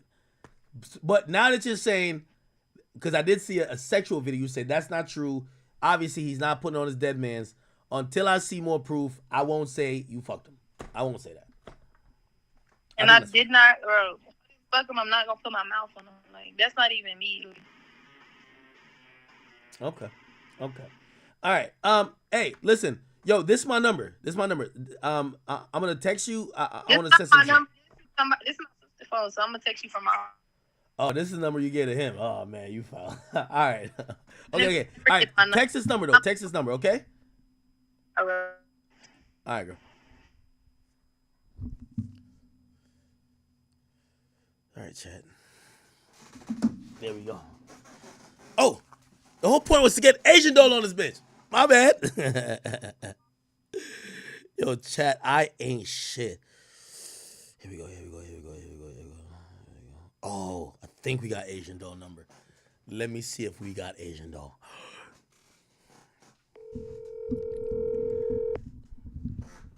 We're on to Asian doll. I don't think she'll answer though.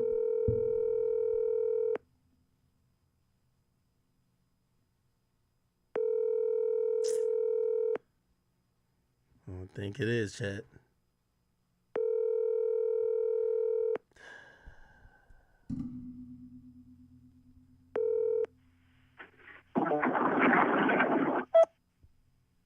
What the fuck?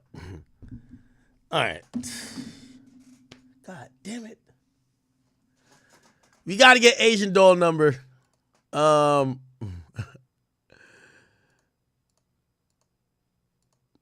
Chat, we not shit. I ain't gonna lie to you. Back to the 2C and Asian doll stuff.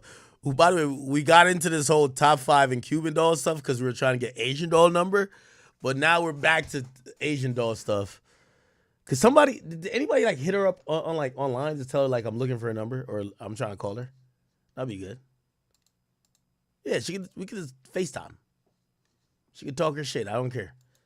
And I know we haven't been on the best of terms, so she could cuss me out too. It's cool. You see what I do for content, chat? All right.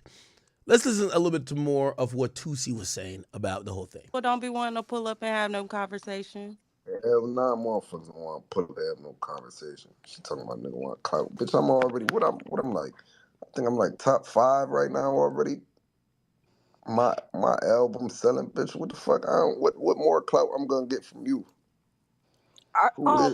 Is you gonna tour that album? Yeah, I'm gonna do some songs, but on tour, I'm really gonna be performing a lot of the old shit. Plus some of the new songs. You know what I mean?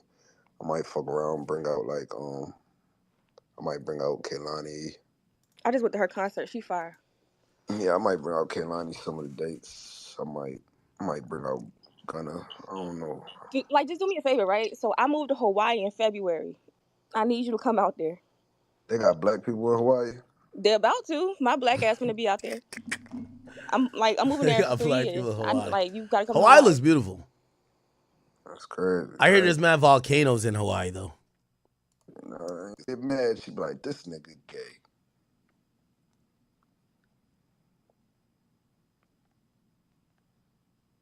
Okay.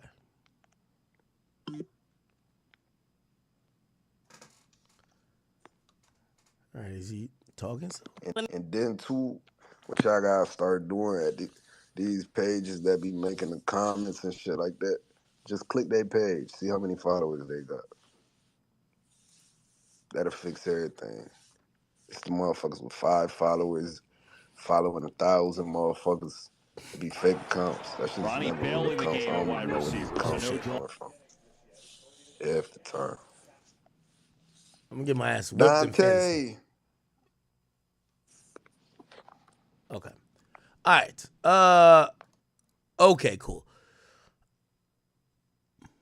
Did he say anything else?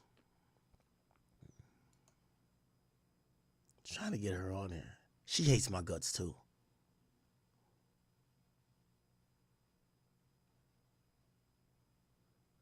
All right. Supposedly, whatever. Here's the truth. 2C's not gay. Asian doll looks like pretty much every girl that's popular now. They all got a bunch of surgery.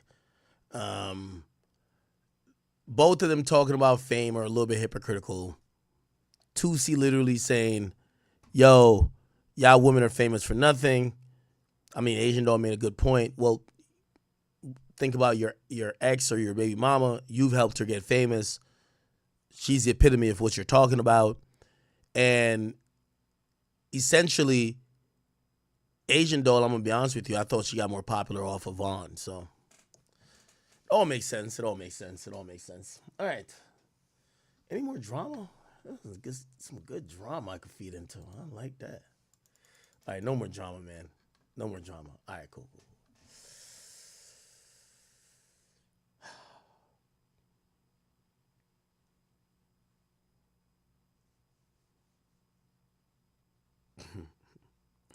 All right. The next thing that we're going to talk about. Damn, am I done with this topic? I feel like I am, right? Let me just make sure there's nothing else posted. Instagram. Yeah.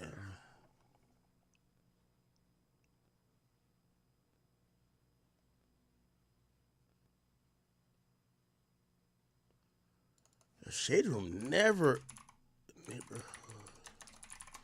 Shade Room be late on everything now. I'll be having to go like neighborhood talking. And this thing used to work for Shade Room. What the fuck? Okay. Alrighty then. Okay. Good. So I guess we could get into the Drake stuff. So Drake popped up, if you guys don't know, at an event last night in Toronto.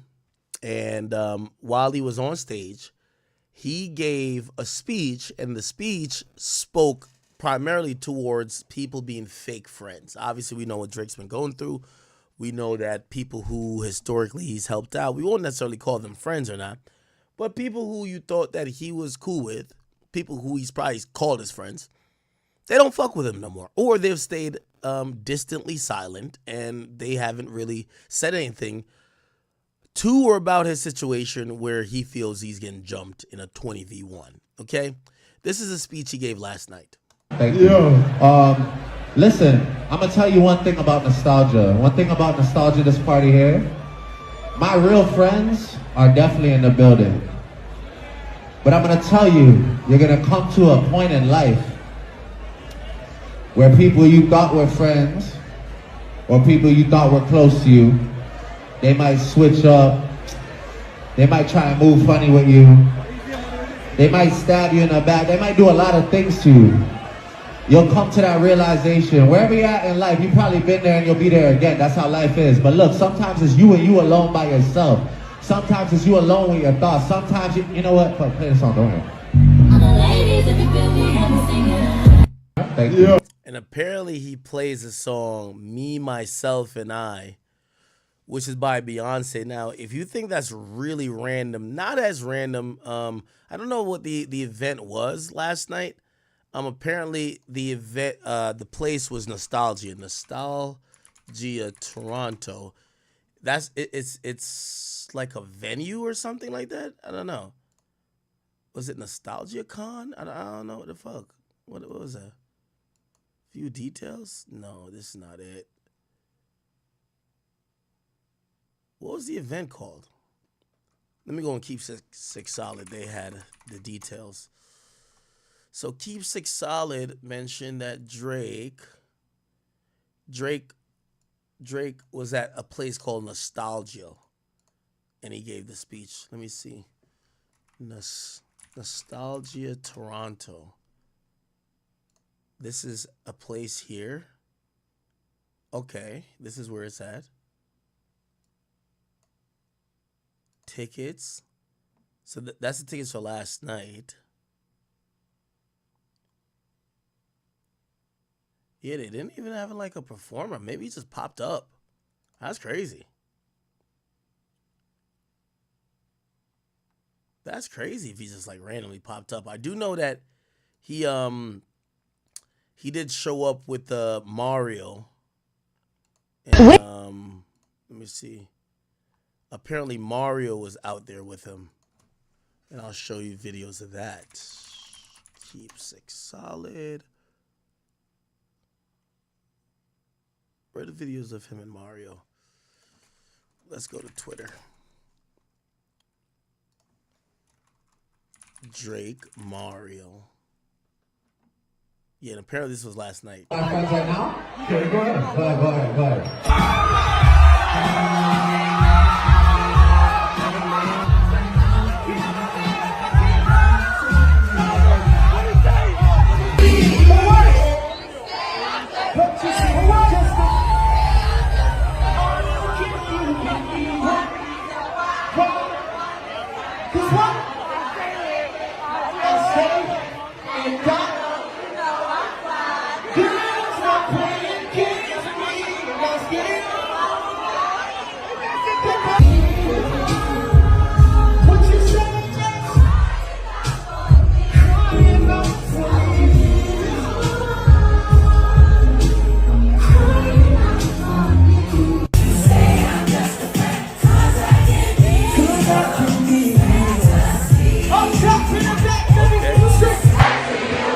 Every night,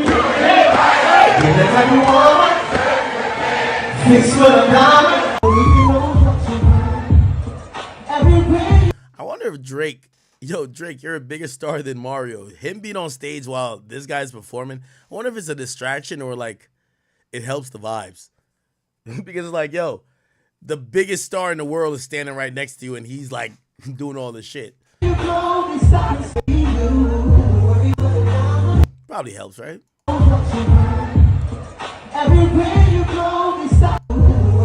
Look like a good vibe, right?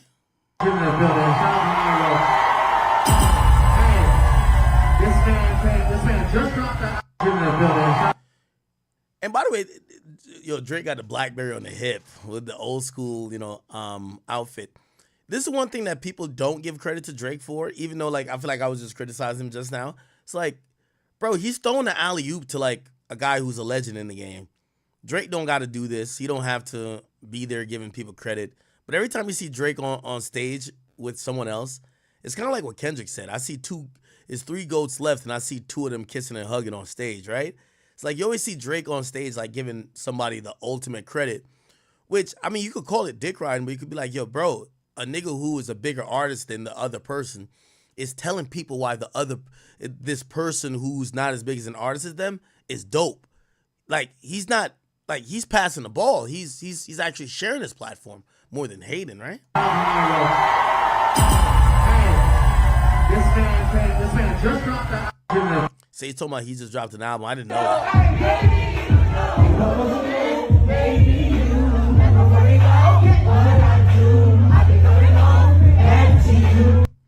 Okay. Yo, Corey, make it sexy. Like, it's like the girls are wet. Yeah. Stop. It doesn't need to be so bright. Make it, the ladies are wet. They came to see Mario tonight. Like, we like, put like a nice blue light on the stage. Let's get right. Go ahead. Sorry, brother. I apologize. Yo, Corey, make it sexy. Like, it's like the girls are wet. Yeah. Stop. It doesn't need to be so bright. Make it, the ladies are wet. They came to see Mario tonight. Like, we like. Okay.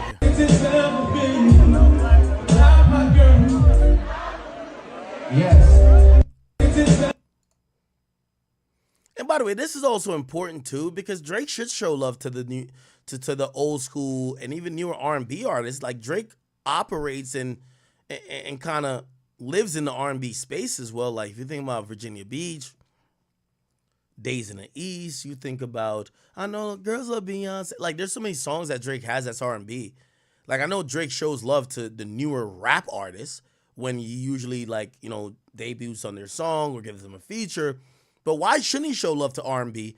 Drake has benefited from having also an R&B catalog as well, right? So, he shows love to people, but I know some people like, yo, damn, what do you got in common with Mario? Well, shit. Maybe he's showing his inspirations. Who knows?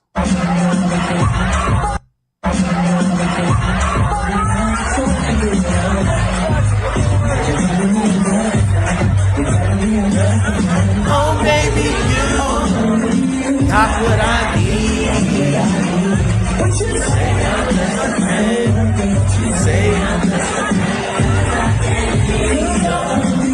Yo, chat, y'all gotta stop. Somebody be like, oh, he's clout chasing. You think he's clout chasing Mario, bro? Like, y'all got to stop. Bro, just tell me you hate Drake, bro.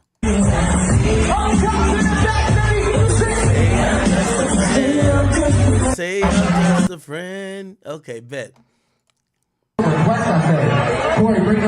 Okay, all right, we seen all this. What I'll say to Drake talking about fake friends is that there's an interesting conversation that's being had. And I think it's interesting in both facets, whether I agree with it or not. I agree. I think Drake has been betrayed by people who he has considered friends. I agree with that. But also, I'm savvy enough to know that, well, other people felt they've been betrayed by Drake when they thought Drake was friends. Maybe not in the sense of they're colluding or they're joining forces with other niggas to diss Drake, or Drake was colluding or siding with other people to diss them. But Drake was super friendly and buddy when they were on the come up and they had a hit song that Drake felt he could, use or be a part of.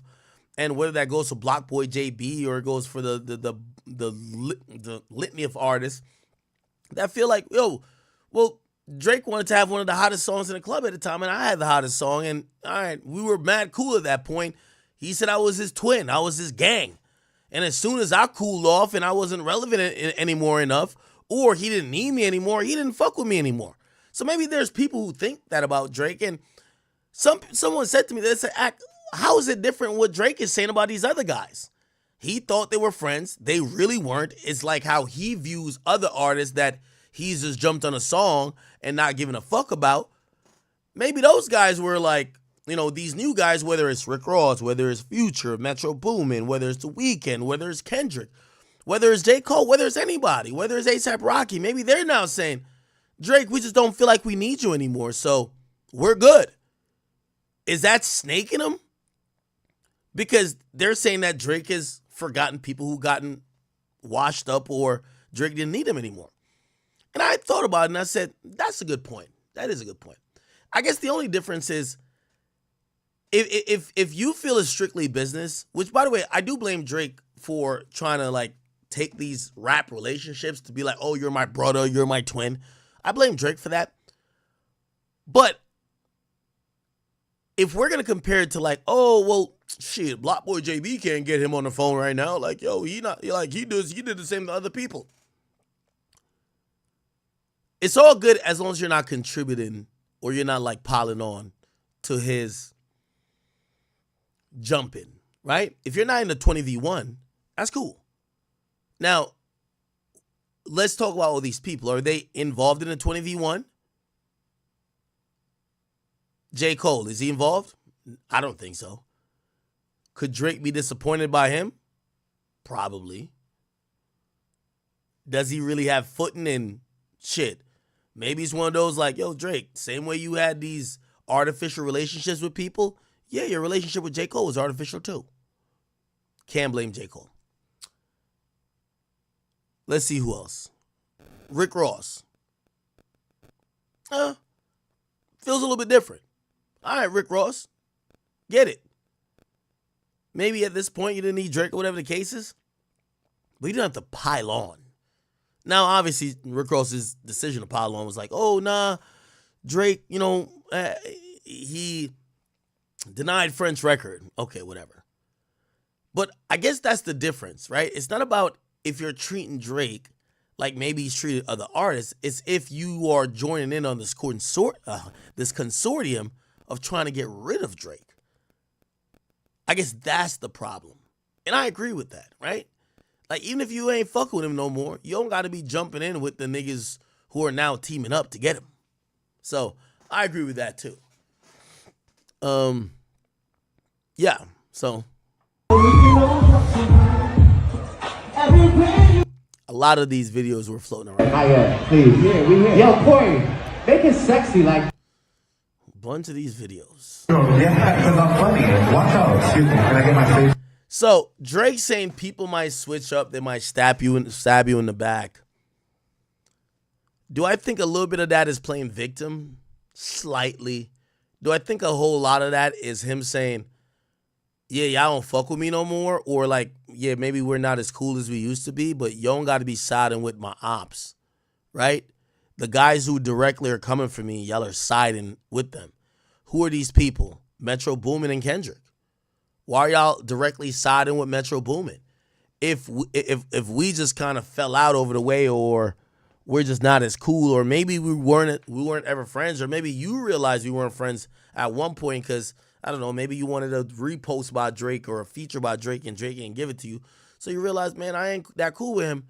All right, that's fine. Like, you don't got to fuck with him, but does that mean you have to join in on a bunch of people plotting to eradicate him? I think that's a good point as well, right?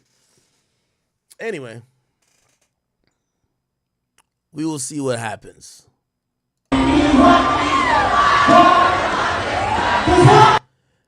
Yo, Drake, I'll say this last part just to me.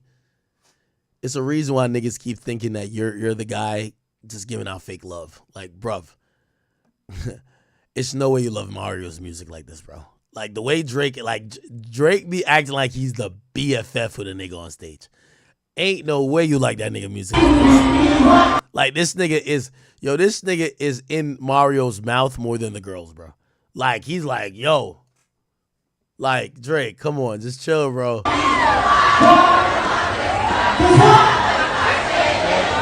said,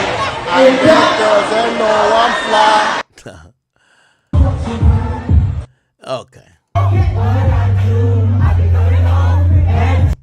Anyway.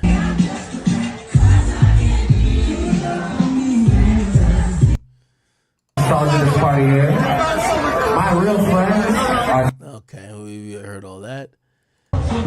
Anything else? I do not think so.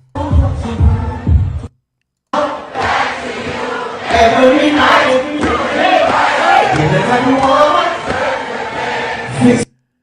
Okay. All right. All right, bet. All right. It is what it is. Well, we get to Cardi B and Offset. I know some of y'all are mentioning that. But we should probably point out that the news has kind of came down that apparently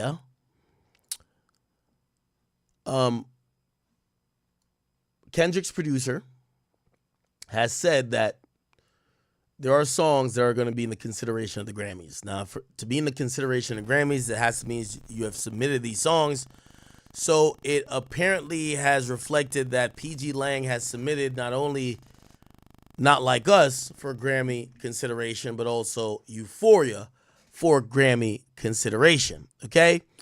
Now, as with that, we had seen like a day before that apparently the Grammys were asked to consider Not Like Us in particular for a few categories, 5 in particular. Best Rap Performance, Best Rap Song, Record of the Year, Song of the Year, and Best Music Video. And that's what I looked at and I said, interesting. Now, let's be very clear. I think Kendrick's a masterful artist. I keep telling you, I see traces and phases of Jay-Z in him. And I think over time, people are going to start seeing some moves, not necessarily for what it is, because I don't think he has bad intention, but you can't serve two masters, the popular saying says. Kendrick has been saying he's anti-industry, yet every very industry award only awards him. And not saying that I think anyone else deserves these awards, but I am saying that it appears that a lot of his critical acclaim and his allure and his praise does come from the same institutions that he claims he stands against. It's like saying that you want to defund the police and fuck the police, but you're the first one to call the police when some shit come up. It just don't make sense, right? It appears that Kendrick has taken this anti-industry stance. However, that stance does not hold true when you see he's trying to get recognition, he's trying to get acknowledgement from those same institutions that are industry. So when I see Not Like Us being nominated for 5 Grammy categories, or not necessarily nominated, but is being considered, I do think he's going to get nominated, right? And let me then ask the question to myself objectively. Should Kendrick get nominated for a Grammy? Absolutely yes. Fuck yes. He should get nominated for a Grammy. He should get nominated for Not Like Us. And I can see why even Euphoria might be a song that garners a nomination. Even with me saying that, what I am saying is that everything Kendrick has espoused on these records about the anti-industry sentiment, this proves it wrong. Kendrick still raps like he's being oppressed and he's the underdog going against the man. I think we have to now acknowledge he's no longer the underdog. He's the favorite. If we look at just mere how many Grammys does Kendrick have? He has 16. How much does Jay-Z have? Jay-Z has 24.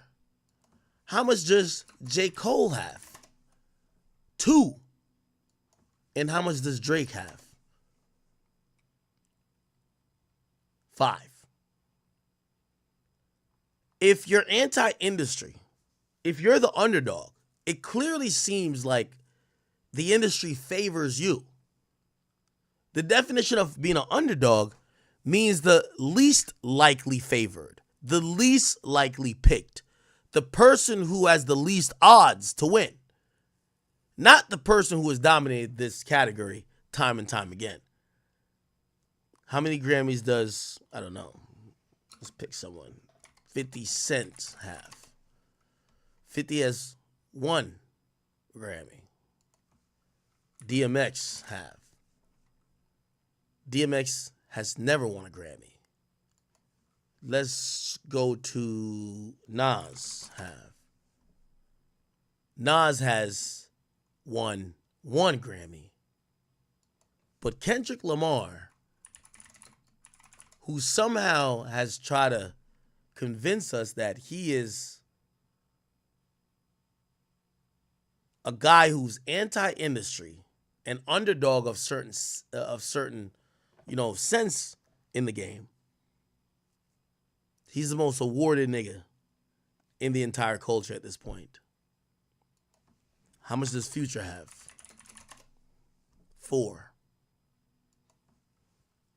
How much does Nicki Minaj have?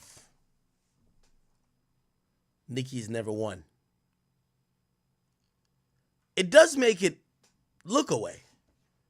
How come people regard Drake and Nicki like they're overly pop and overly industry, yet the most industry award show has never shown them the love, all combined as they've shown Kendrick Lamar?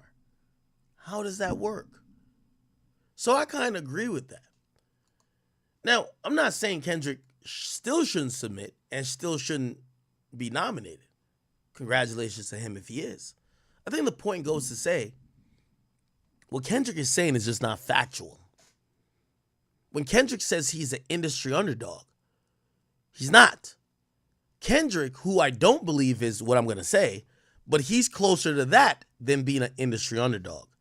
Kendrick is closer to being an industry plant. Obviously, he's not. I want to say that again.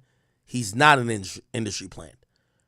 But what is an industry plant? An industry plant is someone who is a darling of the industry, favored by the higher ups, the big wigs of the industry, but may not be favored by the people because they can't understand their origin, can't understand their plight, their come up story. Kendrick appears to be both. No, well, not be both, but Kendrick appears to be an industry darling, but people do understand his plight. It's very rare. The point what I'm trying to say is that if anyone tries to make Kendrick seem or appear like he's an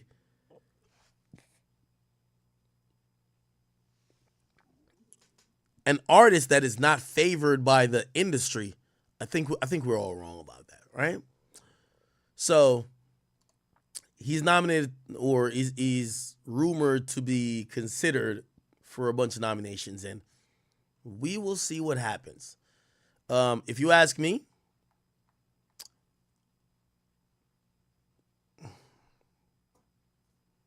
I've said this about the beef the whole time. Euphoria probably is the best song. Then Family Matters. We're going to get to Not Like Us about third or fourth, or maybe fifth. So I'm not that mad if Euphoria gets nominated, and I'm not that mad if Not Like Us gets nominated, especially since many artists didn't put out projects. I guess it's about the narrative that surrounds the person who always is nominated and who always wins. At what point do you call somebody an underdog? If you go back to the 2000s when the Lakers started their three-peat, would you say after they won 2 championships they're an underdog, or is it impossible for them to be an underdog? Because they've won a lot. That's the point what I'm saying with that. All right. Congratulations to Kendrick, though. I know some Drake fans are going to be like, whoa, Drake are responsible for your Grammy if you win it. I don't know if he'll look at it like that, but I think Drake is responsible for Kendrick at the Super Bowl. Why? Without that, and I don't mean solely, because obviously Kendrick had to do the work by making these songs, but that beef with Drake has helped Kendrick tremendously, and we should acknowledge, okay? All right.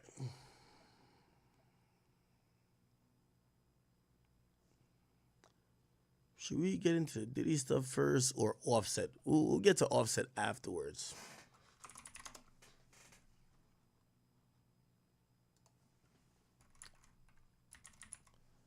What is this?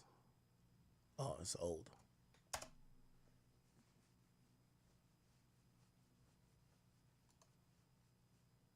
All right. So there is this rumor. There's this rumor that there's a tape being shopped around. Okay? Diddy tape shopped around.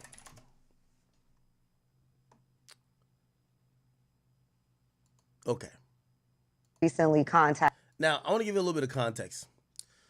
This woman is the lawyer of, remember I told you there's a woman who the lawyer's trying to drop. She's trying to drop her current client that's suing Diddy. Okay? So she represented an accuser of Diddy, but she also filed, after this interview, 2 days afterwards, she filed documents to drop her client that's suing Diddy. However, she's going to speak to supposedly a tape that exists that features Diddy and another high-profile person who were unknowingly recorded. I gave you a background just for context, but listen to this. Give me 1 second. I'm gonna go grab some more soda, okay?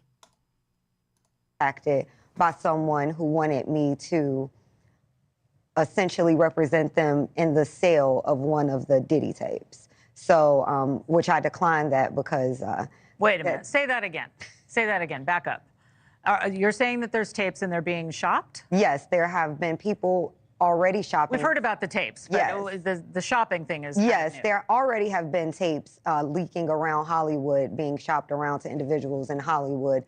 But one particular person contacted me to shop a particular video they were in possession of, and to contact the person who was in the video to see if they were interested in purchasing the video before it became a public knowledge. I've heard this before, so like a catch and kill. Catch and kill, correct. Wow. Can you, and I guess you can't reveal the person who is on No, this I can't tape. explain who the person was, but Mr. High profile? Mr. Combs was in the tape, and this other person is, I would venture to say, more high profile than Mr. Combs. Really? Really? And you've seen it?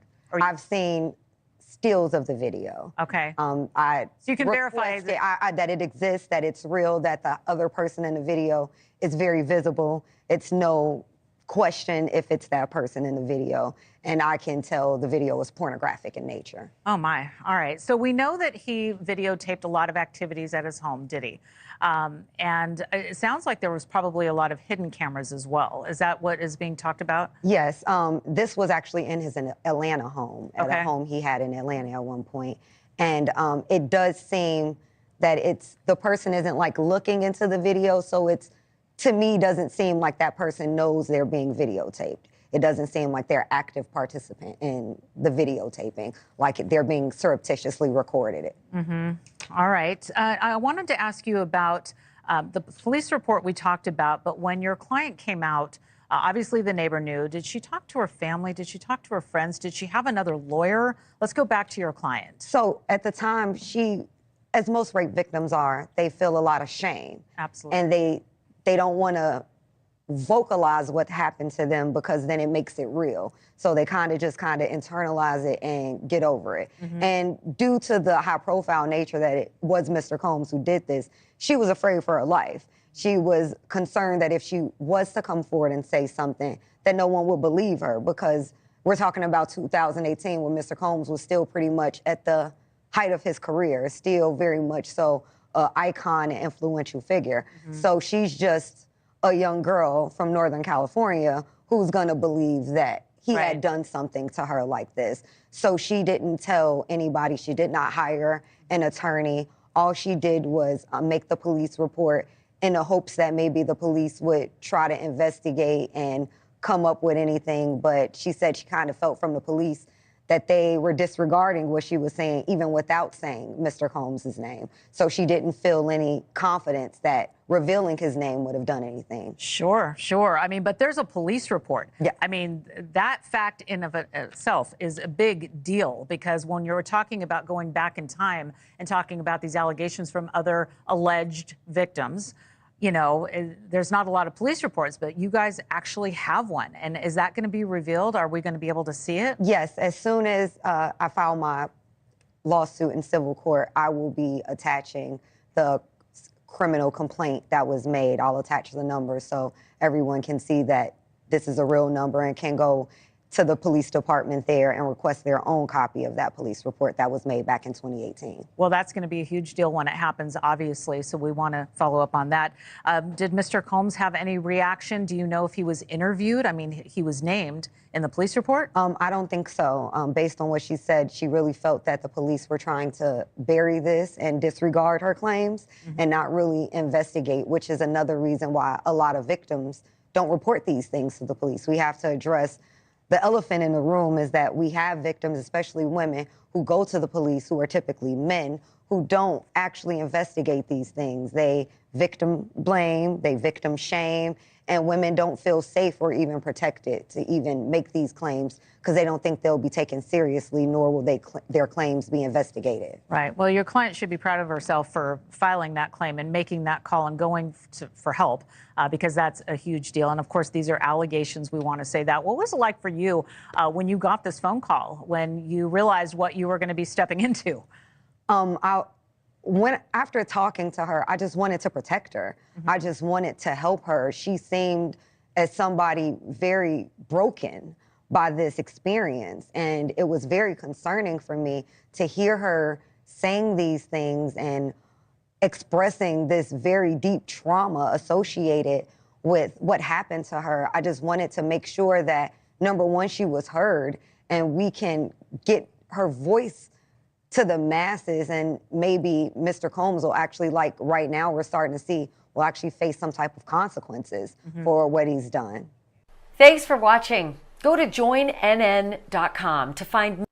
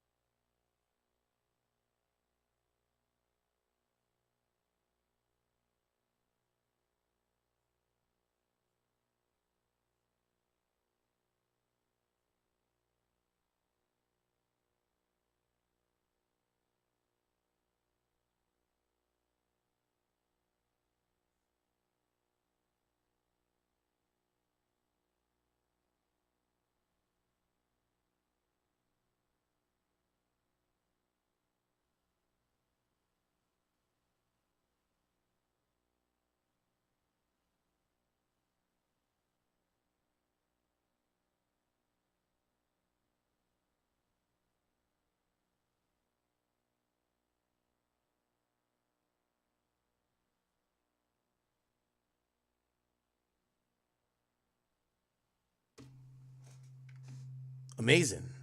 I love when I'm muted. Okay. Perfect.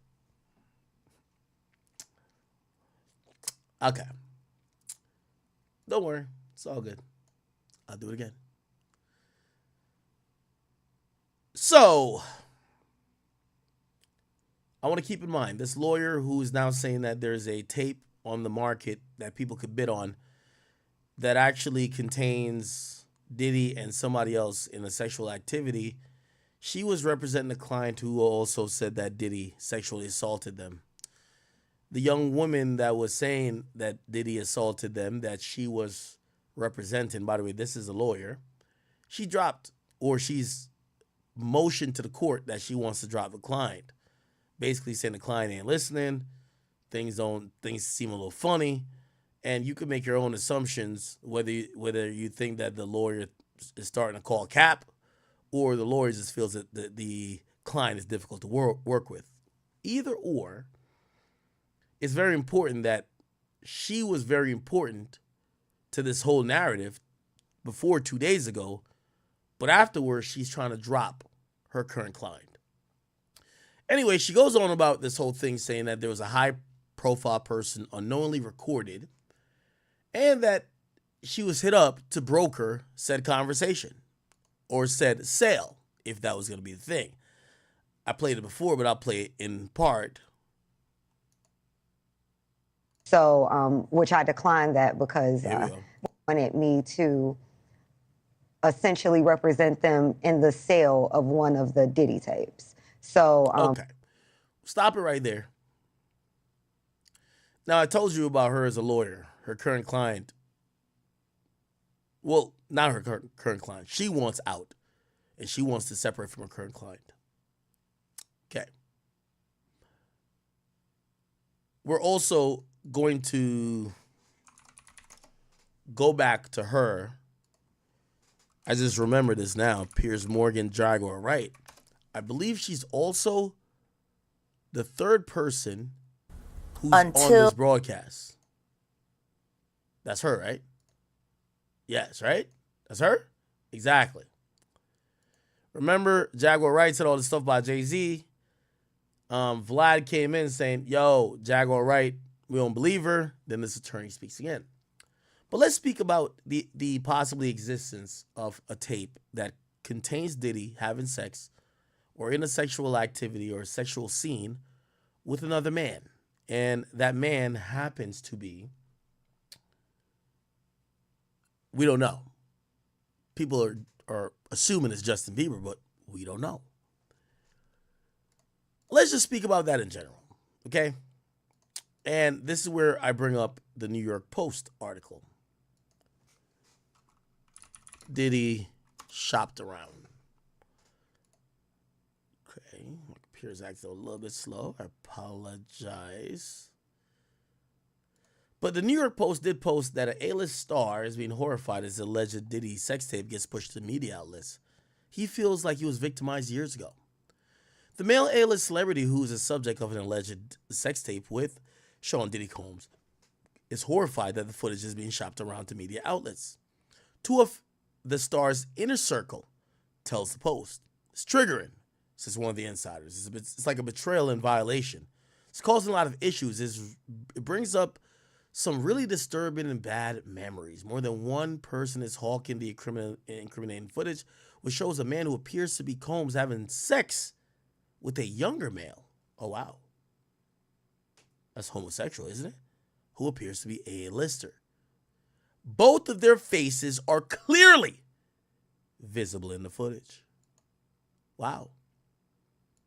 Off this paragraph alone, it says Diddy was either engaged in oral, anal, I guess if it's sex, it's anal, because it's a man. Yeah, oral sex or anal sex with this man. Whatever combination you want to put it. Whether you think he was sucking Diddy off, Diddy was sucking him off, Diddy was getting piped by him, or he was piping Diddy out. That's what is being alleged by the New York Post. It's a total nightmare, says the insider. feels like he was victimized years ago and now being victimized again. If this footage gets out, it will follow him for life. It will be on the internet forever. A second source close to the celebrity says that the Post told the Post that he's trying to ignore the chatter about the video. There's not much he could do about it. There was a video taken without his knowledge that somehow gets out, so all he could do is pray. He's praying that all this goes away. Now, let's just first and foremost talk about a sex tape. And these are the questions I have. This seems odd. Any media outlet that would buy a tape, and let's think about the worst things first. Is this male underage? Let's assume it was. If any media outlet even entertained, or if anyone even tried to sell footage of allegedly a underage male having sex with anyone, Diddy or anyone else, that would be highly illegal.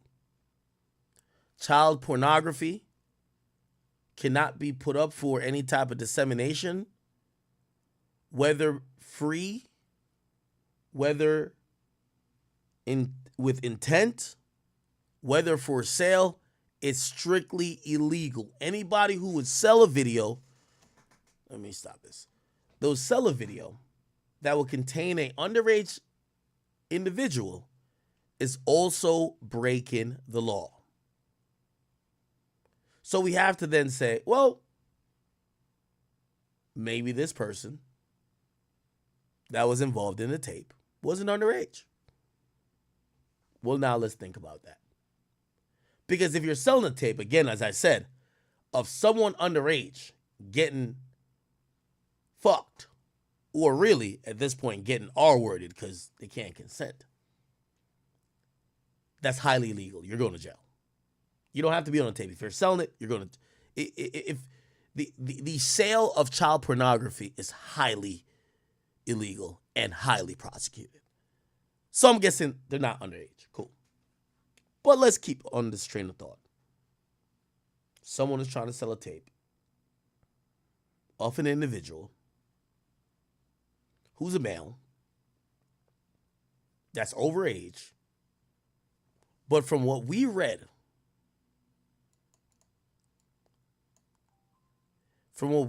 they say that the video wasn't consented to, or they didn't agree that that video would be then disseminated. That's where I draw my questions. Well, let's talk it out. How do sex tapes work when it comes to highly publicized individuals? Well, we could talk about the Kim K and we could talk about the Ray J sex tape. How did that come about? These are some fun facts, and I think you guys know this. Someone had gotten a hold of a supposed lost footage of Ray J and Kim K having sex on a vacation they took. I believe it might have been in Cabo. At that point, that video was shopped around to Vivid. Vivid had a contingency deal to say if they could get Ray J and Kim K to agree to its dissemination, they would pay up and they would put it on sale. Note, if you have a sex tape of an individual, I don't care who it is, if you put it out, you are open and liable to all type of lawsuits. Revenge porn, breach of privacy. There's so many different ways. You can't just put out a video that you have of two people having sex. Don't work like that. Especially when the video was filmed in a non-commercial setting and there was an expectation of privacy that maybe only the person who filmed it, let's say you're the woman and it's the guy who filmed it, only the guy would have access to it. So how did the Kim K Ray J tape get out? Well, Vivid got it. They got a contingency deal to say if they could get approval. And they basically went to what we now know as Kris Jenner. And they said, yo, there's a video of your daughter and this guy. They went to Ray J too. Y'all having sex. It's gonna come out. It's gonna leak. Here's your options. It leaks. Y'all are embarrassed. You have no control over it. And that's it. Or we release it. We pay you. We put it up for sale. And you agree that we could do this. And we're not violating your rights. Now, obviously, they wielded a bag. Like, yo, $2 million, $3 million, whatever. Now, that came with stipulations. If you go back to the Ray J tape, apparently they had to film or act like there was enough, like, because what they had wasn't enough for like a DVD. That was DVD times. So they had to film an additional set of footage to put on a tape that could be sold. So essentially they agreed to putting out the video. Then they created another video to sell.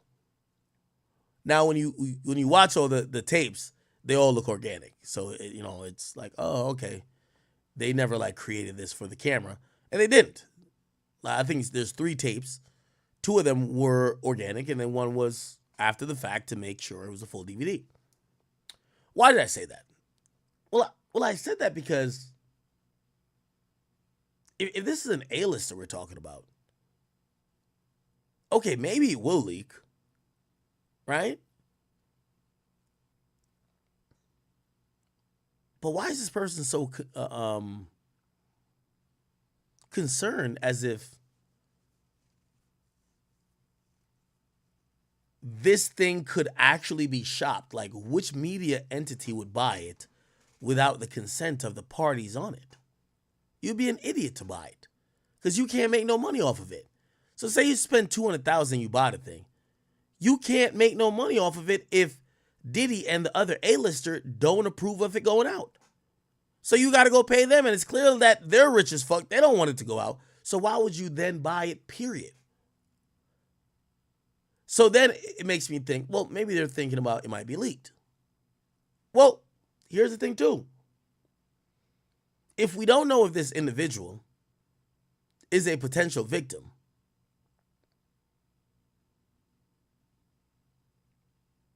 why would you even involve or try to entertain leaking of such footage? And that's my full thoughts about this whole thing about this tape allegedly being sold. I don't know. I do think tapes exist. Are people bidding on them?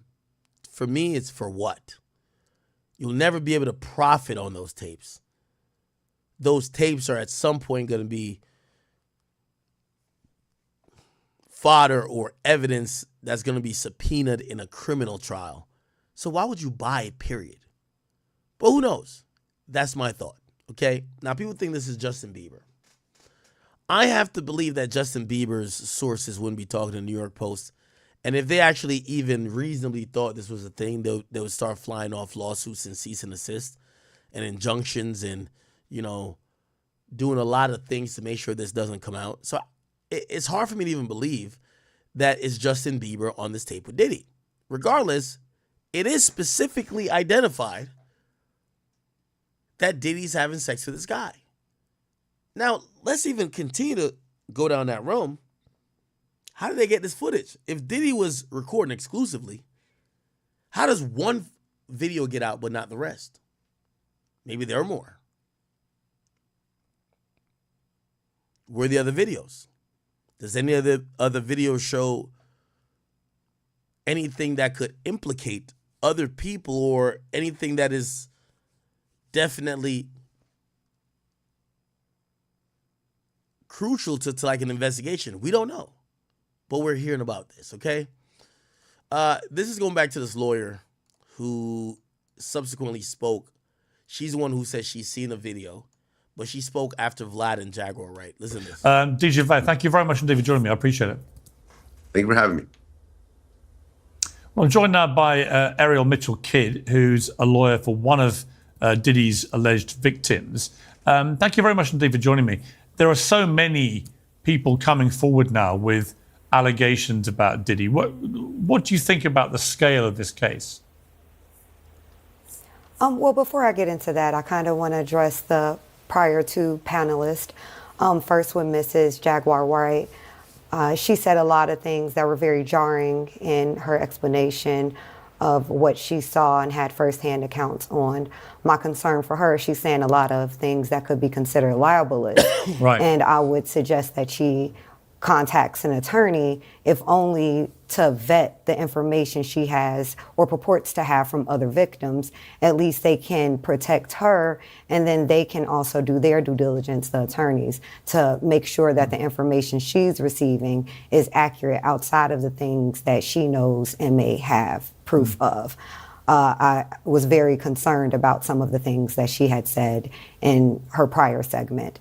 I also want to address Mr. Vlad, who I know to be a culture vulture, who takes from the Black community and doesn't give back and puts artists in situations where then they are indicted by the police.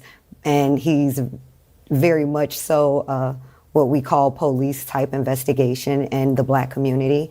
And for him to repudiate what Mrs. Wright has said, I thought was completely out of line. He can say he doesn't agree, which is fine. But for him to be someone who constantly uses the Black community and uses them as a means for his platform, I thought that was very inconsiderate and unprofessional.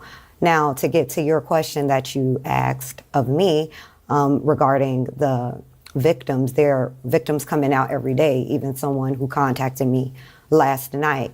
So, and it's only standing to be more individuals coming out. I do talk to some of the other attorneys who represent victims that we already have known because they filed cases, who have additional victims who plan to come forward and they plan to file cases against very soon. So it's only a matter of how many more are going to come out, and it seems to be, it'll be very many more. You've said that you've been contacted regarding the sale of one of the Diddy freak-off tapes, and that it features a very high-profile celebrity. What can you tell us about that?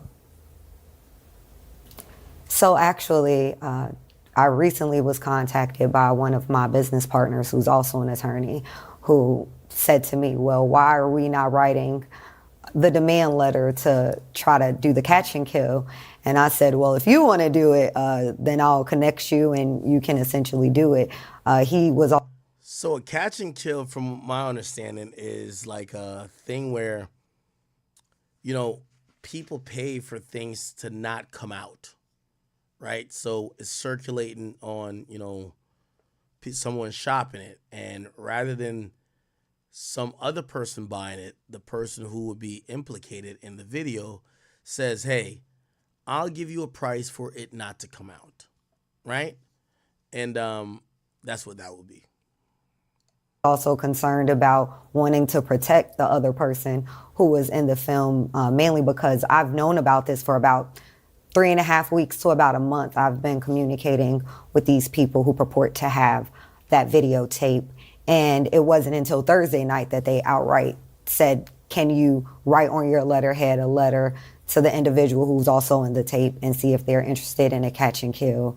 And is that something, we'll give you X amount of percentage of it. And at the time I was like, I don't think I want to be involved in this, but I hadn't had time to process. But the other attorney I'm speaking of, he's pretty much been in the know the entire time since I first got contacted by these individuals with the tape. And we're pursuing now a meeting with the three of us for us to broker, I guess, a situation where we'll have certain guarantees that once we make the representations to the person in the tape, that we have some level of assurances that this is a valid tape. And just to be clear, two thoughts about this. One, is it a household name that we're talking about here? And secondly, are they engaged in any criminality from what you understand? Household name, very much so. More of a household name than Mr. Combs. Okay, who's more of a household name than Diddy? I don't even know if Jay-Z is more of a household name than Diddy. I assume Justin Bieber is. This clearly just screams. Sorry, this clearly screams Justin Bieber. Usher to me isn't a more household name than Diddy. I mean, we're talking about Drake, Beyonce, even Jay-Z. I'm like, is it more of a household name than Diddy? Like Diddy is just synonymous with pop culture and being like almost like this artist / boss in hip hop. Is Jay-Z more synonymous with hip hop than him, or more of a household name? I don't know. So all of these are things I'm thinking about. I really think it's definitely Justin Bieber. Somebody say Drake. Nah.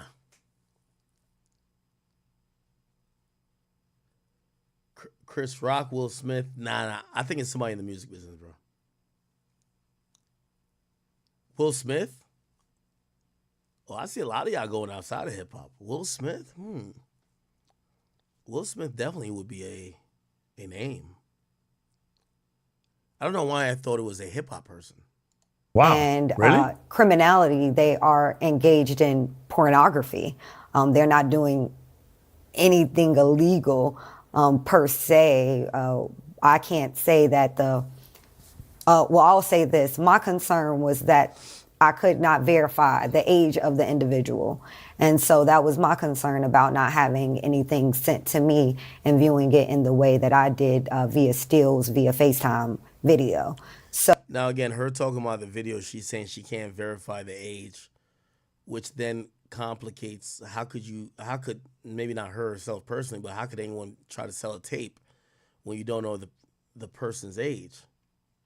So I didn't want to have anything in my phone because my issue is we can't determine if this person is 17 to 21. Right. Fascinating. It's been reported there could be a class action with over 50 alleged victims of Diddy. It also feels like there could be a lot more than that. Do you think, when you look at this case now, that he's ever going to come out of prison? I do not think Mr. Combs will get out. I was not surprised that he did not get bond. I was saying from the beginning that I was fairly certain, due to my experience in the legal field, that he would not be getting bond and that he would be there until his court case. I also feel as if having a trial would not be in his best interest, and I'll explain why.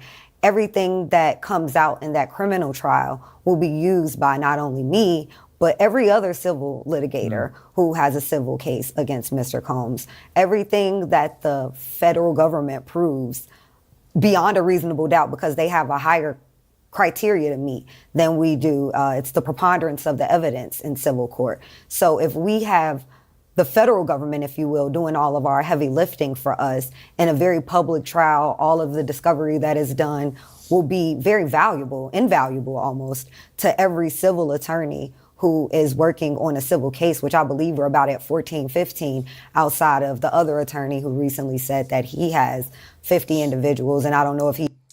Yeah. So apparently we're hearing about this footage. Unfortunately, everybody involved in this situation seems more concerned with getting a bag than getting justice. There's a federal indictment open. If your first thought isn't, hey, I have a video of Diddy having sex with a seemingly young person in the industry who's a male, and I'm hearing all these things about him, whether true or not, let me just submit this videotape to the authorities, the feds, that they can review. If your first thought is, oh shit, let me sell this bitch, who want to buy this junk? It don't seem like you give a fuck about victims and some of the heinous things that Diddy's been accused of, right? he actually has 50 people, or if that's a shock value number. I'd be curious to see once that filing comes out. I haven't seen it. I do know other attorneys who have several individuals that they are in the process. Anyway. Federal prosecutor. Let me see if I can get to the, supposedly there was an escort who said something. Is it escort? Where is escort? Press the victims, but they also arranged the freak-offs. Work on September. Situation like this, it can be victims, it can be a meet. The biggest we're working with. No. Or to say who it was, that they wouldn't have believed her when she initially made the report. And I've had that similarly happen to tell the court what I saw. This is the same woman, by the way. What I knew. They offered to send me screenshots through text messages, which I declined. And I ended up saying, well, let's FaceTime and then you can show me. This way I have a sense of no evidence or plausible deniability in terms of things that I've actually received. Don't text me the video of Diddy fucking a guy. I don't want nobody to know. Don't send me a link. I don't want nobody to know. Don't text me the joint. I don't want nobody to know. Don't email me. I don't want nobody to know. But FaceTime me that I could look at it. Hopefully nobody will know. Except I'm going to go on the internet and tell everybody that you FaceTime me. And I hope nobody will know. What the fuck? Were actually seen with my own two eyes. And in those couple of stills that they showed me was Mr. Combs and another very shocking, I would imagine, very jarring for a lot of people, individuals in a very pornographic nature. So, Ariel, I have to push you a little bit on this. You've said it's somebody more high profile, and now you're saying individuals, plural, more high profile than Sean Combs. I mean, are we talking more high profile in Hollywood? Are we talking a politician? I mean, what are we talking about here? No, it's someone in the entertainment industry, and I would say this person is undisputably more famous than Mr. Combs. I don't think anybody would argue if they were to know. Undisputably. Only people that come to mind. It's a male, right? Drake, Snoop Dogg,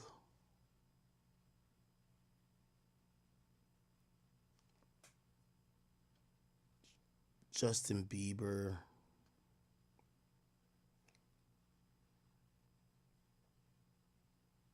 Will Smith, yeah. R. Kelly's not more famous than Diddy. Leonardo DiCaprio, Kanye West, Usher's not more famous than Diddy.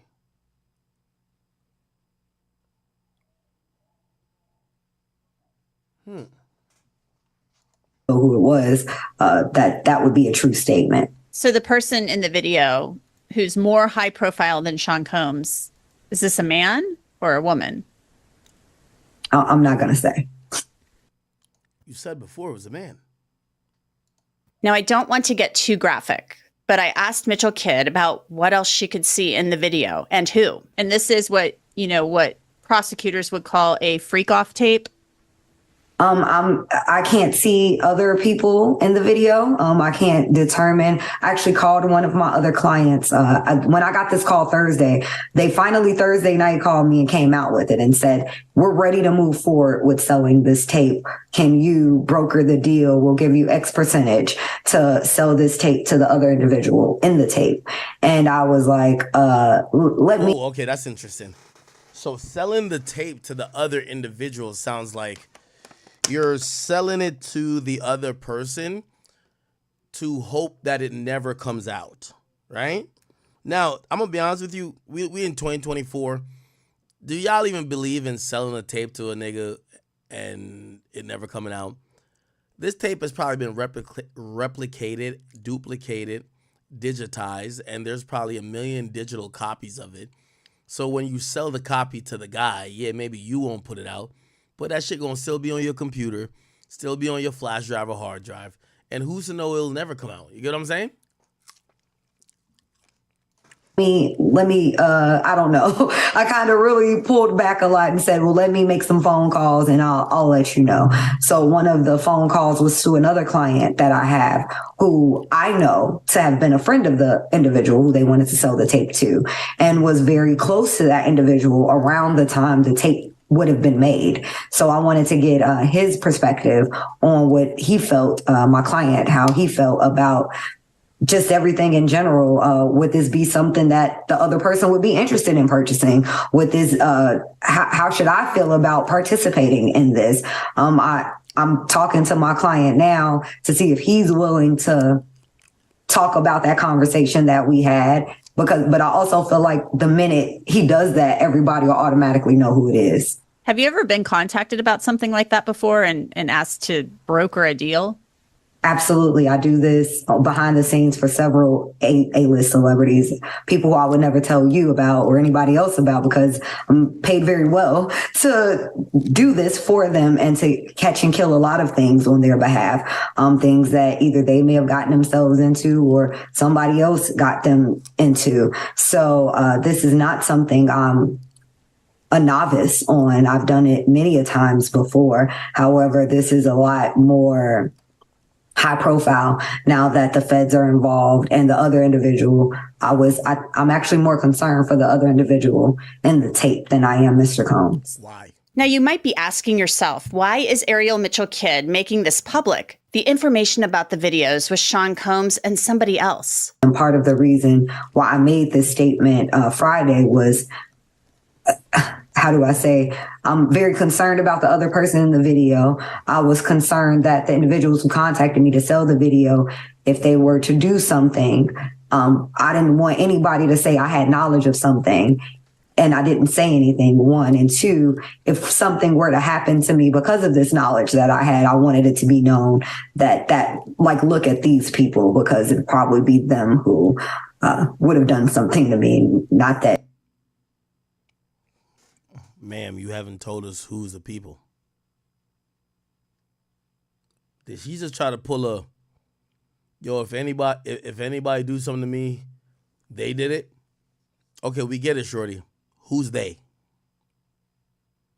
Who's they? Did I miss that part, chat? Did she tell us who the people are who's put her up to this? How the hell are we supposed to know who the hell killed you if you die? If you don't tell us, oh, I'm just telling y'all right now that if anybody do something to me, they did it. Okay, who's they?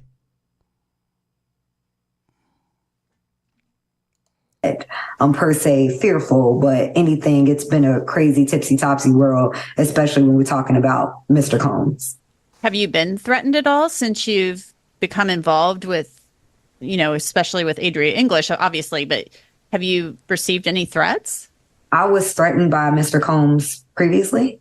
So in my work with the Trey Songz case, I was told by several individuals, including a celebrity chef and some other people who were close to him, that if I didn't cease my persistence in that lawsuit and then the situation with Chris Brown, that my life was in danger.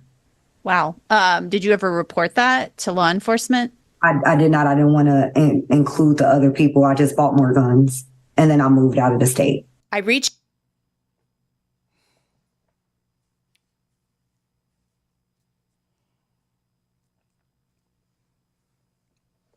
A lawyer who's a recognized damn near officer of the court is being threatened by people who, some, or at least one, is facing federal criminal charges. And asking her why she didn't report it, she said, nah, I'd rather buy more guns and move out of the state.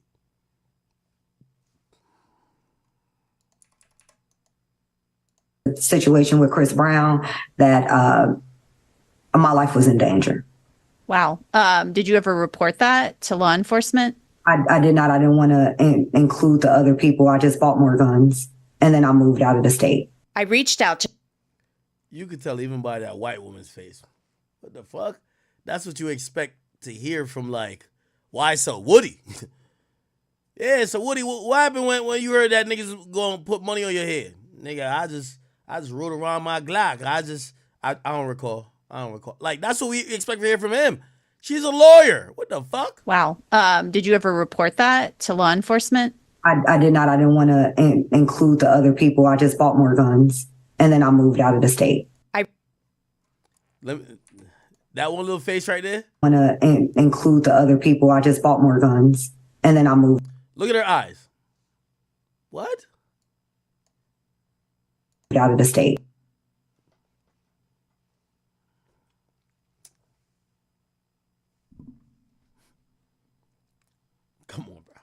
I reached out to Sean Combs' reps for comment on this new accuser, the video, and Mitchell Kidd's claims that Combs had previously threatened her when she sued him as part of the Trey Songz lawsuit.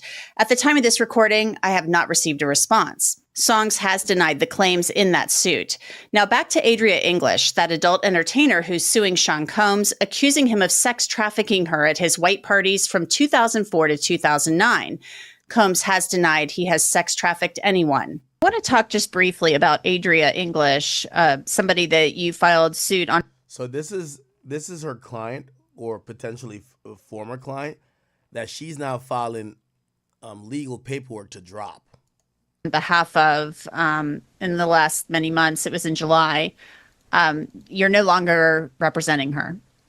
Unfortunately, me and Miss English had an issue with a violation, a breach of our contract. So I have had to stop my representation. Once we get to a point where I have a client breaching a contract, I have to end the representation. If 12 civil lawsuits and 3 federal charges weren't enough, Sean P. Diddy Combs is now up against more than 100 new shocking accusations in his alleged sex trafficking scheme that spanned multiple decades.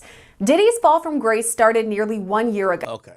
It shows to Rossi for some more insight. So people, they may be conducting grand jury testimony. Now, I do want to. I have a source, but I don't want to. I don't want this to be. I wouldn't hang my hat on this source, honestly. So I'm gonna say it as a rumor. Rather than say, "Oh, AK has a source," I'll just say it's a rumor, and I'll say it's unsubstantiated until I hear more.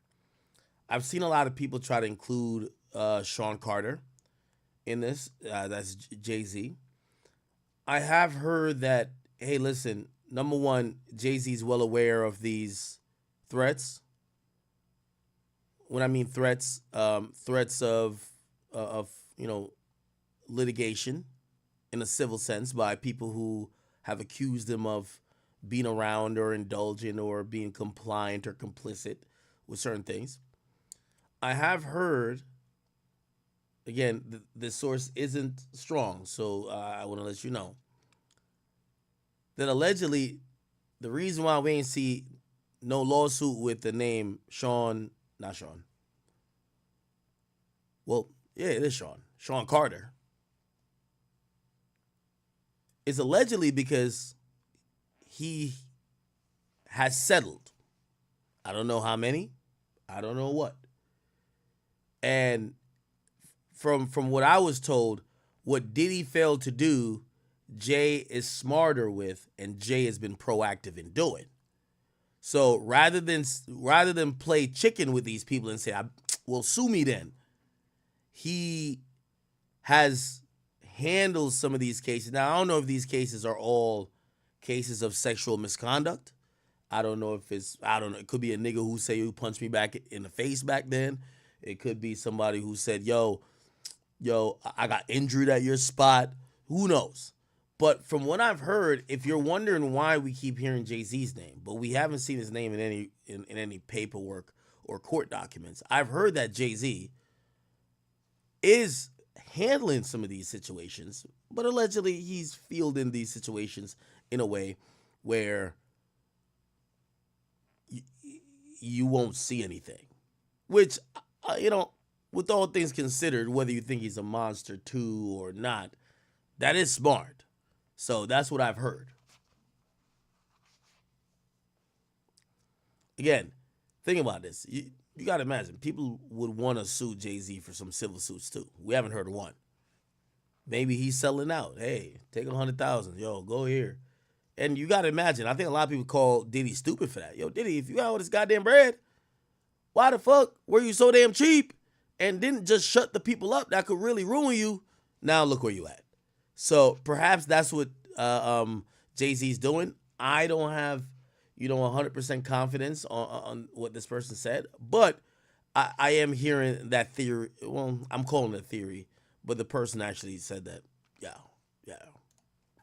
If they're looking at additional charges, they can't use the grand jury to build a case against the charges that are returned and approved already, but they can look at other charges. And that's what they're doing right now. And as I said in one of my earlier appearances with you, they're probably working 24/7, working Saturdays, Sundays, and holidays. And for those prosecutors in the Southern District, this case will be consuming their life for at least the next 2 years. And you know what was interesting to me? So you can use them in your case. We could see this soon, hopefully. But what does that mean for those people, celebrities who right now are thinking, okay, yeah, I was at a Diddy party back in the day. I did participate. What's going on for them? I can tell you this.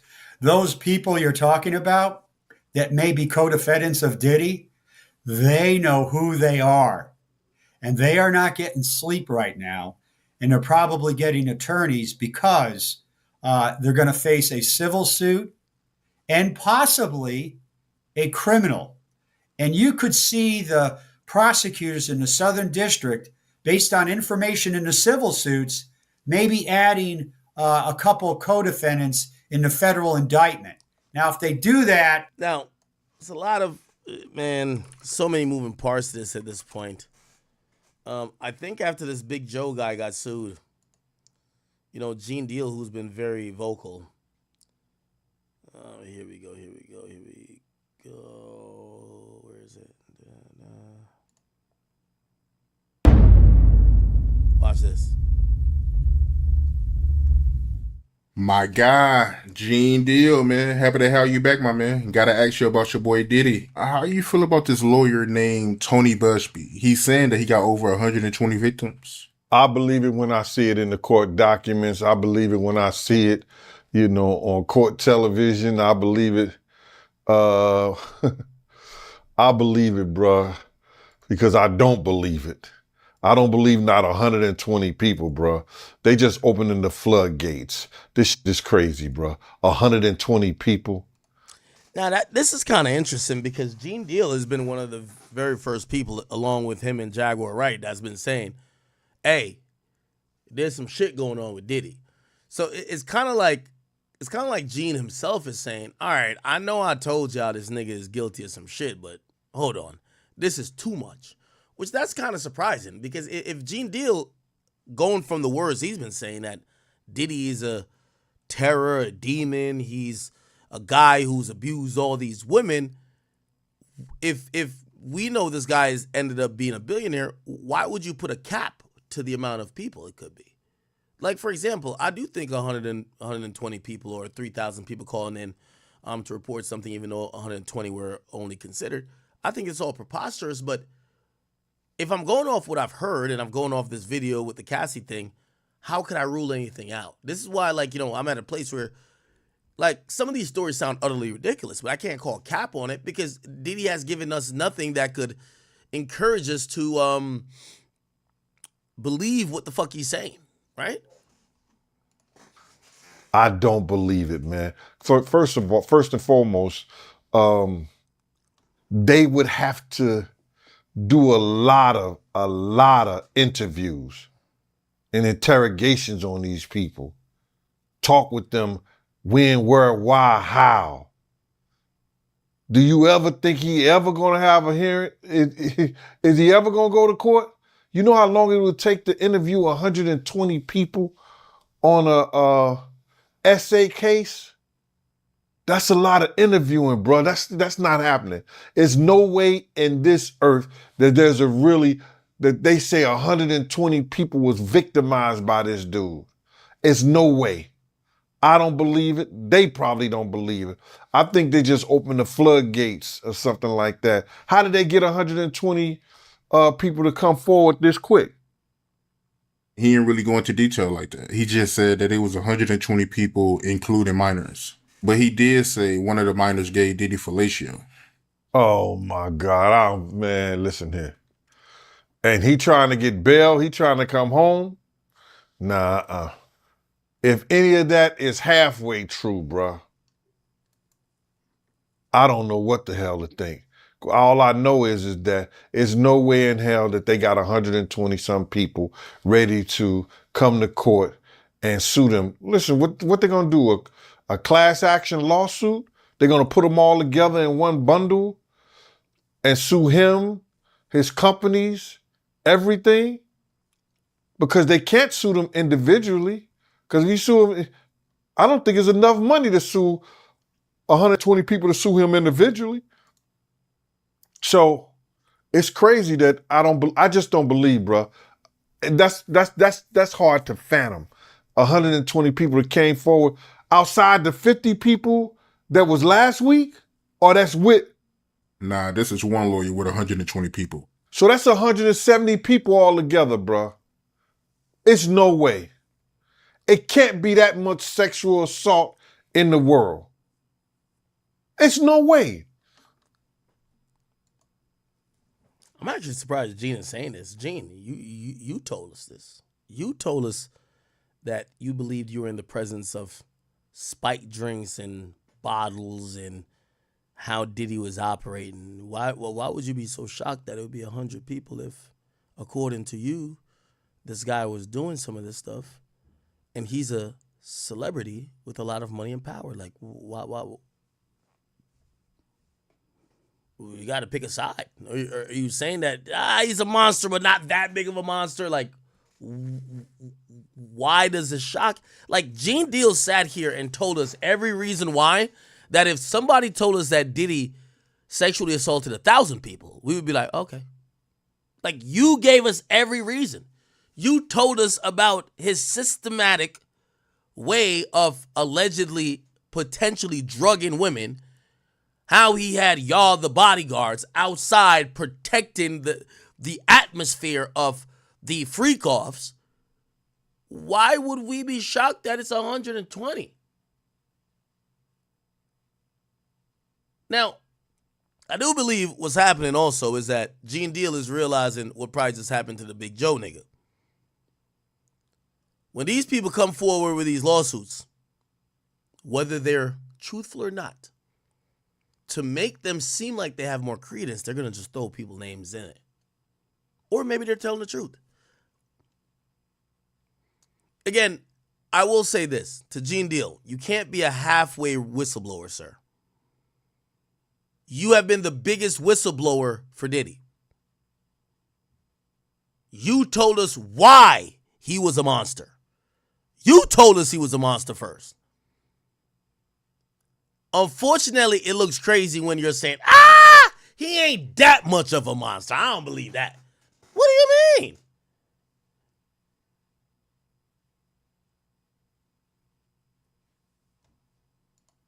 What was that? Who was one of the mass of all time? He outdid Jack the Ripper. He outdid Jack the Ripper, man. The Boston Strangler.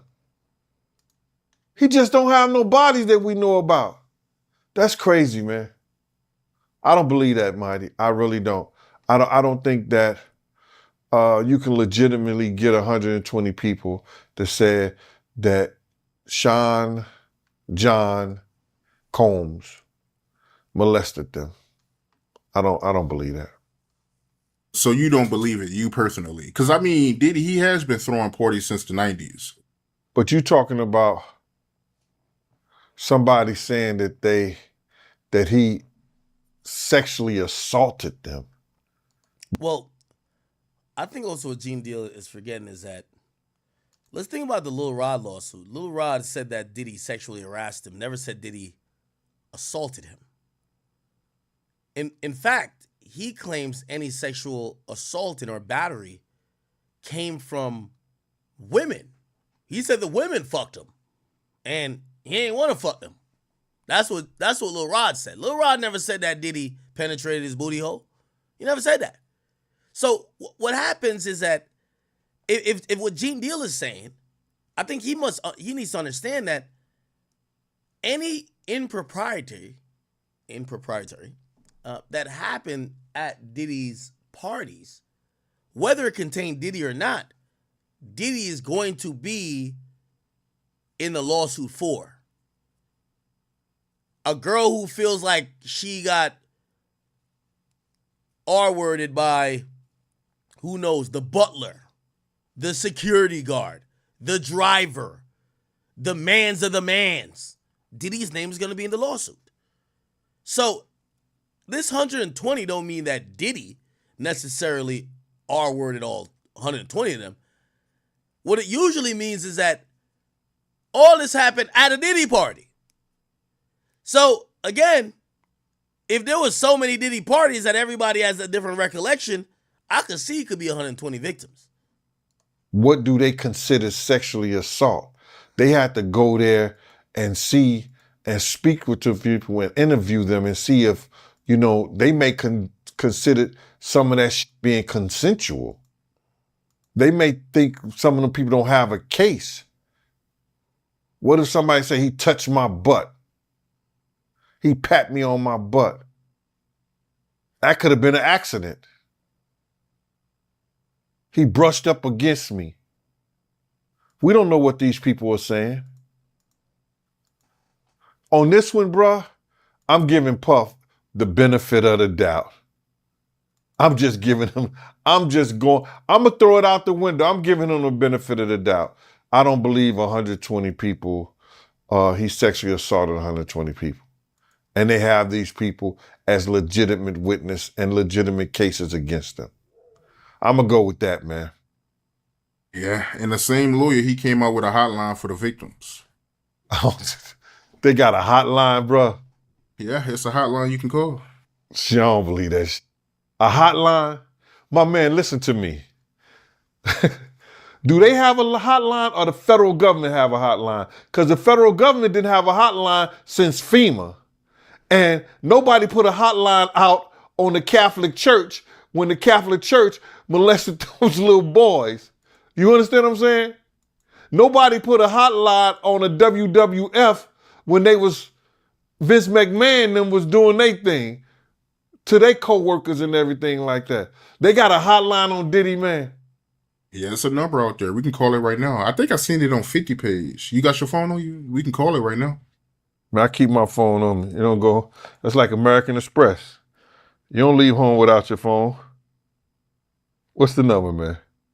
1-800 200. If you agree to provide accurate information to the best of your knowledge under penalty of perjury, please press 1. Otherwise, please disconnect the phone call now.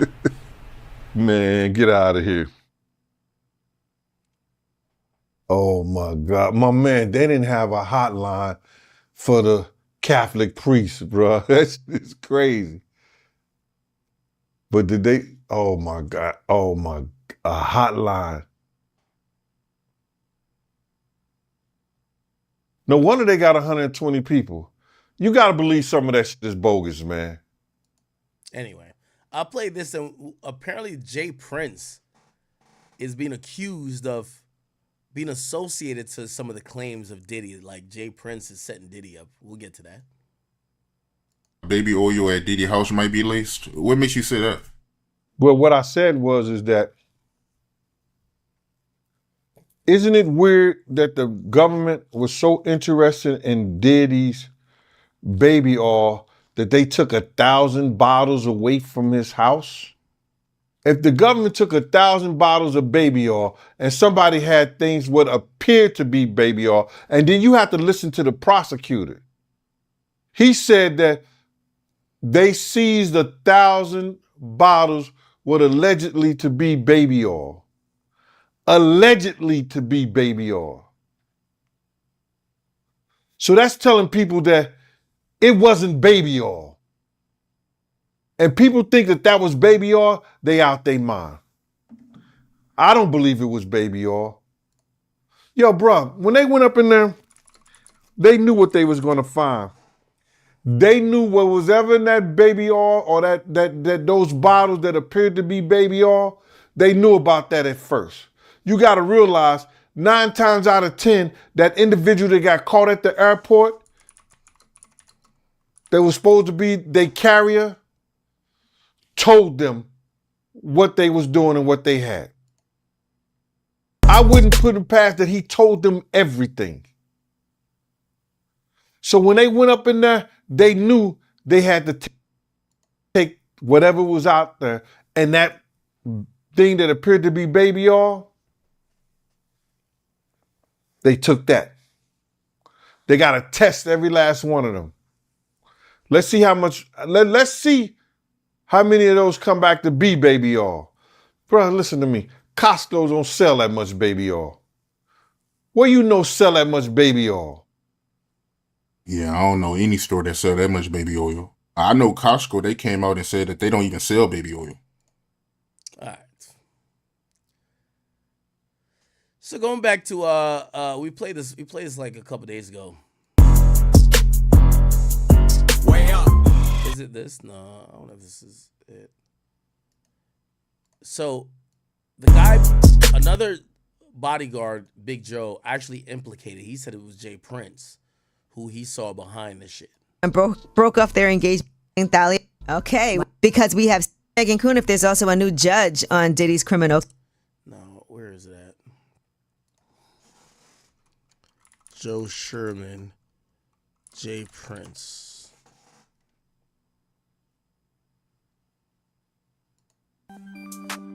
Right, hip hop heads gathered this week, Houston. Here we go. And yeah, it's to beef 120. Right. She tried. We'll talk right there.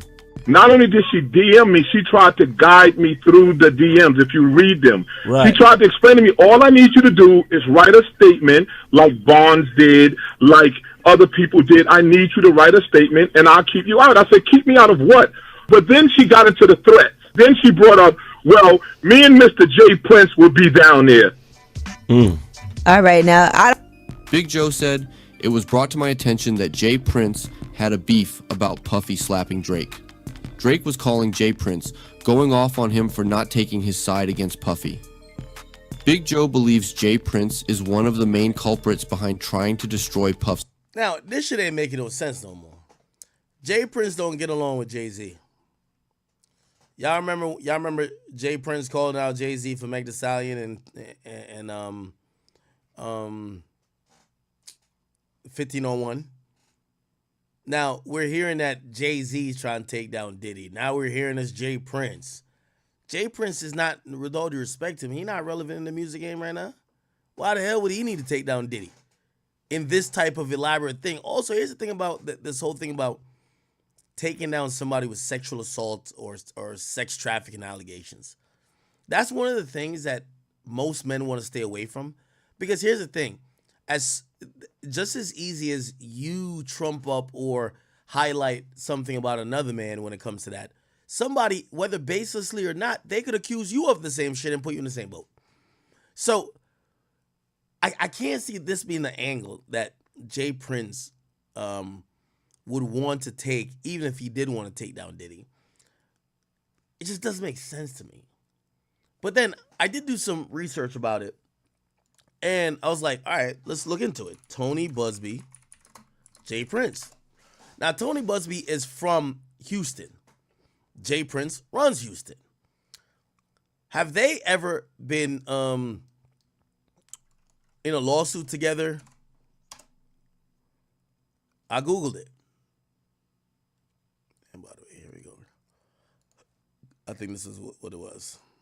Right now, the thing about Big Joe is he's Joe very adamant yeah, that he very is adamant not in he's it. not going. You know, some people would be like, Wasn't "Oh, there. did a lawyer tell you not to say anything?" He's like, Right. "I don't care. I didn't What- do it. yeah. I'm not there." He has text messages between them that he wants to make sure that people know about Right. and can see, because from the text messages, and Mano, you know what it says because you know. Right, the DMs that Oh, yeah, she the sent DMs. him. hmm Basically, it seems like she's trying to confirm that he worked with Puff, and then also confirm that there was a video shown on a camcorder. And he's like, and she also says, if you're not the same person, then I apologize. Mhm. She said. So it seems like she's not sure if Big Joe was the person that she's alleging is on this tape. Now, Big Joe called us because, you know, clearly this is something that if you feel that you're being wrongly accused of something, you're going Right. to defend yourself Saying it loud. to the utmost. And here's what he had to say about this alleged tape and the conversation with Dahlia Graves. Not only did she DM me, she tried to guide me through the DMs. If you read them, Right. she tried to explain to me, all I need you to do is write a statement like Bonds did, like other people did. I need you to write a statement and I'll keep you out. I said, keep me out of what? But then she got into the threats. Then she brought up, well, me and Mr. J. Prince will be down there. All right. Now, I don't know what Jay Prince has Right. to do with anything. Right. But you had a question for him. Absolutely. Okay. What he got to do with this, though? It was brought to my attention later on that Jay Prince, something I don't know about, had a beef with Puffy about slapping Drake. And Drake was calling Jay Prince, going off of him for not taking up for him against Puffy. And I'm like, that's none of my business.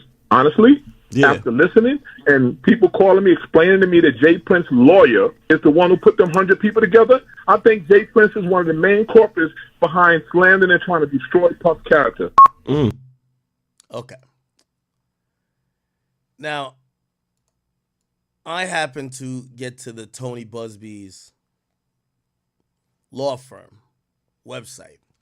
And I was trying to look into it.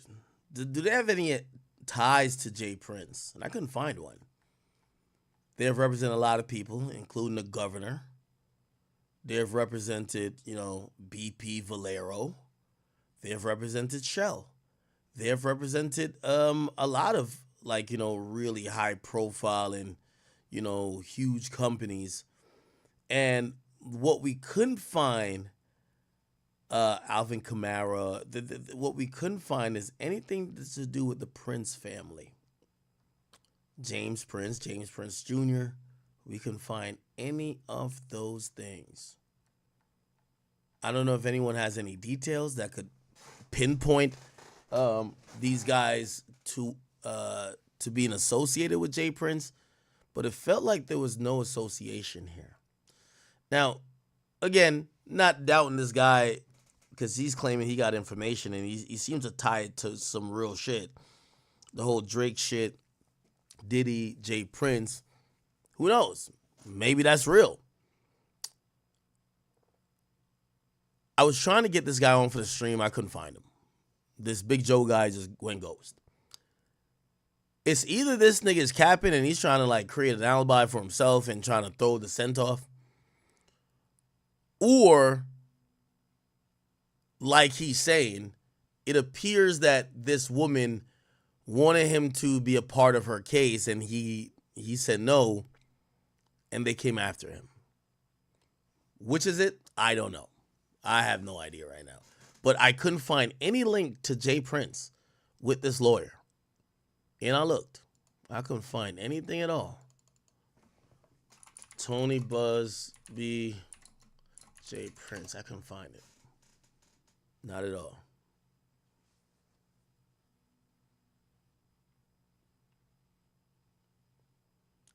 Yeah. I couldn't find it at all. May it please the court.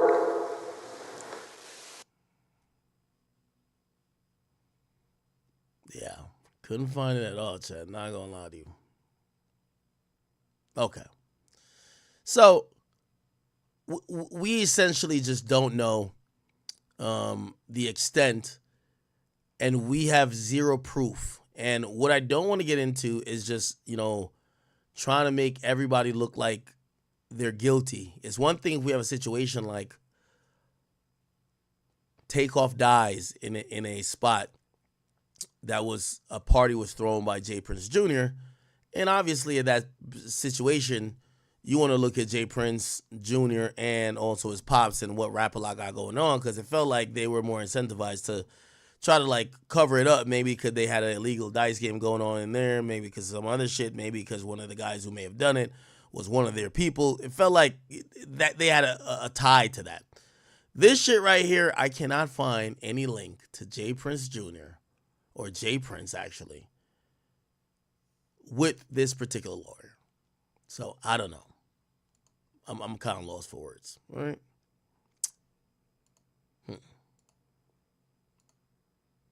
My sentiments exactly. I'll play this and then we'll go on to the DDG stuff, then Offset, all right?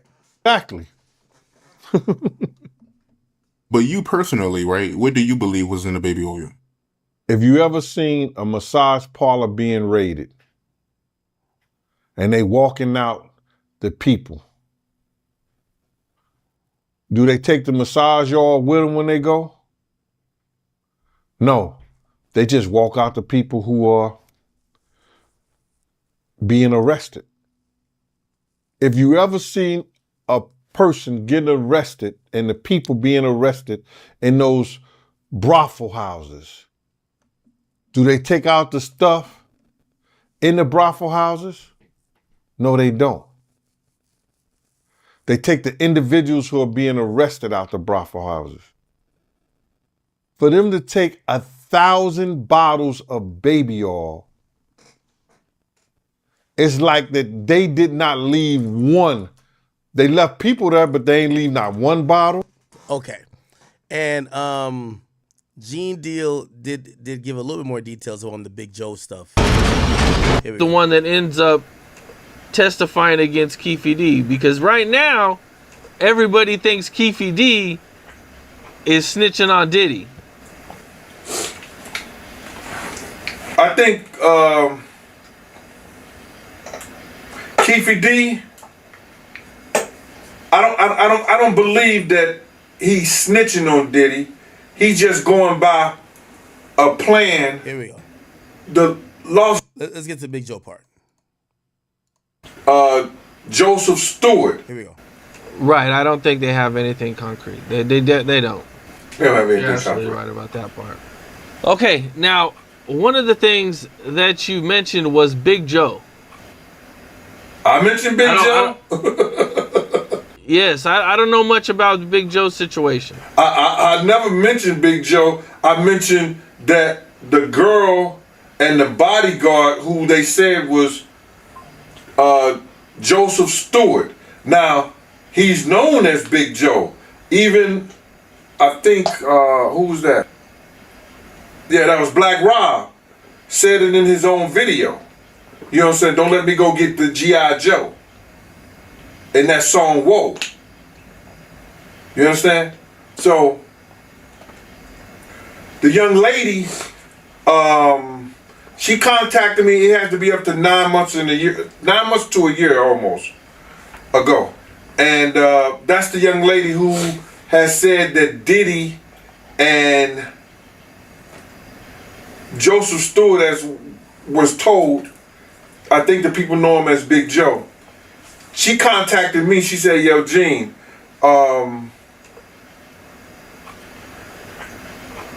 gave me her credentials, told me who she was friends with. She mentioned that she was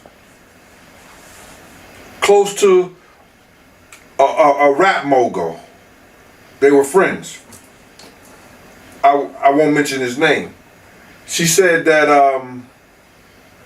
there's a tape out there that showed Sean Puffy Combs, aka Brother Love, Diddy, Puffy, and a security personnel named Joe, Big Joe. There's a tape out there when they were sexually assaulting me.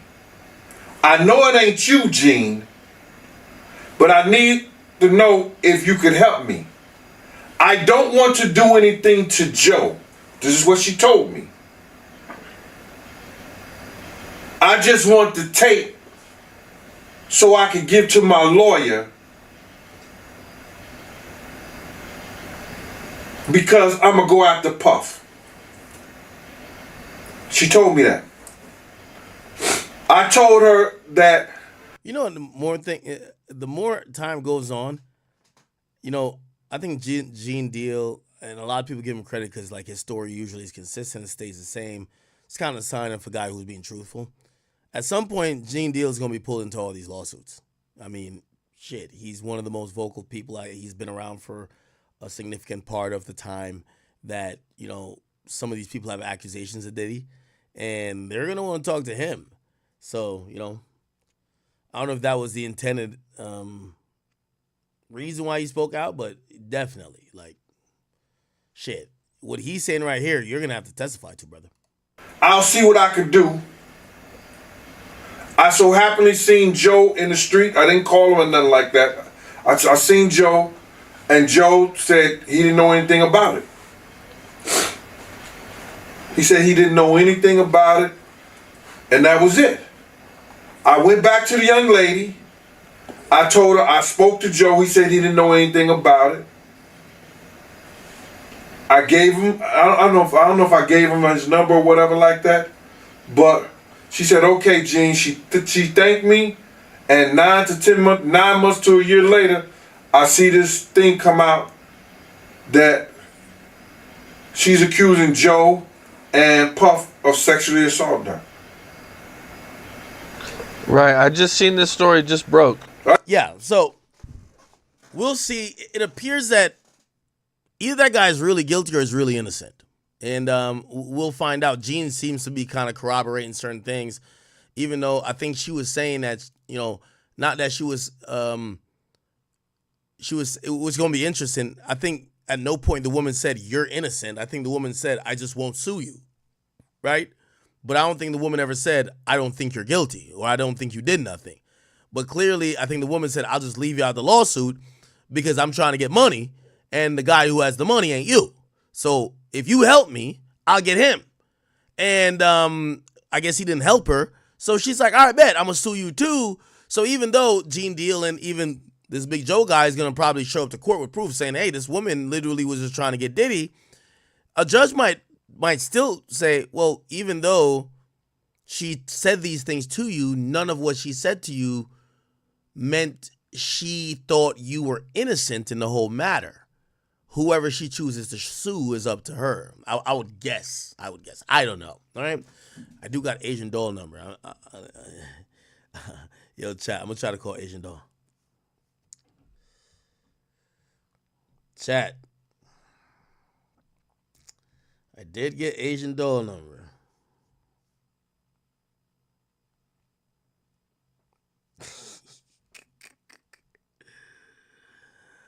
Oh man. All right, chat. Yo, she hates my guts. I think she gonna hang up when I call her. I'm calling her private though. Let me see if she answers.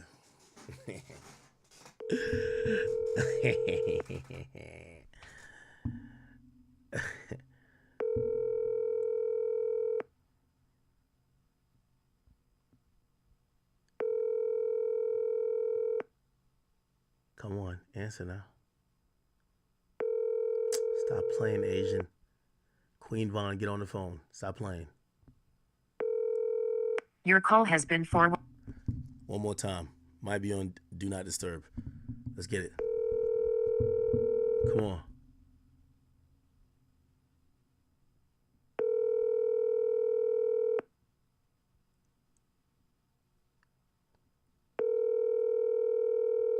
Yo, Asian. I say Asian. Yo, Asian Doll.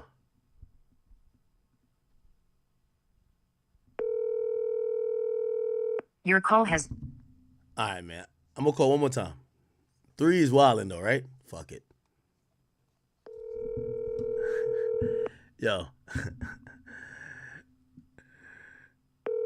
Yo, 3, I'm pressed. I ain't gonna lie.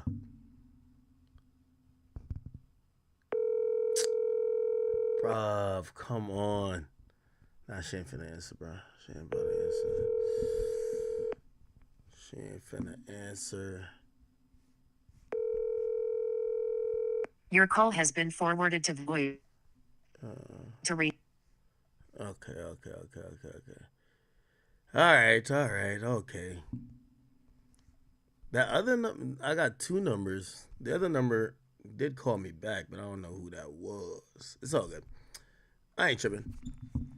Okay, people. All good with me. What should we get on to next? If we're not getting back to the 2C stuff, we could get to DDG, or we could get to Cardi B real quick. Y'all want to get to Cardi B before DDG? DDG or Cardi B? I pick. DDG or Cardi B? What we doing? DDG or Cardi B? Oh, I should call on FaceTime? Yeah. I hope she don't get... I don't want to call on FaceTime because she be seeming so ratchet. I feel like she'll leak my number like when she get mad at me next. And I know for sure me and her are going to be beefing like next week, bro. Like, me and H... Like, there's a few people like...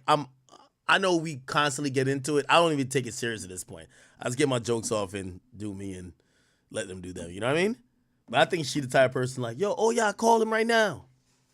Who y'all want? Let me see. All right, let's do Cardi B real quick.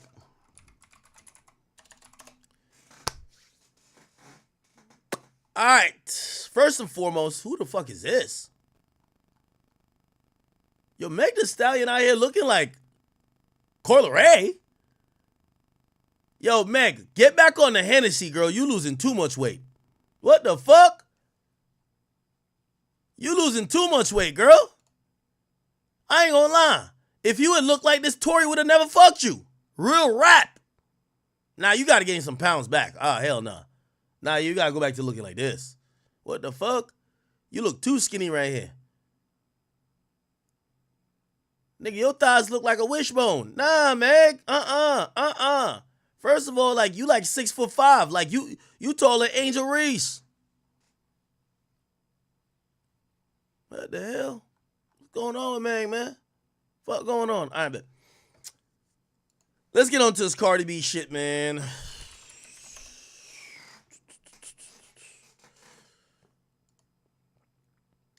They said Cardi B and Offset party at a New York City club amid bitter divorce.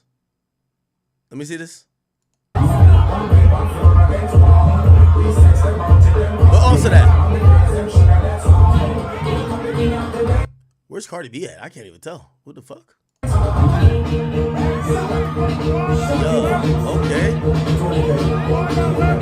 Oh, this Cardi right here? Okay. Yeah, I think so. I can't really see her face.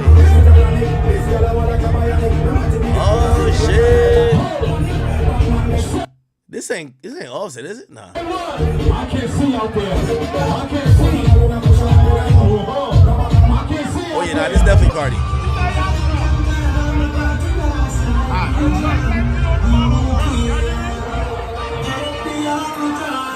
Yeah. This look like a lit party. Okay. They're playing that Vibes Cartel, that Beanie Man. Oh, great. Hold on. Oh, they're playing the tunes.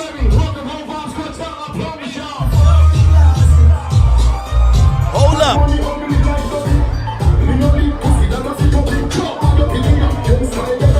Oh, all right, yo, I made a bet with somebody that these two gonna be back together by Christmas. They might be back together by Halloween, man. Whether it's, yo, trust me, like all that shit y'all seen online was cap, bro. They finna get back together, dog. Like, real talk, bro. Like, I think they're finna get back together. You feel me? And by the way, here's the thing. I don't think Cardi was faking it. Cardi mad at nigga. Like, everybody know who in a toxic relationship. Sometimes you got to threaten to really leave somebody for them to act right a little bit. Maybe, act right momentarily. Here's the point. And by the way, I seen Cardi B. She was cussing out some people who were criticizing her body shape. I don't know if y'all seen this. Somebody was also saying that she shaped like a wisdom tooth. And she got at them expeditiously. She wasn't going to let that be tolerated, okay? Also, she was still on ATL Jacob's head when she said, this is the third time he said something slick about me. My baby dad had to press him about it before. Now you want to act dumb because I directly addressed him. Lame ass. Why shade me in the first place if you ain't going to stand on business, nigga? And if you don't remember, this is what he had said when everybody heard the alleged news that, she fucked somebody when she was pregnant. And he put up this, these hoes always getting exposed, ain't no home training. And he quote tweeted that as the response to somebody saying, so a pregnant single woman can't have sex, but a single man that expecting a child on the way can, y'all tough. And this was clearly talking about Cardi, right, when that was happening. And he puts up this saying these hoes always getting exposed, ain't no home training. And Cardi responds by saying, pussy ass bitch, stop playing with me or I'm gonna violate you. You a whole man, stop and stay shade me when I don't even know you. I got a nigga for you to square up with. And if you got a bitch, what's up? Like, send your best bitch or whatever the case is, right? Then she said, yo, also I want to make it very clear, I was faithful to this man for 7 years. You niggas, you never see my name attached to no other man's name before that relationship I was engaged. I always been a clean slate bitch. Don't ever try to throw hoe on Belkali. Y'all wish, okay? So then ATL Jacob got on the show to try to explain, and he said this. Said you been shading her for a long time on Twitter. What she mean by that? That thing was, I was confused because I've never shaded her once. Like, I don't even really throw shade. I think the only time I ever threw some shade on Twitter was like to like one of my exes or someone I was heartbroken. Who knows? But ATL Jacob, stop the fucking cap. This is like about the third time that women have called you out for doing this type of behavior. I believe Thames called you out when I think we could Google that. Thames, ATL Jacob, and I even said, bro, that's gonna cost you, right? Like, look, Thames offers ATL Jacob $1 million to stop telling lies, right? Like, again, brother, eventually you got to stand on something. You know what I mean? Also, these people don't bite. You know what I mean? They might not work with you, but they don't bite. I keep saying most of these producers, y'all should act like Metro Boomin. Be seen and not heard. Make some drums. Shut up. Because a lot of y'all realize that y'all future is tied to these artists. So really, you don't want no smoke. So you should just stay out of the fire. You get what I'm saying? So essentially, it's not here. Let me see if I can find it. Let me see if I can find the tweets. It basically said, this was Thames' manager saying, every single word uttered here is untrue. You even made up scenarios that never happened. It's shocking how someone could be so bold yet so wrong. Highly disappointed. Now, he's the producer for the song Wait For You that has Future, Drake, and Thames on it. Thames wouldn't clear the song. I will wait for you. They just completely said no. Damn. So Future pulled in his relationship with Drake and was like, can you get the song cleared? Now, again, I don't want to seem like I'm against ATL Jacob. I really give no fucks. I do think he needs to stand on business, though. I did hear somewhat of the same, right? I didn't hear that necessarily she didn't want to clear it, because I think the way he told the story is she didn't want to clear it.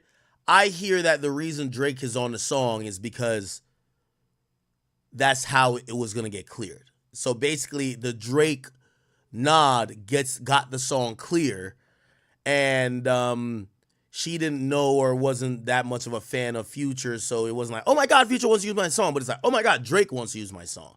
So this is why you see Future don't show that song a lot of love, because, by the way, supposedly Future never fucked with Drake back then. So Future and Drake wasn't cool back then, but he's on the song with Drake, right? And how was the music video shot? Let me see. Wait For You. I got to find out the drama behind that, if there was drama at all.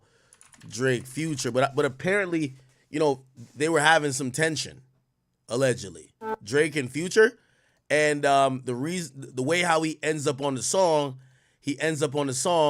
by, that's the only way Thames clears it. Now they're in the music video together. They're sitting next to each other, so shit. Even if well, I heard most of this after Drake is now not seen eye to eye with Future, but maybe at that point they were.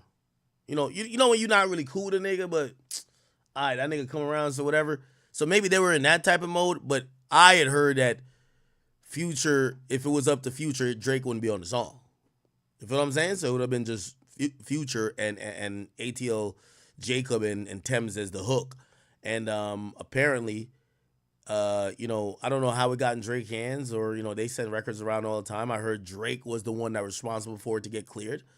And yeah. But if you notice, apparently Drake don't perform this song. Drake don't perform this song at his concerts or when he did It's a Blur tour. And Future, even though this song, I think it's approaching some crazy amount of platinums or whatever, it was number one for a while. Future never ever said shout out to Drake or, yo, shout out to my bro Drake. You know what I mean? We got another one. Never that. It was actually really weird. They just act like this song don't exist. In terms of how they embrace it.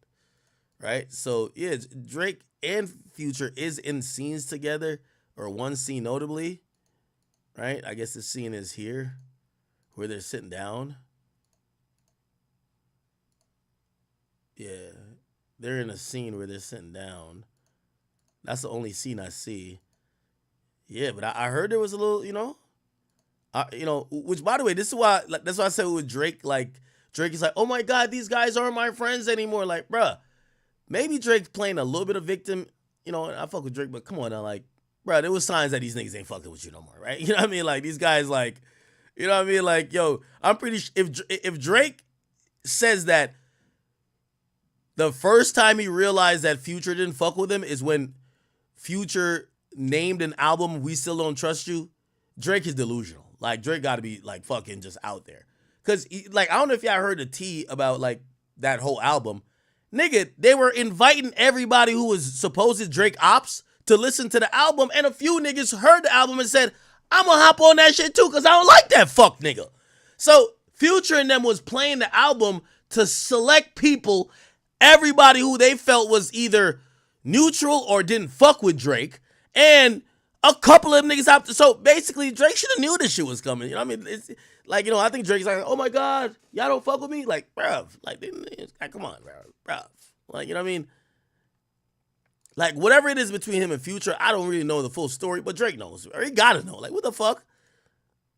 So this is a scene right here where I think they're both in together. Is it CGI though?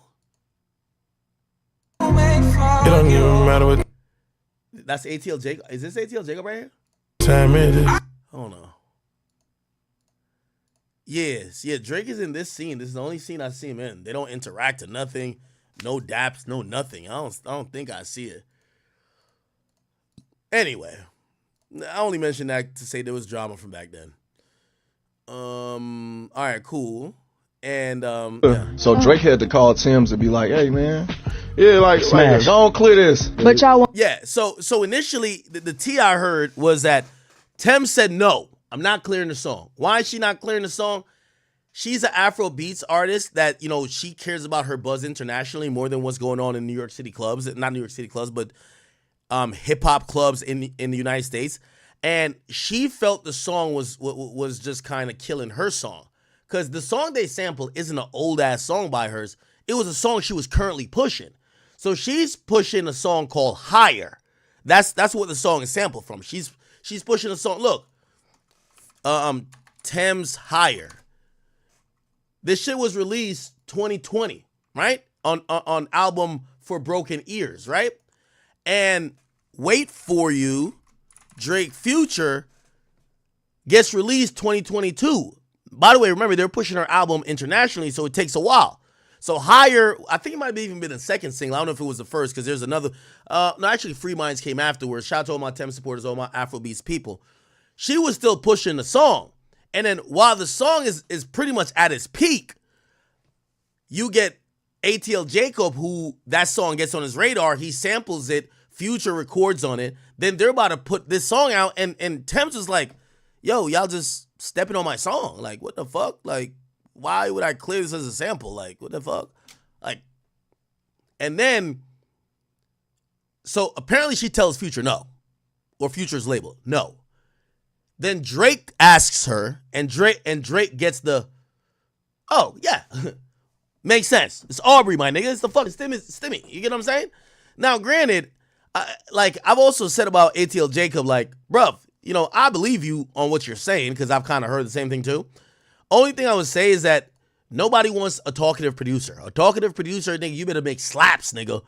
You better be so hot you could talk shit because producers, y'all not supposed to have no personality and no opinion. I'm going to be honest with you, okay? You know how many producers hit me behind the scene talking shit about people? And I said, come on stream. They would never. You know why? They're not the artists. They live off placements, so they can't really pop their shit unless you get to that point. Southside at times could pop his shit. You feel what I'm saying? But a lot of these guys, they can't pop their shit like that. That's what it is. Won a Grammy though. That's big. Salute to that. Yeah, that's big. Did you ever talk to Tim's and said, you know, I'm glad you cleared the record? I talked to her at the Grammys. I felt like she was personally, I felt like she was a little irritated with the Wait For You song. But why you say that? I told her, like, you ain't gotta thank me, nothing, no. Not, no, like crazy. Now, I'm gonna be honest with you with his comments there. This shows American imperialism and how people think that, yo, Thames is an international artist, right? If you think Thames is going to be like, oh my God, thank you for giving me a song that's playing on U.S. radio. The song was already moving. Like, Burna Boy, Bad Bunny don't look at it like y'all niggas are giving them shit. So I think ATL Jacob is like, oh, you little African artist, like I gave you a hit song. She's looking at it like, nigga, I was so hot, not only coming from Nigeria and the continent of Africa in terms of Afro beats, I broke into the scene in America already by my own. I don't need y'all sampling me rather than, and by the way, y'all sampling a hit of mine, not collabing on a new song. You see, that's different.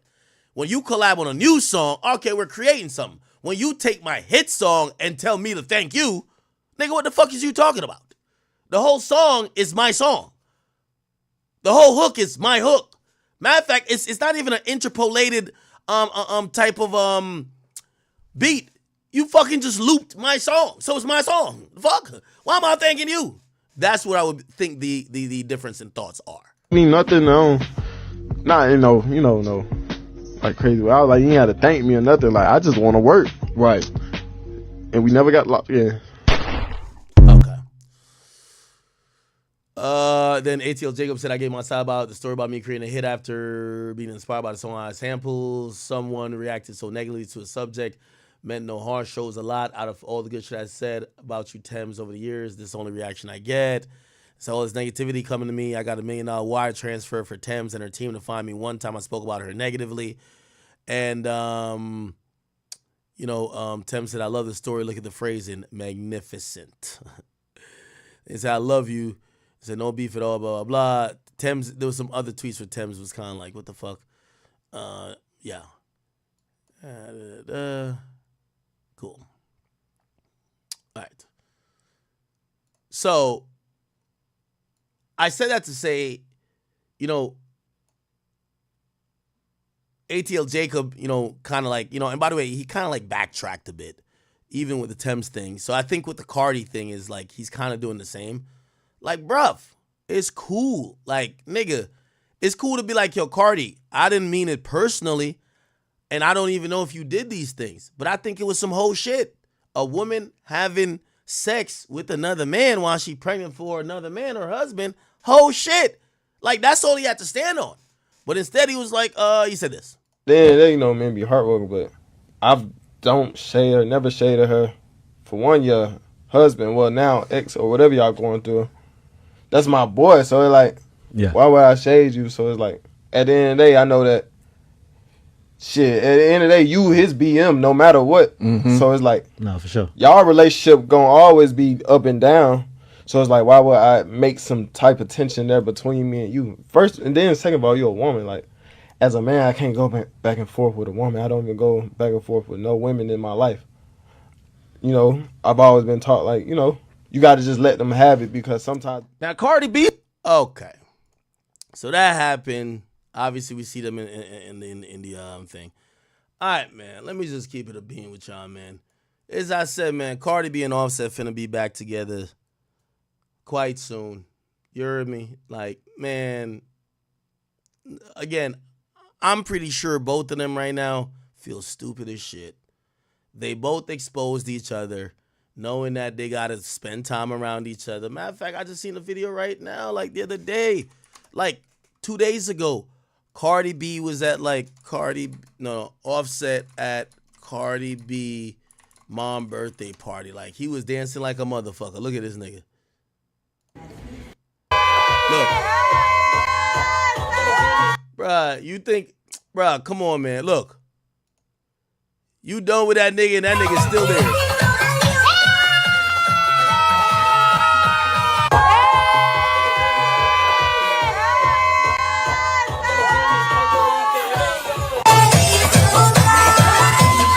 Yo, you dancing with her grandma. Come on, you know you gonna be in the guts by Christmas. Stop playing.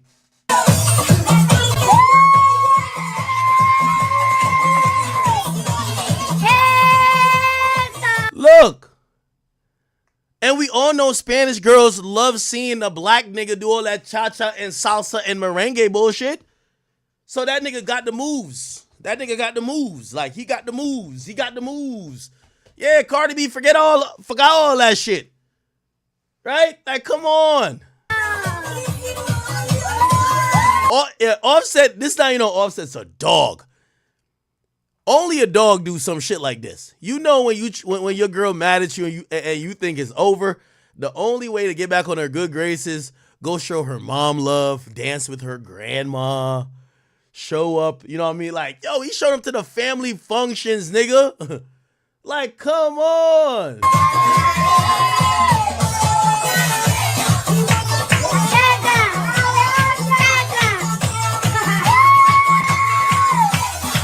That nigga got all the steps. Hey.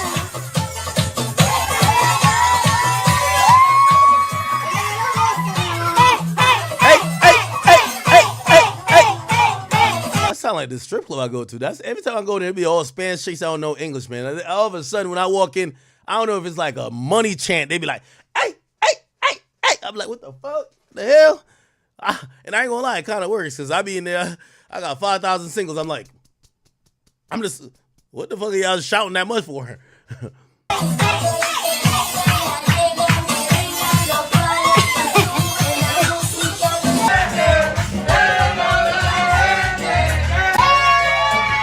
Nah, this like a family affair for real.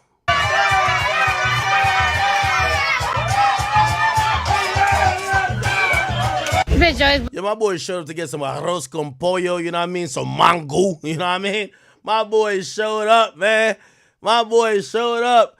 Get some mango.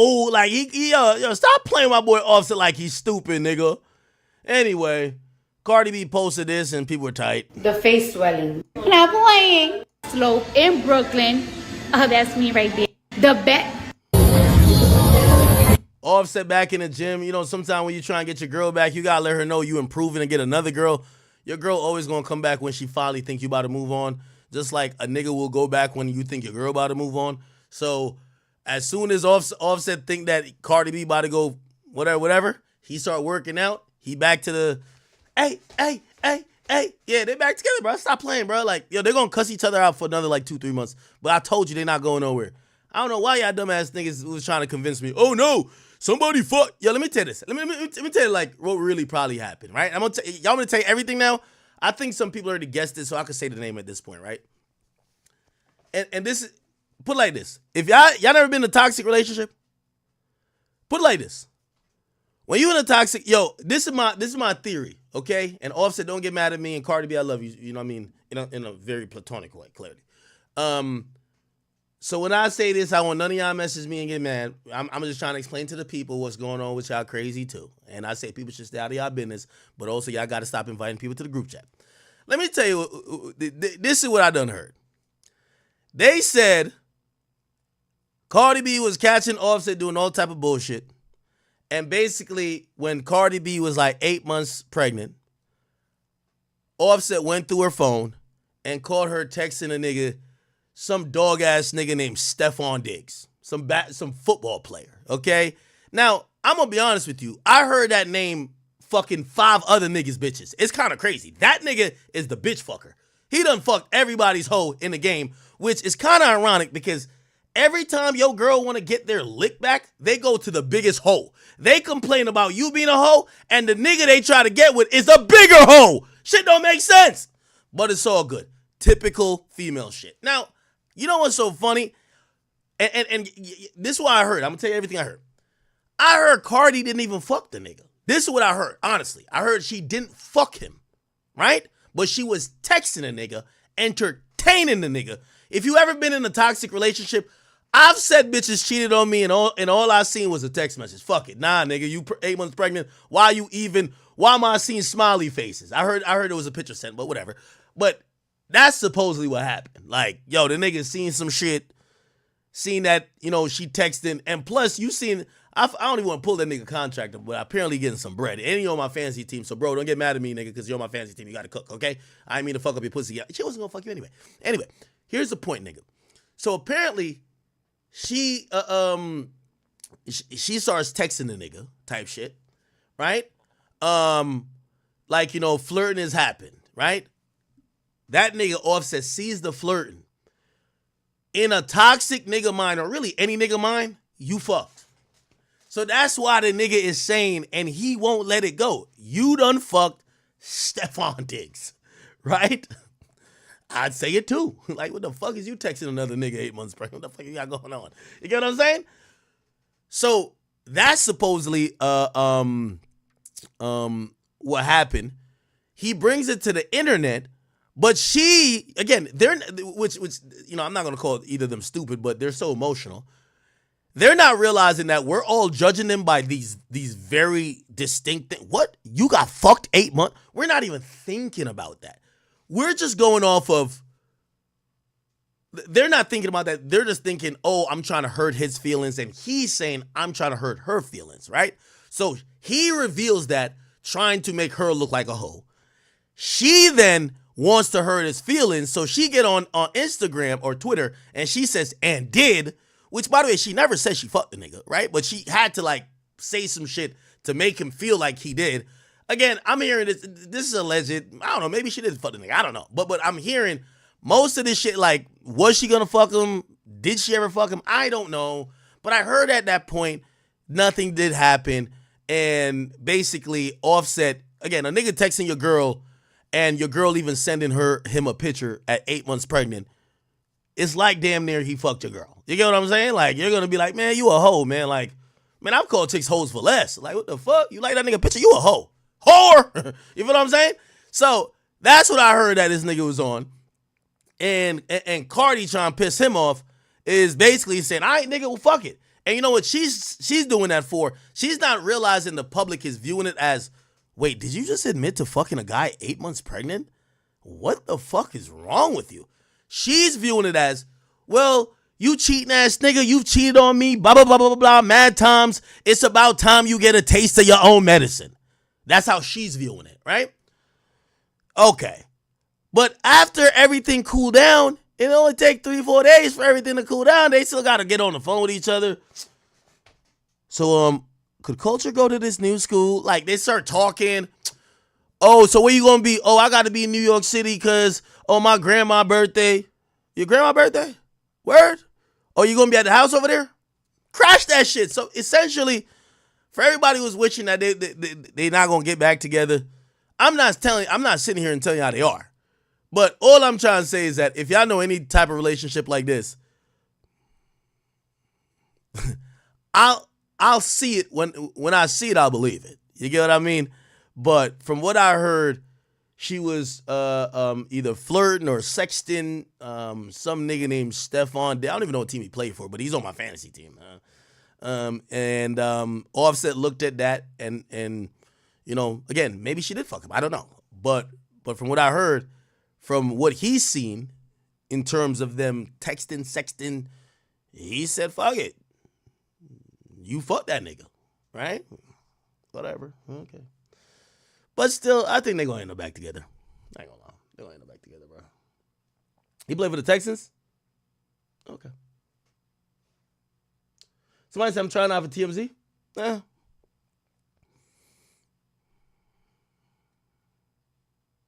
I seen people guess it. I don't know. Did I give out the clue? I don't know. I was trying to make it vague, but then I ruled out 2 other niggas. I was like, it's not OBJ, and it's not Tyreek Hill, and everybody's like, Stephon Diggs. I don't know how y'all guessed his name. As soon as I said, this nigga is a dog, everybody was like, Diggs. I'm like, what the fuck? How y'all know it's him? What the fuck? Yeah, anyway. Somebody says, you're not convinced by it. So that's the story I heard. Now, maybe the story's worse, and I'm not ruling it out that she didn't fuck the nigga. I'm not ruling it out that all these other things you're hearing is true. What I'm hearing is that, these two are just fucking petty and fucking toxic, and yeah. You get what I'm saying? We'll see.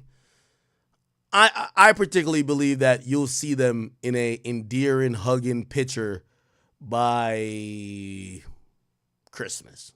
But by the looks of things, by the end of this fucking month. Like, there's no reason that they gotta be in the same club. Like, she's already been on live saying, oh my God, she was at my other house that we shared together and I was there too. But she was at the studio. We spent a lot on studio time. Get it. We got it. And I'm not one of the people who think she's lying at all. But y'all got 3 kids. Y'all married. She tired of that nigga supposedly cheating. She trying to entertain other niggas to make sure he realized that, bitch, I could leave.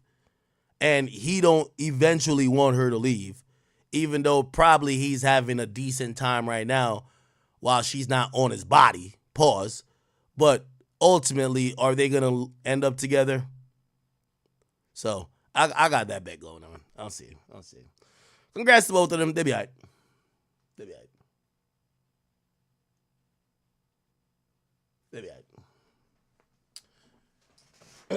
Somebody said Diggs out here reckless. Shit. Cool. Let me Google this nigga. Stephon Diggs. Okay. That's what the bitches love, huh? He's a wide receiver, ain't he? Let me look at my fantasy team. This is going to determine if I slander him right now. If he don't put up no points for my team this weekend, fuck that nigga, man. If he did good, let me see. I know he's on my team. Wait, how do I find it? Oh, fuck. Here we go. My leagues. I'm going to tell you what he did this week. Oh, shit. I'm up. Damn, I was supposed to lose this weekend. Oh, fuck. I'm finna win. Yeah. I like this. Stephon Diggs. Oh, shit. 82 yards. I like that. All right, Diggs. We cool, bro. I ain't even gonna say nothing. You should have got a touchdown, though. I would have really blessed you. Pause. Extra pause. If he had gotten 3 touchdowns today, I wouldn't even mention his name. I ain't gonna hold you. I'm like, yo, let that nigga cheat. Let that nigga fuck y'all bitches in peace. Like, that nigga's running it up for me on fantasy. God damn. I ain't shit. Yeah. I ain't gonna lie, though. For any of y'all rappers getting y'all bitch fucked by, what's this nigga name? Jay Hurts? He's a quarterback for the Eagles? I'm not saying a motherfucking thing. That nigga been doing good on my team. And if a nigga named S. Barkley, he on the Eagles too. If he fuck your bitch, I won't say nothing at all. Okay? Now, let me see if he fuck anybody, I'm definitely telling on. I had to put in Brock Purdy today. Yeah. He got 1 touchdown but 1 interception. Let me see who.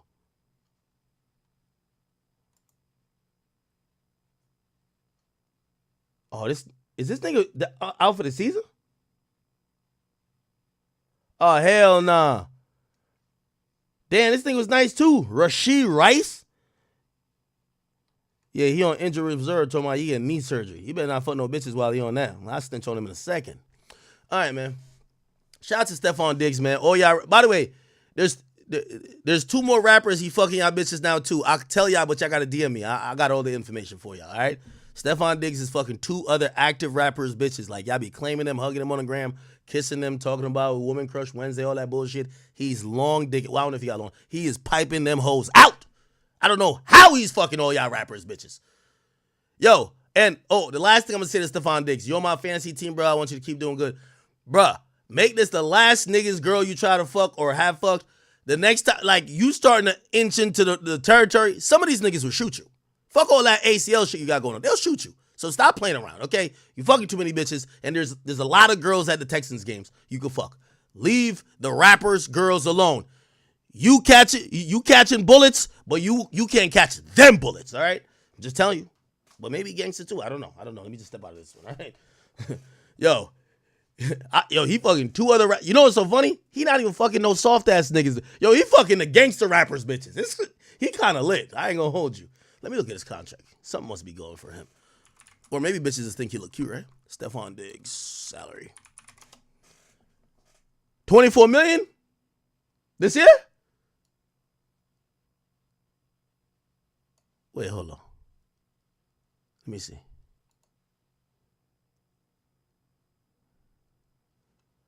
$4 years, $96 million? Yeah, you fucking y'all bitches, man. It's a wrap.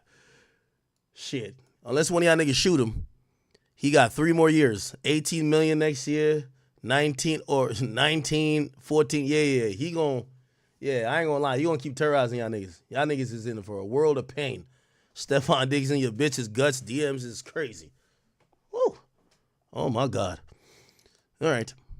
Stephon Diggs, be careful, man. Okay? All right. Let's get to my... Wait, are we doing DDG? Oh, yeah, DDG.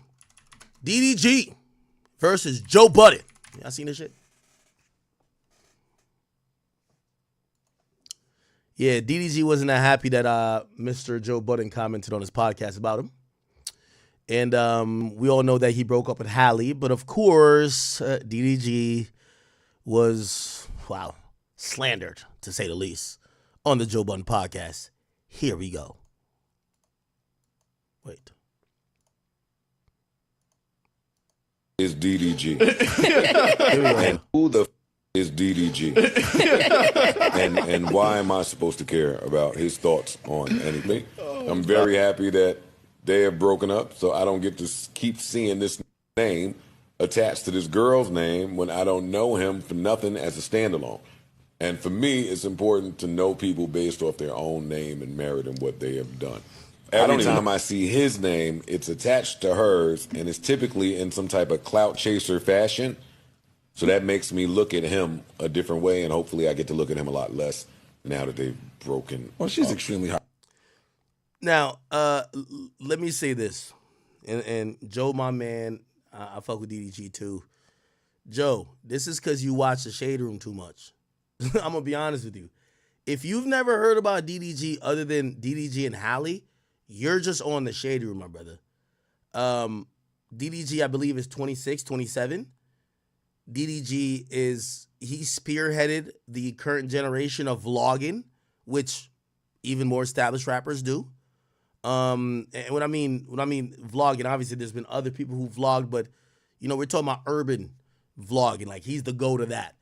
Not only that, my boy has been dropping records for a while, has racked up some platinum and gold plaques, but not only that, and this is to, I guess I'm jumping ahead of myself.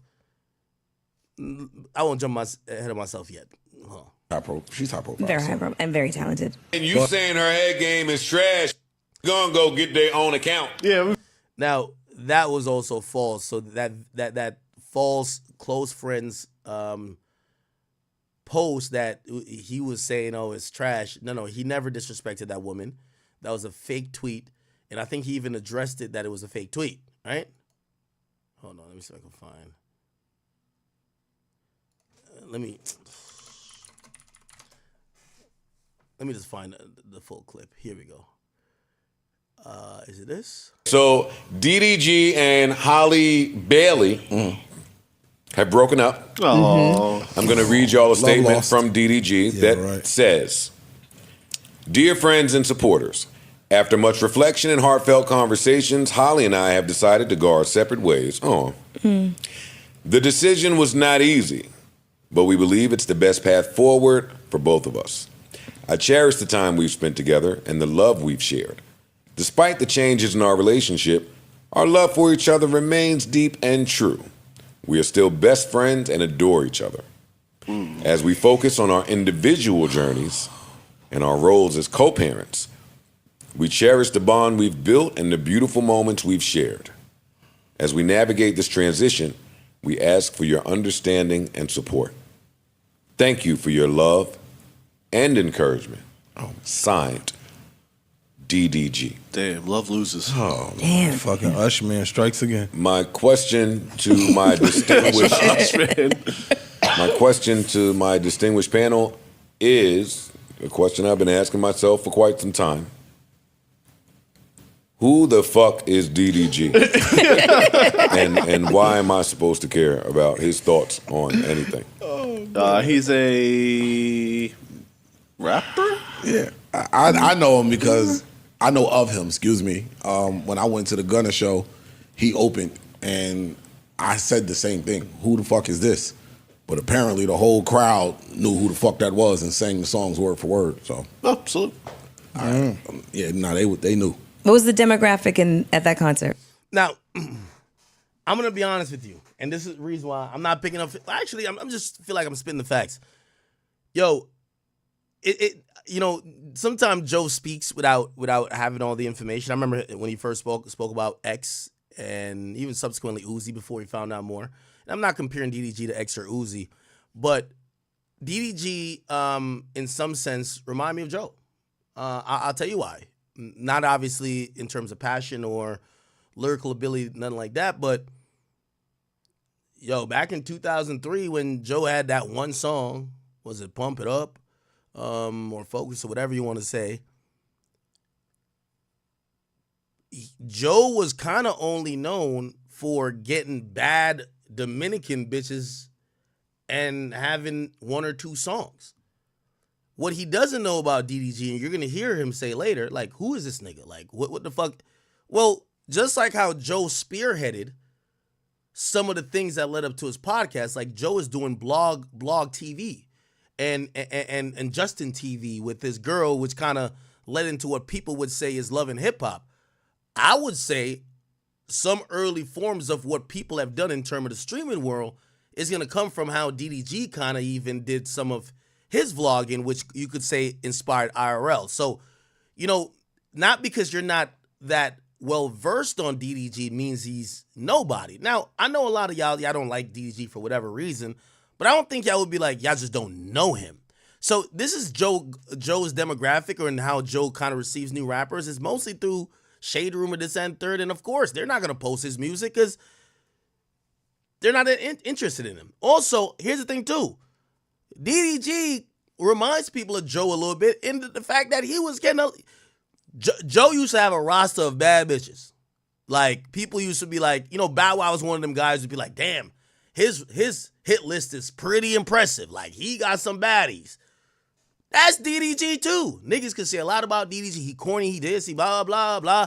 He always doing stunts, he always faking. Man, who was the chick's DDG? I think he was with some chick named Kennedy. She looked bad. I heard him mention some person named Essence. I don't know how she looked. But he was with Ruby Rose and he pulled Halle Bailey. DDG do be pulling some baddies. So we got to kind of be honest, like,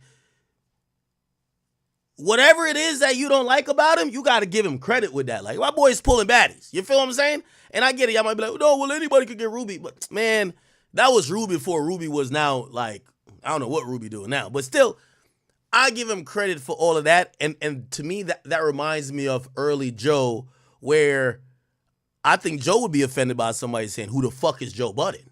Or maybe he wouldn't. I don't know. Were you the oldest one? Shooting. I'm not shooting. Because you said the whole... I might square up. I promise I'm not shooting. Shooting would be, did you dye your beard to go? Oh, shit. Nah, I can square up with But you. she didn't say that. So she's not shooting. Really? White women? White women singing DDG? A lot of white women.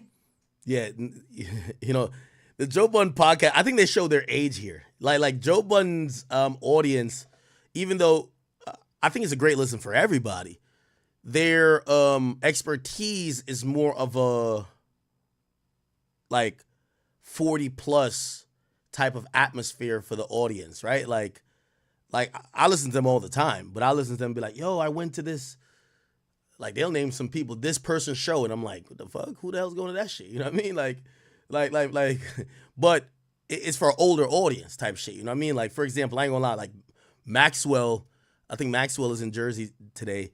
I got tickets for that shit. I gave it to my older brother, man. I ain't want to go see no Maxwell nigga. I don't want to hear no niggas singing like, what's the name of that song?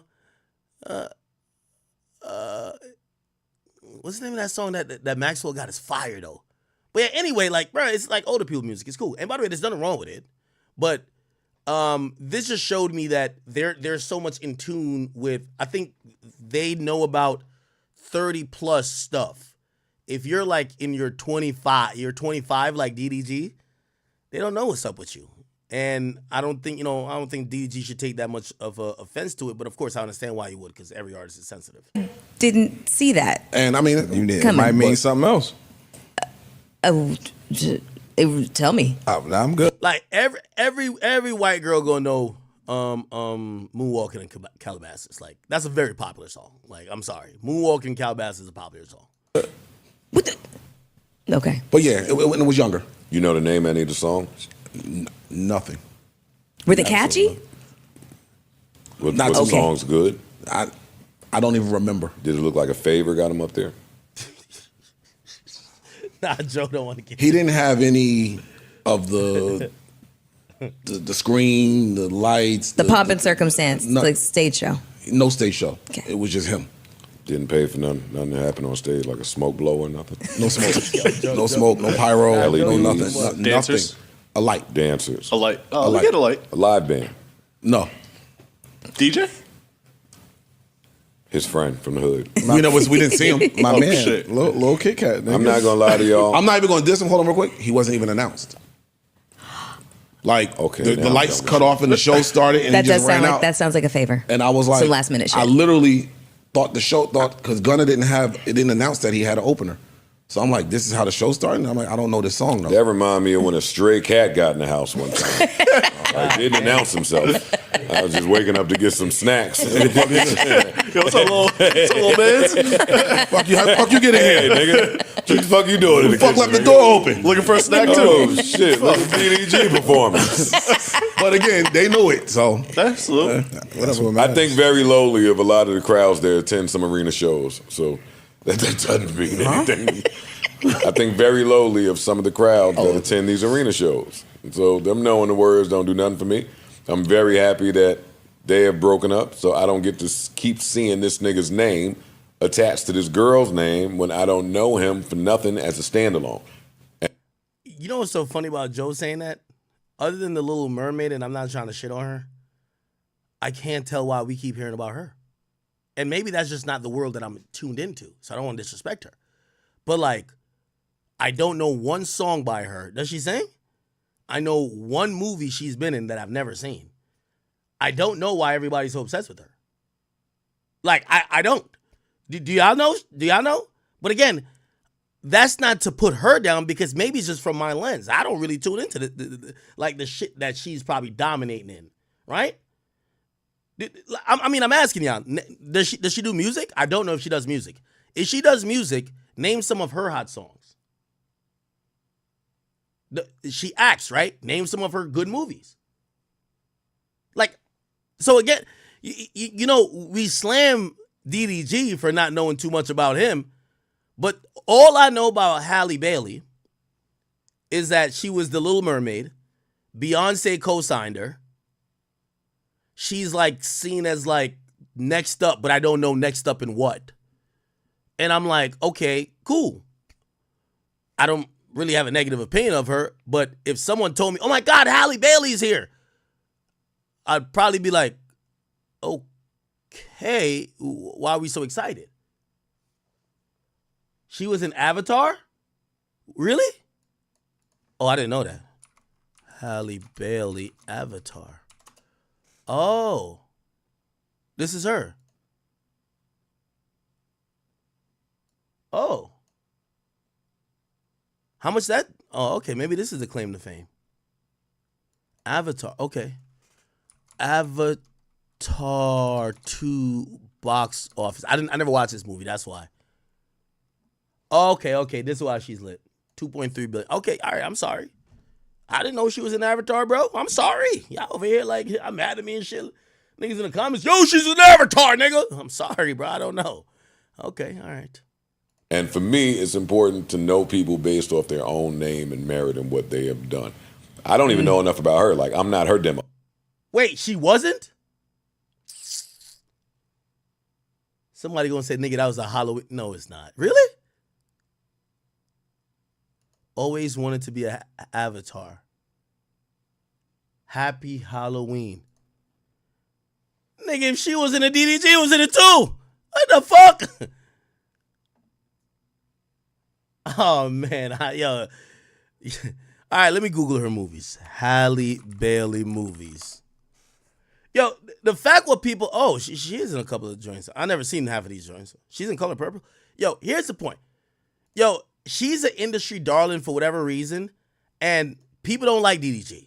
But people are acting like she's way more accomplished. People are acting like it's Rihanna dating Tony Yayo or some shit like that. Come on, bro. Like, what has she done that much that we feel like she's not in? I know some people feel like he's a fuckboy and she's an angel and she shouldn't entertain a fuckboy. I get whatever. But is she that much successful than this nigga that she shouldn't, that her name being attached to him is just helping him? I don't think so. Well, right. I'm not her demo either. But every time I see his name, it's attached to hers, and it's typically in some type of clout chaser fashion. So that makes me look at him a different way, and hopefully I get to look at him a lot less. Yeah, I think Joe's just reading Shade Room. You know why? If you read Shade Room about if you read Shade Room continually about DDG, you're gonna see him. You're gonna see like, oh yeah, he used his baby to go viral. Oh, he trended like with this relationship shit. Like, who gives a fuck? You get what I'm saying? It's like, that's like, I don't know DDG for none of that bullshit. But maybe you do. I don't know. Now that they've broken. Well, she's extremely high profile. She's high profile. Very high profile and very talented. How is she high profile? And how is she that talented? Like, I don't even know what she does. But I'm just stuck on, why is the nigga putting that statement out?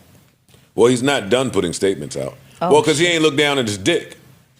No, he put that statement out because they've been separated.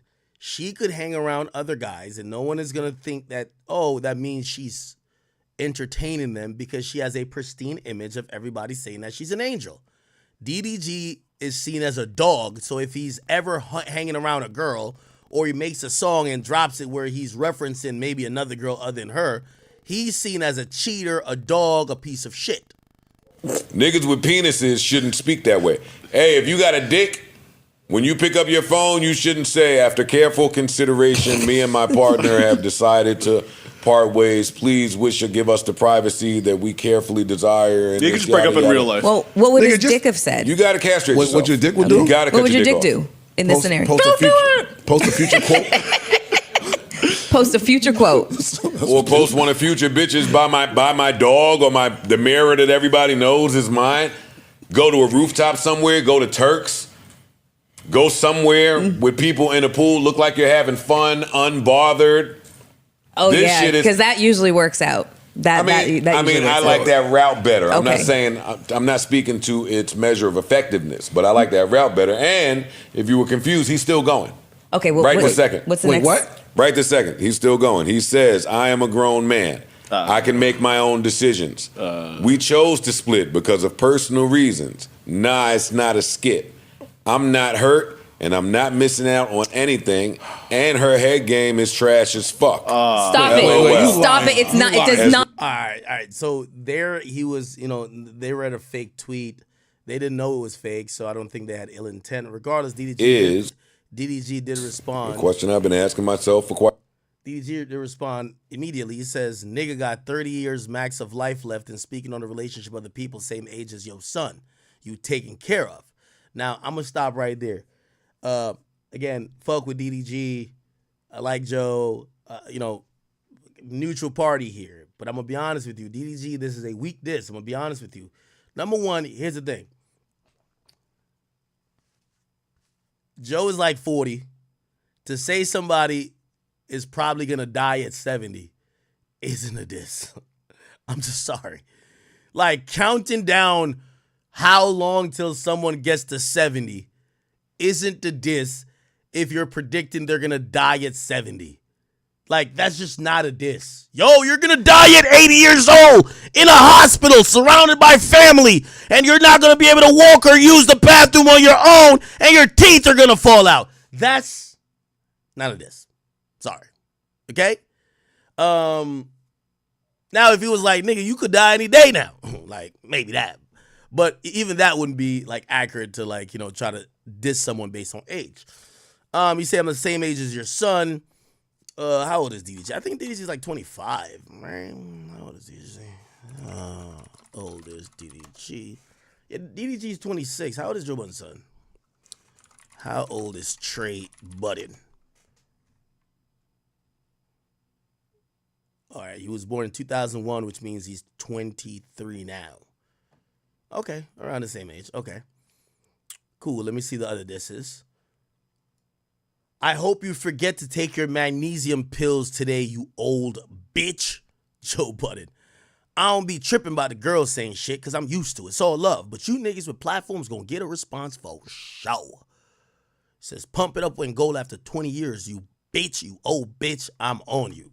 Quite some time. Let me see if there was any more. This is.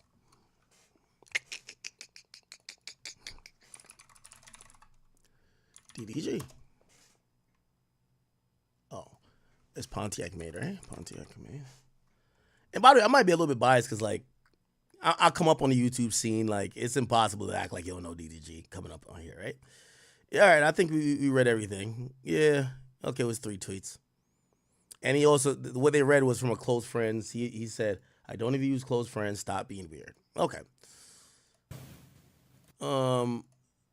I guess we'll finish playing some of this. Each other. Oh, I don't get that. And it's just like, oh, fuck. And you saying her head game is trash. Hey, you know what I know? lied. You know the DDG I know? That was Jake the Snake's finish. I don't know about this new DDG that y'all talking about. Shit. That take a different type of wherewithal and grit and fucking will. Like you love this bitch. You really want this gonna work. Gag, nigga, it is 3:30 a.m. happening every other app. She never took it. You bought 2 of them. No, she took it and you watched her. Oh, so shit. take the video and Jake the Snake. Yeah. D show. And they didn't say what it stood for? You bought tickets. I went to the Gunner show. All right. Anyway, I will say DDG. We gonna give him his credit. He's known to. He has bagged a couple attractive women. This is not the first attractive, semi-popular or popular woman he's been with. So let's give him that respect. I think Joe was just trying to make more jokes than not. But I think they would have went a little bit more easier if he didn't read a fake tweet, right? Like if he didn't read the fake tweet, making it seem like this young man was bashing his baby mother, which that makes it look like the guy's classless. Him getting some jokes off on who the fuck is DDG, I don't think people would have cared. I don't even think DDG would have mattered that much. But he read that tweet. You get what I'm saying? All right. We're now hearing that Diddy's mom, I know, relax, Janice Combs, has issued a statement to Local 10 News. So apparently, she has issued a statement to Channel 10 News saying Janice Smalls Combs, the mother of Sean Combs, through her undersigned counselor on behalf of the Combs family, releases this statement. I come to you today as a mother that is devastated and profoundly saddened by the allegations made against my son, Sean Combs. It is heartbreaking to see my son judged, not for the truth, but for a narrative created out of lies.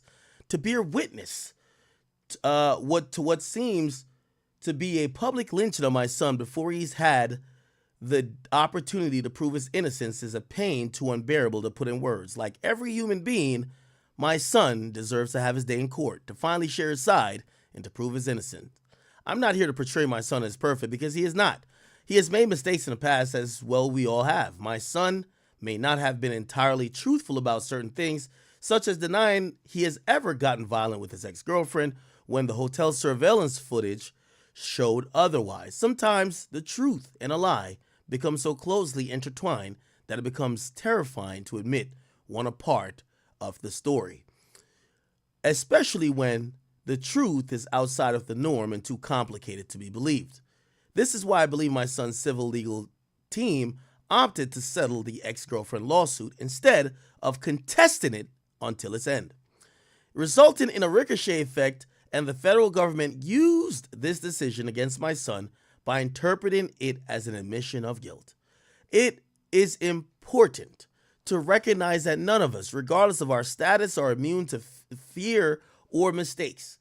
Not being entirely straightforward about one issue does not mean my son is guilty of the repulsive allegations and the grave charges leveled against him. Many individuals who were wrongly convicted and later exonerated had their freedom taken from them, not because they were guilty of the crimes they were accused of, but because they didn't fit the image of what society considers to be a good person. History has showed us how individuals can be wrongfully convicted due to their past actions or mistakes. Watching the world make jokes of my son. Watching the world make jokes and laugh at my son's life crumbling before our eyes is something I could never forget. It is truly agonizing to watch the world turn against my son so quickly and easily over lies and misconceptions without ever hearing his side or affording him the opportunity to present his side. These lies thrown at him are motivated by those seeking a financial gain and not justice. These individuals saw how quickly my son's legal team settled his ex-girlfriend lawsuit, so they believe they can quickly receive a payday by falsely accusing my son. False allegations of sexual assault thwart true victims of sexual violence from getting their justice they deserve. To make matters worse, the federal government is now using these lies to prosecute my son. This injustice has been unbearable for our family.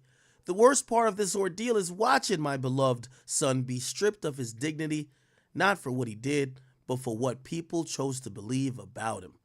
I ask his supporters, fans, colleagues, friends, and the public to not judge him before you have had the chance to hear his side.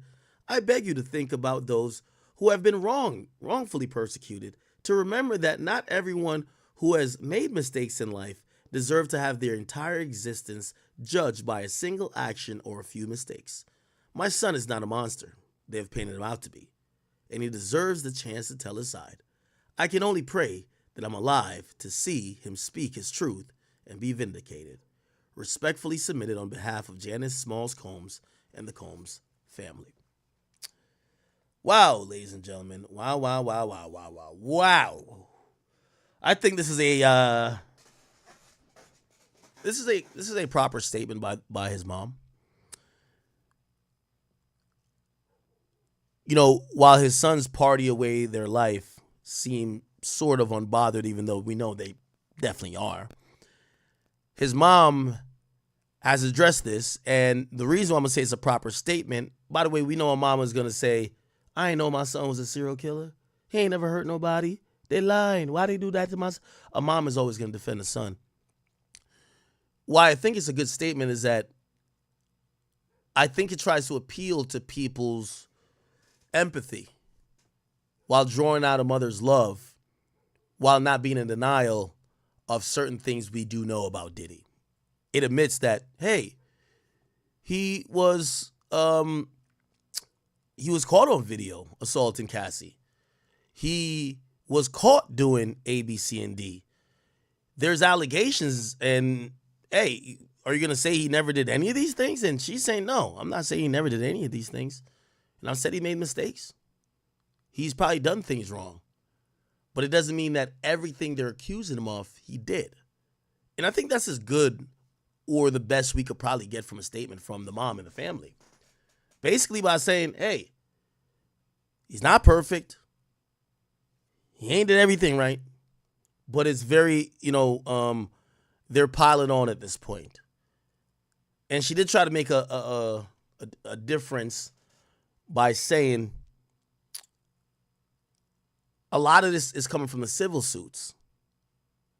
And they just want a money grab.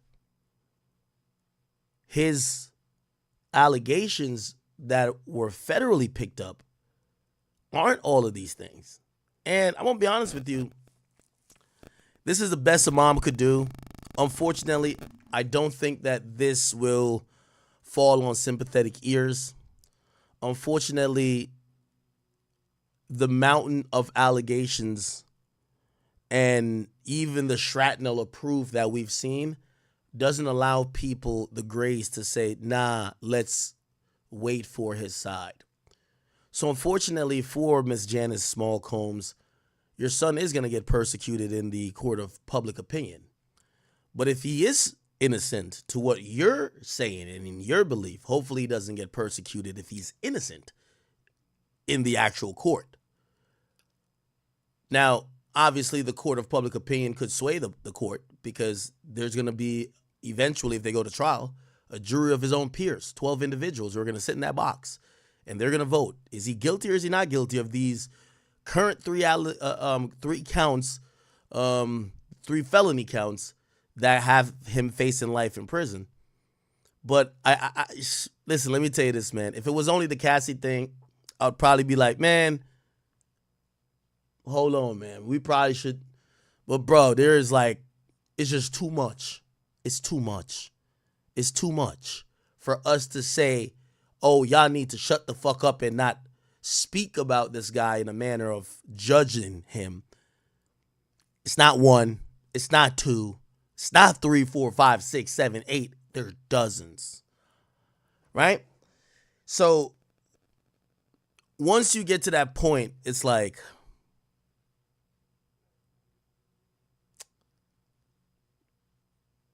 what could you say? Right? If these are false allegations, they will be proven. Now, them getting a jury of his own peers, maybe that becomes a little bit tough because now everybody's seen that he's a monster, he's a monster, he's a monster.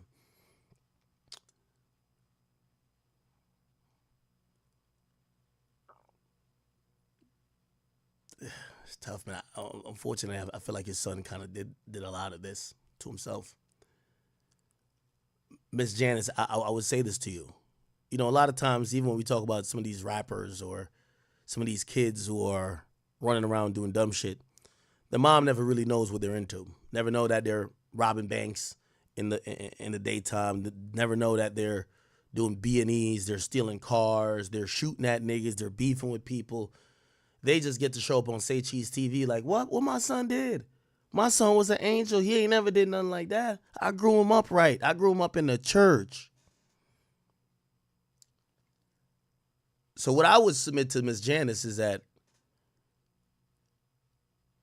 one of the reasons why no one is giving them the benefit of the doubt, apart from the fact that there are dozens of allegations, and again, it's more than 1, more than 2, more than 3, more than 4, more than 5, it's a lot.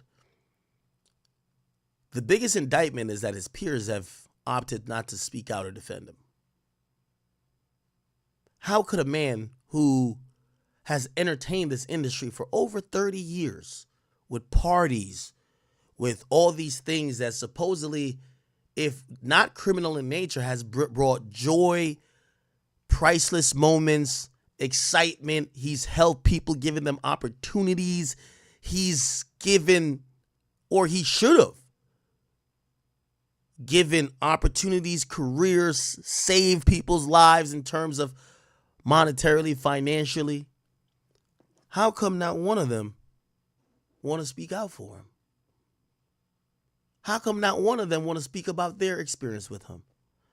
How come not one of them want to say, hey, listen, I know that y'all saying a lot about this man, but I was around that man a lot in the 90s, and I never seen none of that. This is what I saw. I saw a man that was gracious, a man that would give the shirt off his back to somebody who needed it, or someone who would run into a burning building and save a child. How come none of his peers are saying what they saying is cap? How come it feels like his peers, employees, and former associates, that everyone is now coming out to say, especially since he's been incarcerated, I ain't gonna lie, that shit kind of true. That's the reason why people are quick to judgment. And then, again, the court of public opinion, people don't feel like they need to wait till they get to court because his peers don't even want to defend him. No one want to be associated with him. So, again, hopefully that doesn't have any effect on the criminal case, because everybody should be judged by the actual facts, not by a narrative bread on social media or within the sphere of the town conversation. But until he gets to that point where he gets his day in court, I don't think you could ask more of people to sit there and dismiss allegation after allegation when there's so many. And again, even if people believe these, the only thing they're saying is, oh, fuck this guy. They're not the people who are making him stay in jail. That's the legal part of it. So, unfortunately, to Ms. Janice Combs, I think this letter should be sent to his peers. He sent you Ciroc for 10 years. He made you a Ciroc boy. You were getting $4,500 a month from this guy for 8 years being a Ciroc boy. He partied with you. He invited you to Star Island. You slept there. You stayed in one of his rooms for 3 months. What about you speak about to his character? Why don't you speak? So if you're gonna leave it to the people like me, I never met Diddy. I never had no conversation with him. And if I did have a conversation with him, and if I did have met him, and if I was around him, I would try to speak to his character, even if it was only in the capacity that I knew him. But these niggas won't speak to shit he's done. They are running for the hills like it's almost like catching a bunch of motherfuckers' hands in the cookie jar. And for that, you can't tell people to just wait and hold their judgment. They're going to be like, yo, where all these niggas that used to be chilling with him at? Everybody solid? Yeah, something's fishy around this bitch. Something don't look good. And then we got some videos that shows you doing some shit that shows it don't look good. That's not good. All right. Okay, people. Chat. I'm about to call it. We're at 7 hours. I did tell you rock out with me for the next 6, and you guys clearly have. I don't even know who is still on this bitch with me, but I do appreciate y'all. I sincerely apologize for missing. I think we've missed 2 days or 3 days of streaming so far. I had said 4 for the whole month, so bad.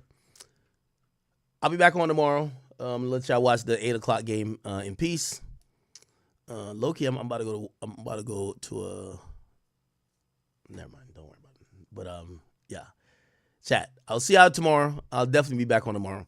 Whatever topics we did not get to today, please email me. Please hit me up any way you can. Did I read donations? I probably did not.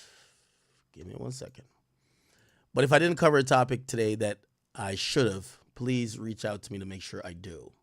Okay? Hold on.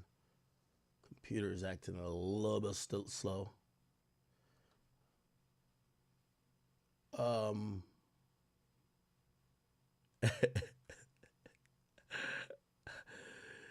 Oh, man. Wait, what's on Drake's IG? Did Drake put up something on the gram? I seen look on his IG. Is this? Nostalgia 2024 was incredible. Where to next? Mario says America should experience it. Okay.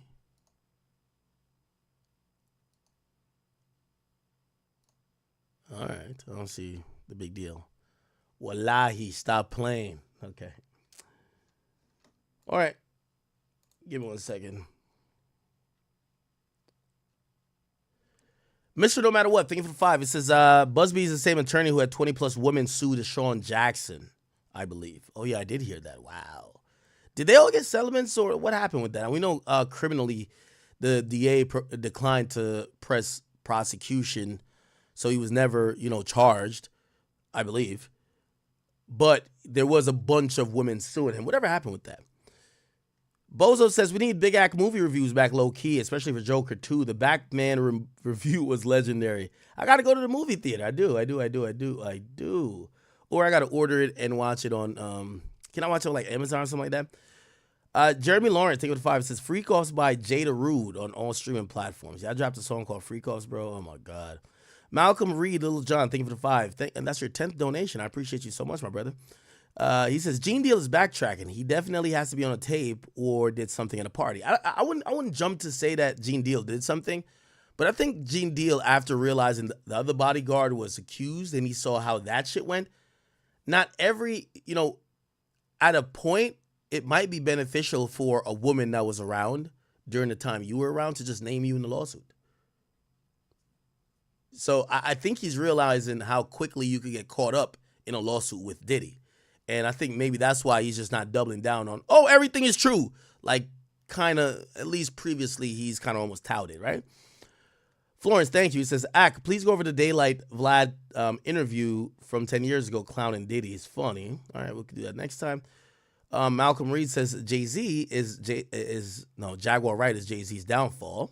Hemi, thank you so much, brother. He said, you guys should go cop some fit from theacademy.shop.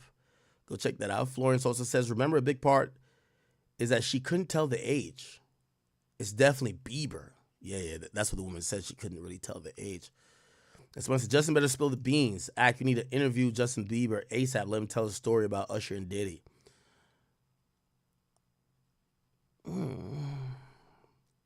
That's also complicated too, man. Like, I do think there's certain victims. You know how it works when it comes to like male victims, right? They say like, allegedly, maybe some of that stuff happened to Diddy. That's why subsequently he did it to other people.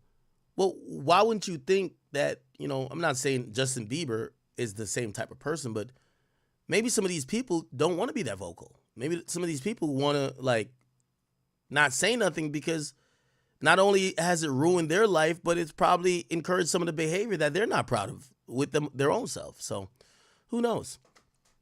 Malcolm Reed, thank you again. He says the Grammys isn't or hasn't been shit for years. It's a rigged awards show, and Kenny fake activist Kenny needs to sit down and be humble. Top would make you do features for change, get on pop records, and rap for the white. And he says he's quoting Drake.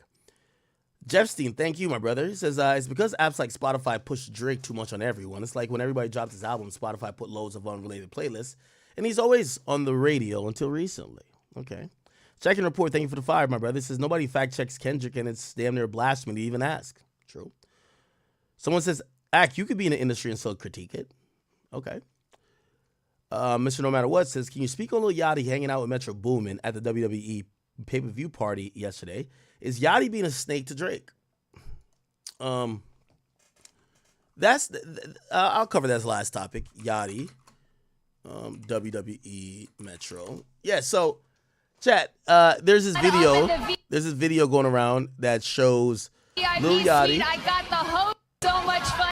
Lil Yachty, and where's the longer video? Jesus Christ. Right here. So much fun up. You see Lil Yachty here, and hold on, sorry. Yeah, Lil Yachty there, and in the VIP suite, I got the host of Rosendweeb. Then we see Quavo. Bad Blood, who just then Metro Boomin. And a lot of people were like, "Damn, I thought you cool with Drake, bro. Like, why the hell you in the room, really close to Metro Boomin?" Well, this is the thing that Drake and Yachty are friends, but I keep telling y'all, even with the Future thing, Atlanta ain't gonna go against Atlanta for Drake. That's just the reality of it, right? So you might not see Metro and Yachty like hugged up or whatever the case. They've never been. I mean, I don't know how close they are, but they're not like BFFs. But you're not gonna see Yachty. What, you want Yachty to slap him? And that's, I think Drake might expect that. I don't know. Maybe we're not expecting to do something to Metro, but like just not be in the same spot as Metro. Here's the thing.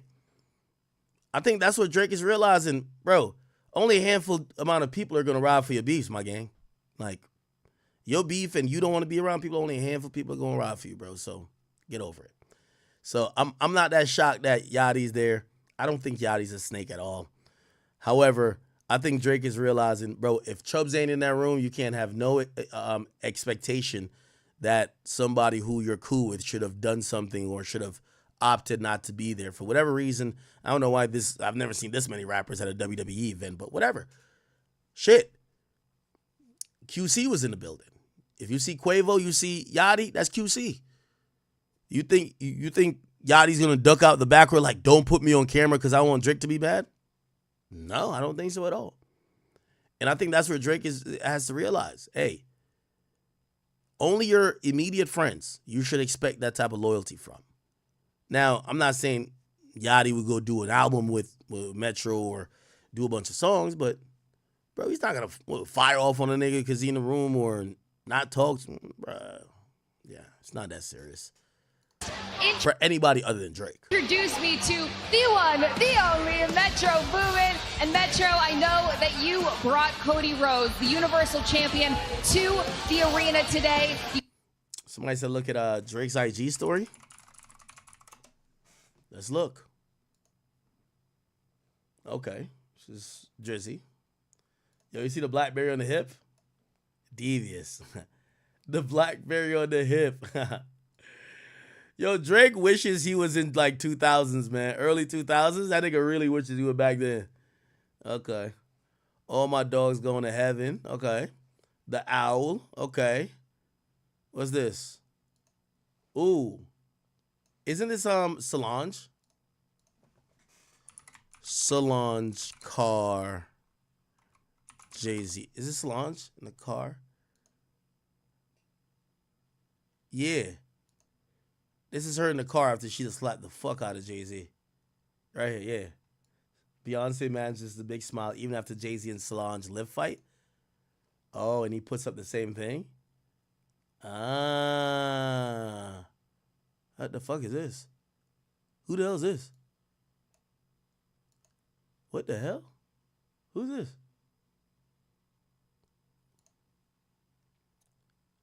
It's always sit, stay, heal, never think, innovate, be yourself.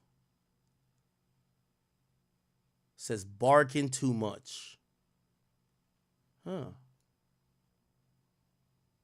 Oh, that's Aaliyah?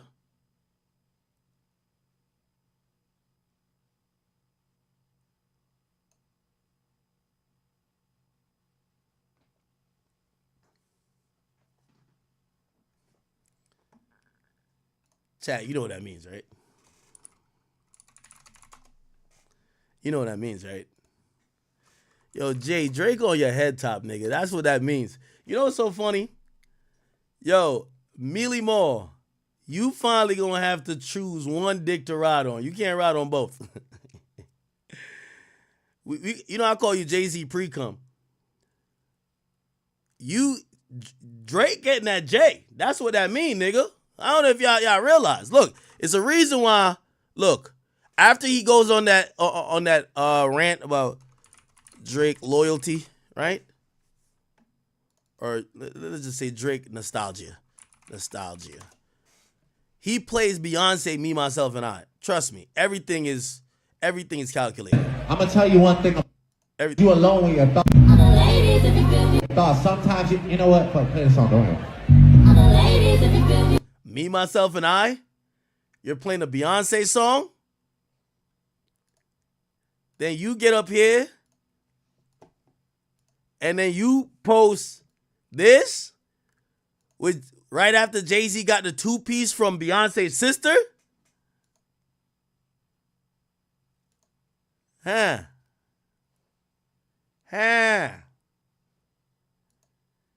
Now, we all know there's been a little silent, we won't call it beef because it's not really active, but it's kind of like this little tit for tat with Drake and Jay-Z. But we do have to acknowledge that I think Drake has realized in recent times Jay's a motherfucking op. You get what I'm saying? Like, trust and believe.